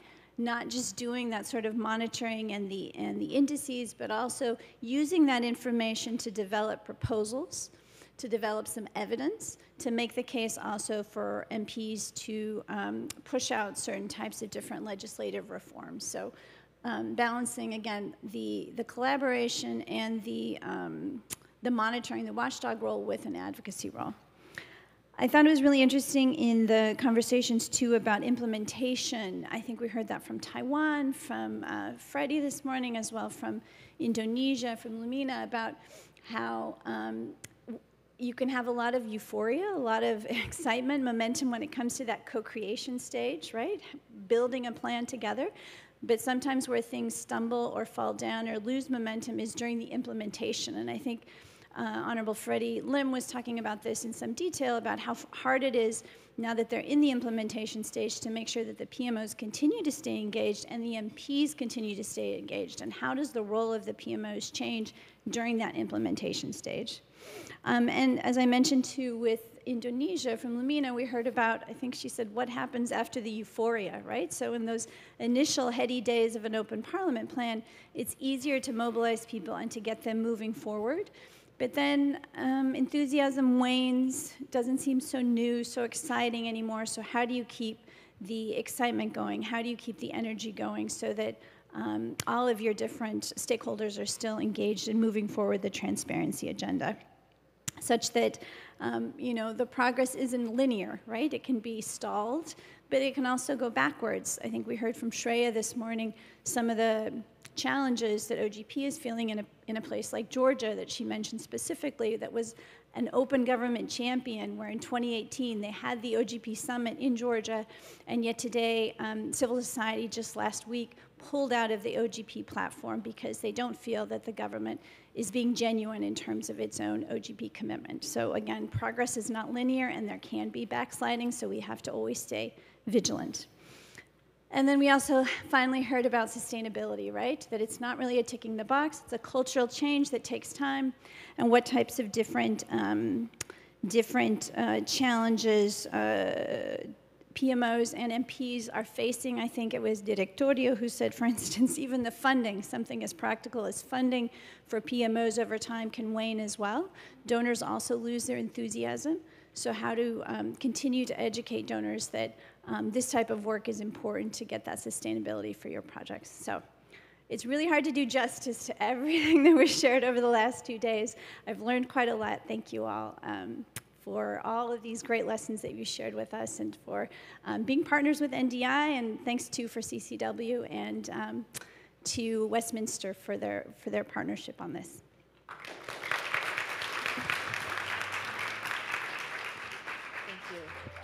So thank you again, Kristen, for giving us such a comprehensive overview of what we've covered in the past 2 days, as well as the lessons learned. And now I'd like to invite the founder of Citizen Congress Watch, Dr. 顾中华, to give us the closing remarks. 那我们接下来要请公都盟的创会理事长顾中华老师来为我们致闭幕词。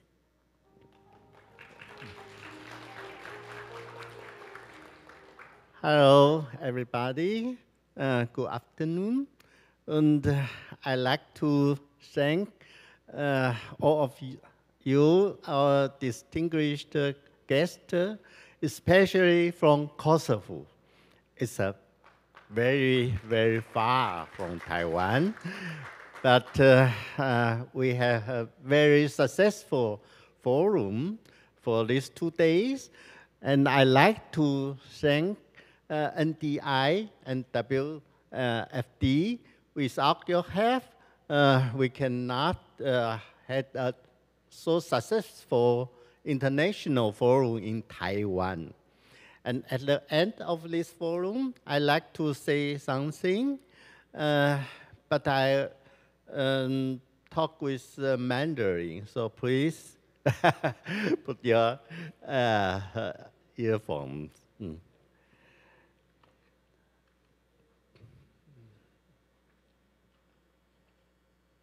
Please.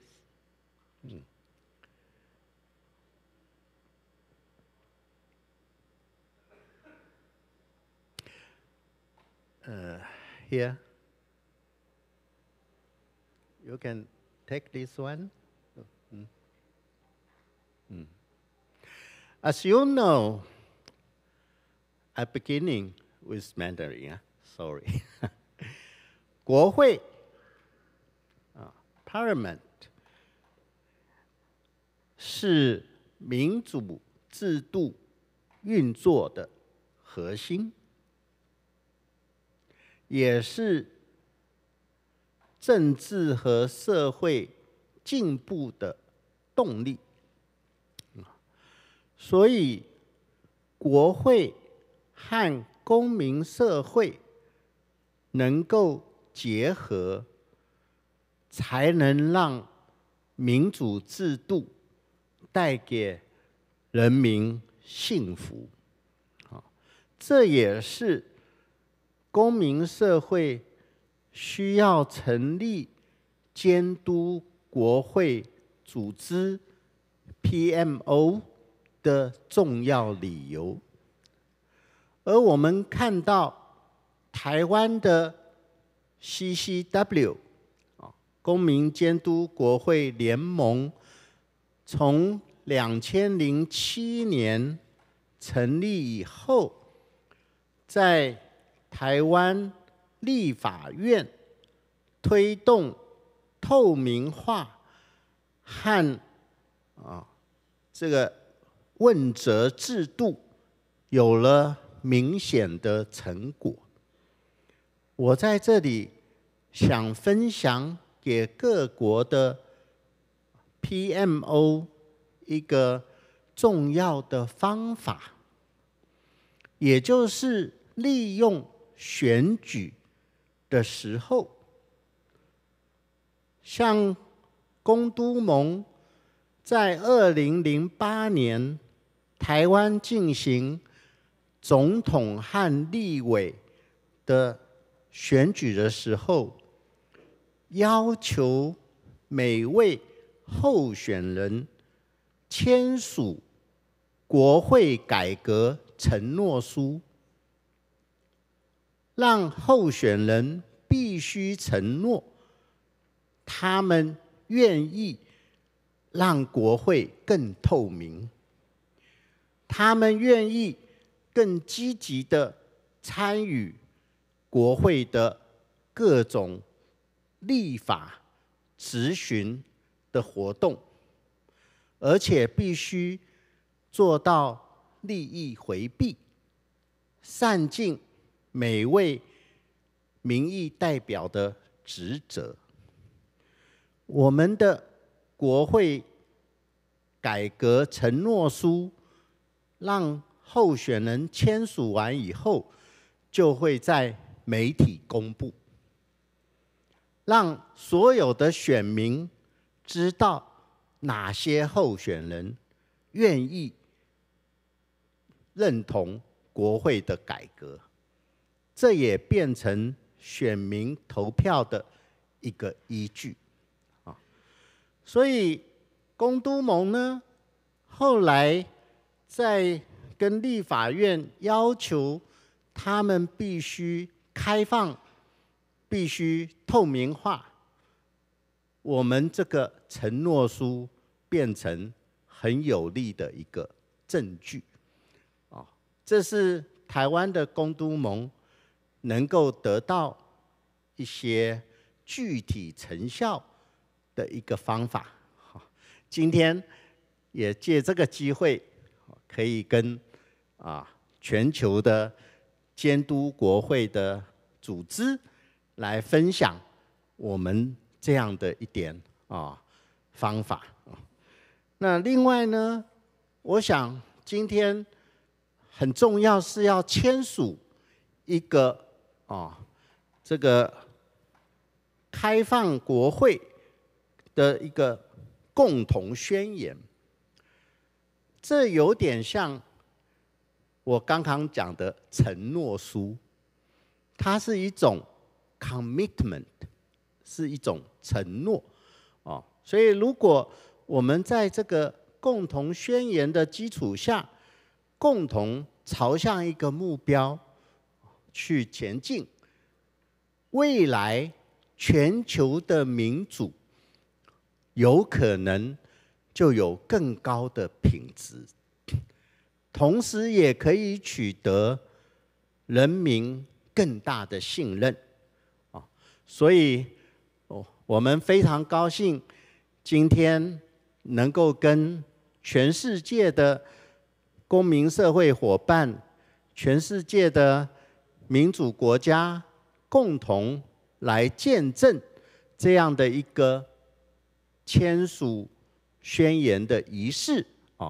同时呢，也很高兴将来我们可以在这个基础上呢，继续提升国会的透明度、国会的开放程度，并且让民主能够真正的扎根。我想今天再一次谢谢大家的参与Thank you very much. Thank you. Thank you. 谢谢，非常谢谢顾中华老师。Thank you once again to Dr. 顾中华。So we will now proceed to sign the 2023 Parliamentary Openness and Monitoring Forum Joint Statement to conclude. So I'd like to welcome Dr. Zhen Jianyuan, Chair of Citizen Congress Watch.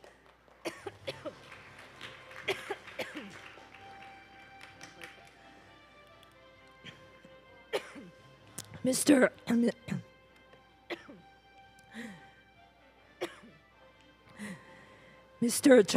Chunlun Lee, Program Officer of ANFRIL.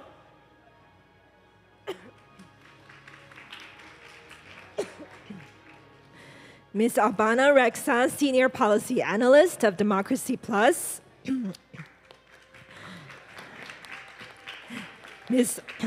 Maria Barron, Global Executive Director of Directorial Legislativo. And Mr.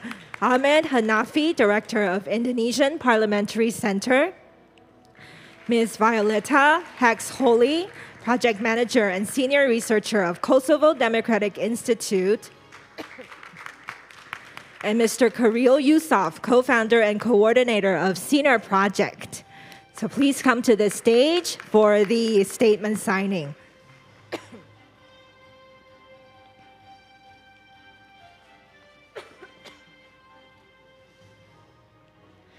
So I'd like to invite the guests on stage to please sign your names on the statement. 好，请签署。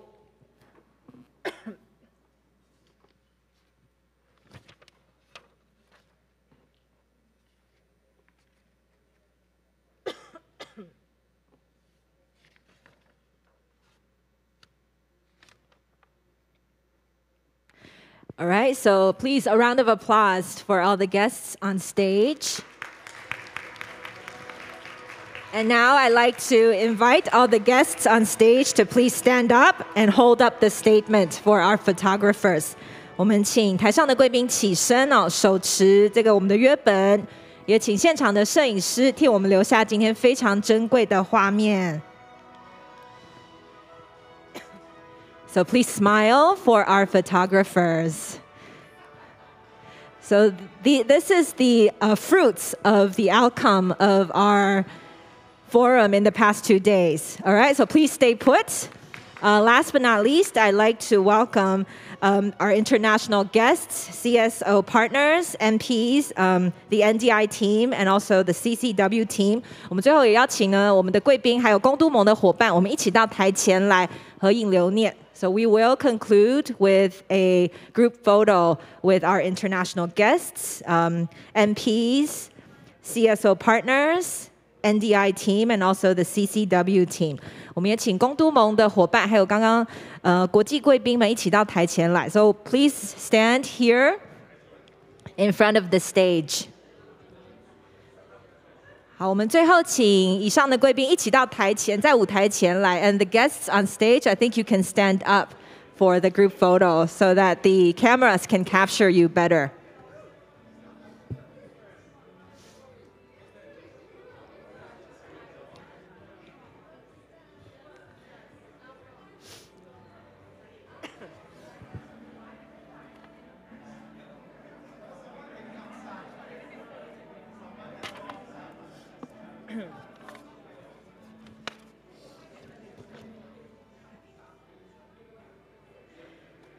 我们请大家都稍微往中央靠近，然后侧身。So please stand sideways a little bit so that our photographers can capture you better. We can have some of you on the stage as well. 请问这样子可以拍得进去吗？可以。好，那请大家看向摄影镜头。So please smile for our photographers for the camera.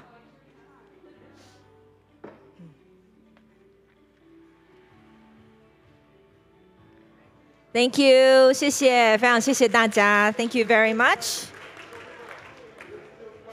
So ladies and gentlemen, we'd like to thank all of you for joining us in the past 2 days. This concludes the forum. Thank you so much. Before you leave, please remember to fill out our feedback form. This is on page 49 of our program book. And also, please do return your interpretation headsets. 好，我们现场的贵宾、各位来宾，我们今天的论坛到此圆满结束。在大家离场之前，请各位填写我们在手册49页的回馈单。另外呢，也请归还同步口译的耳机。我们仅代表主办单位感谢这次所有的参与与会贵宾，还有我们所有的工作人员。Thank you so much for joining us, and we'd like to thank all the staff members, our sponsors, our partners, international guests, and all the online speakers.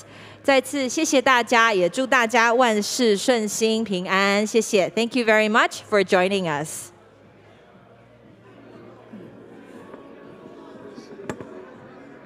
还好，刚刚就突然呛到，对，突然喉咙很痒这样子。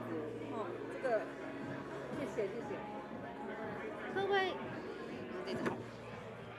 各位一般的参与者，在您离场之前，除了归还口译设备之外，我们在报道处也有本次益美食品赞助这次论坛的纪念品是巧克力。那也欢迎就是一般报名参与的伙伴，可以在离场的时候带走一个纪念品。谢谢大家的参与。